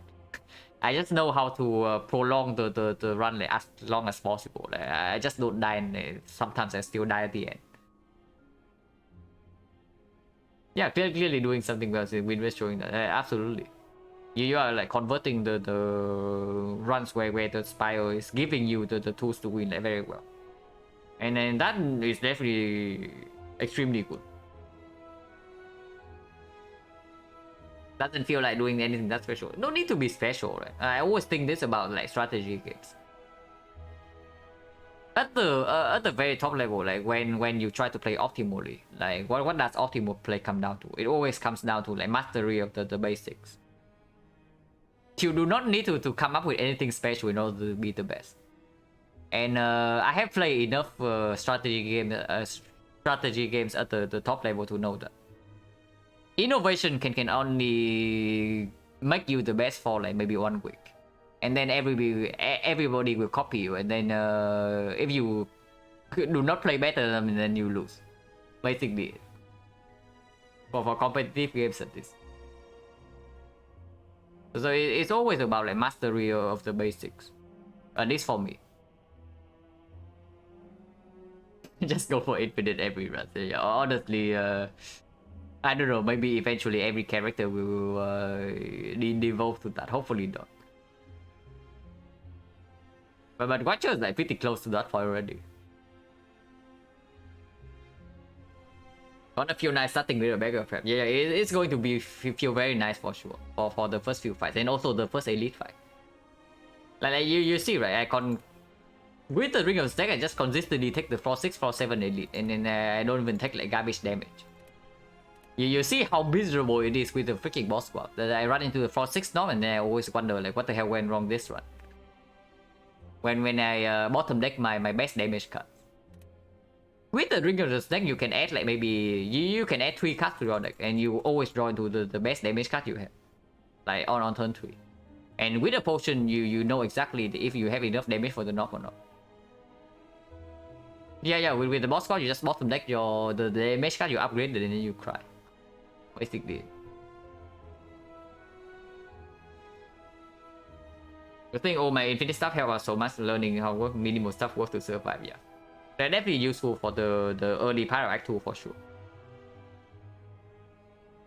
Silent could force infinite everyone, Papa will have power away. I mean, maybe Papa will come back to like infinite forcing or silent everyone like someday, who knows? Because honestly, after you get better at the game, right, you also like learn new things about the previous things that you are doing. Like maybe you suddenly realize that oh, I did some like complete garbage thing in the last time I forced infinite, and now you fix that one thing and suddenly infinite forcing becomes super consistent. It's just like potentially something like that.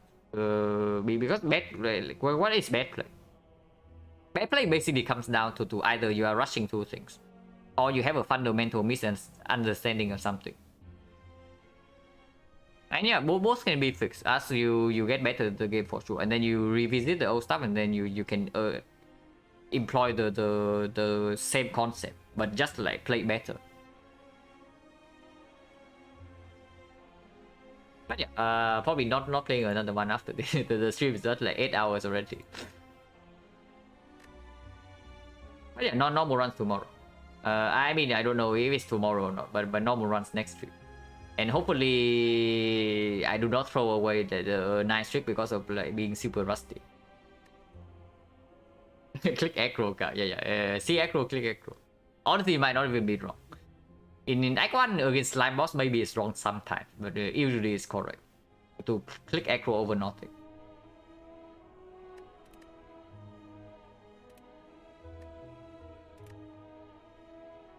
But yeah, this mod is not happening for the next few months. So if we die in Act 1, we are stuck with like Neo's Lemon and max HP. So hopefully that doesn't happen. In Act 1, I think it's even quite good. Honestly, I think Prepare is like slightly better than Echo in Act 1. But later on, like absolutely Echo is better. Because that's just because it doesn't demand an upgrade.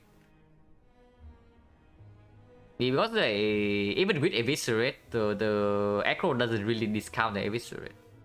The prepare is the real discount.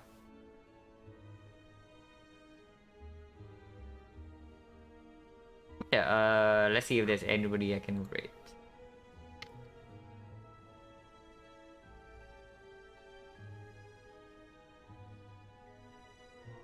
Okay, Mindy rated me, now he is live again, so I guess I'll send the rate back to him.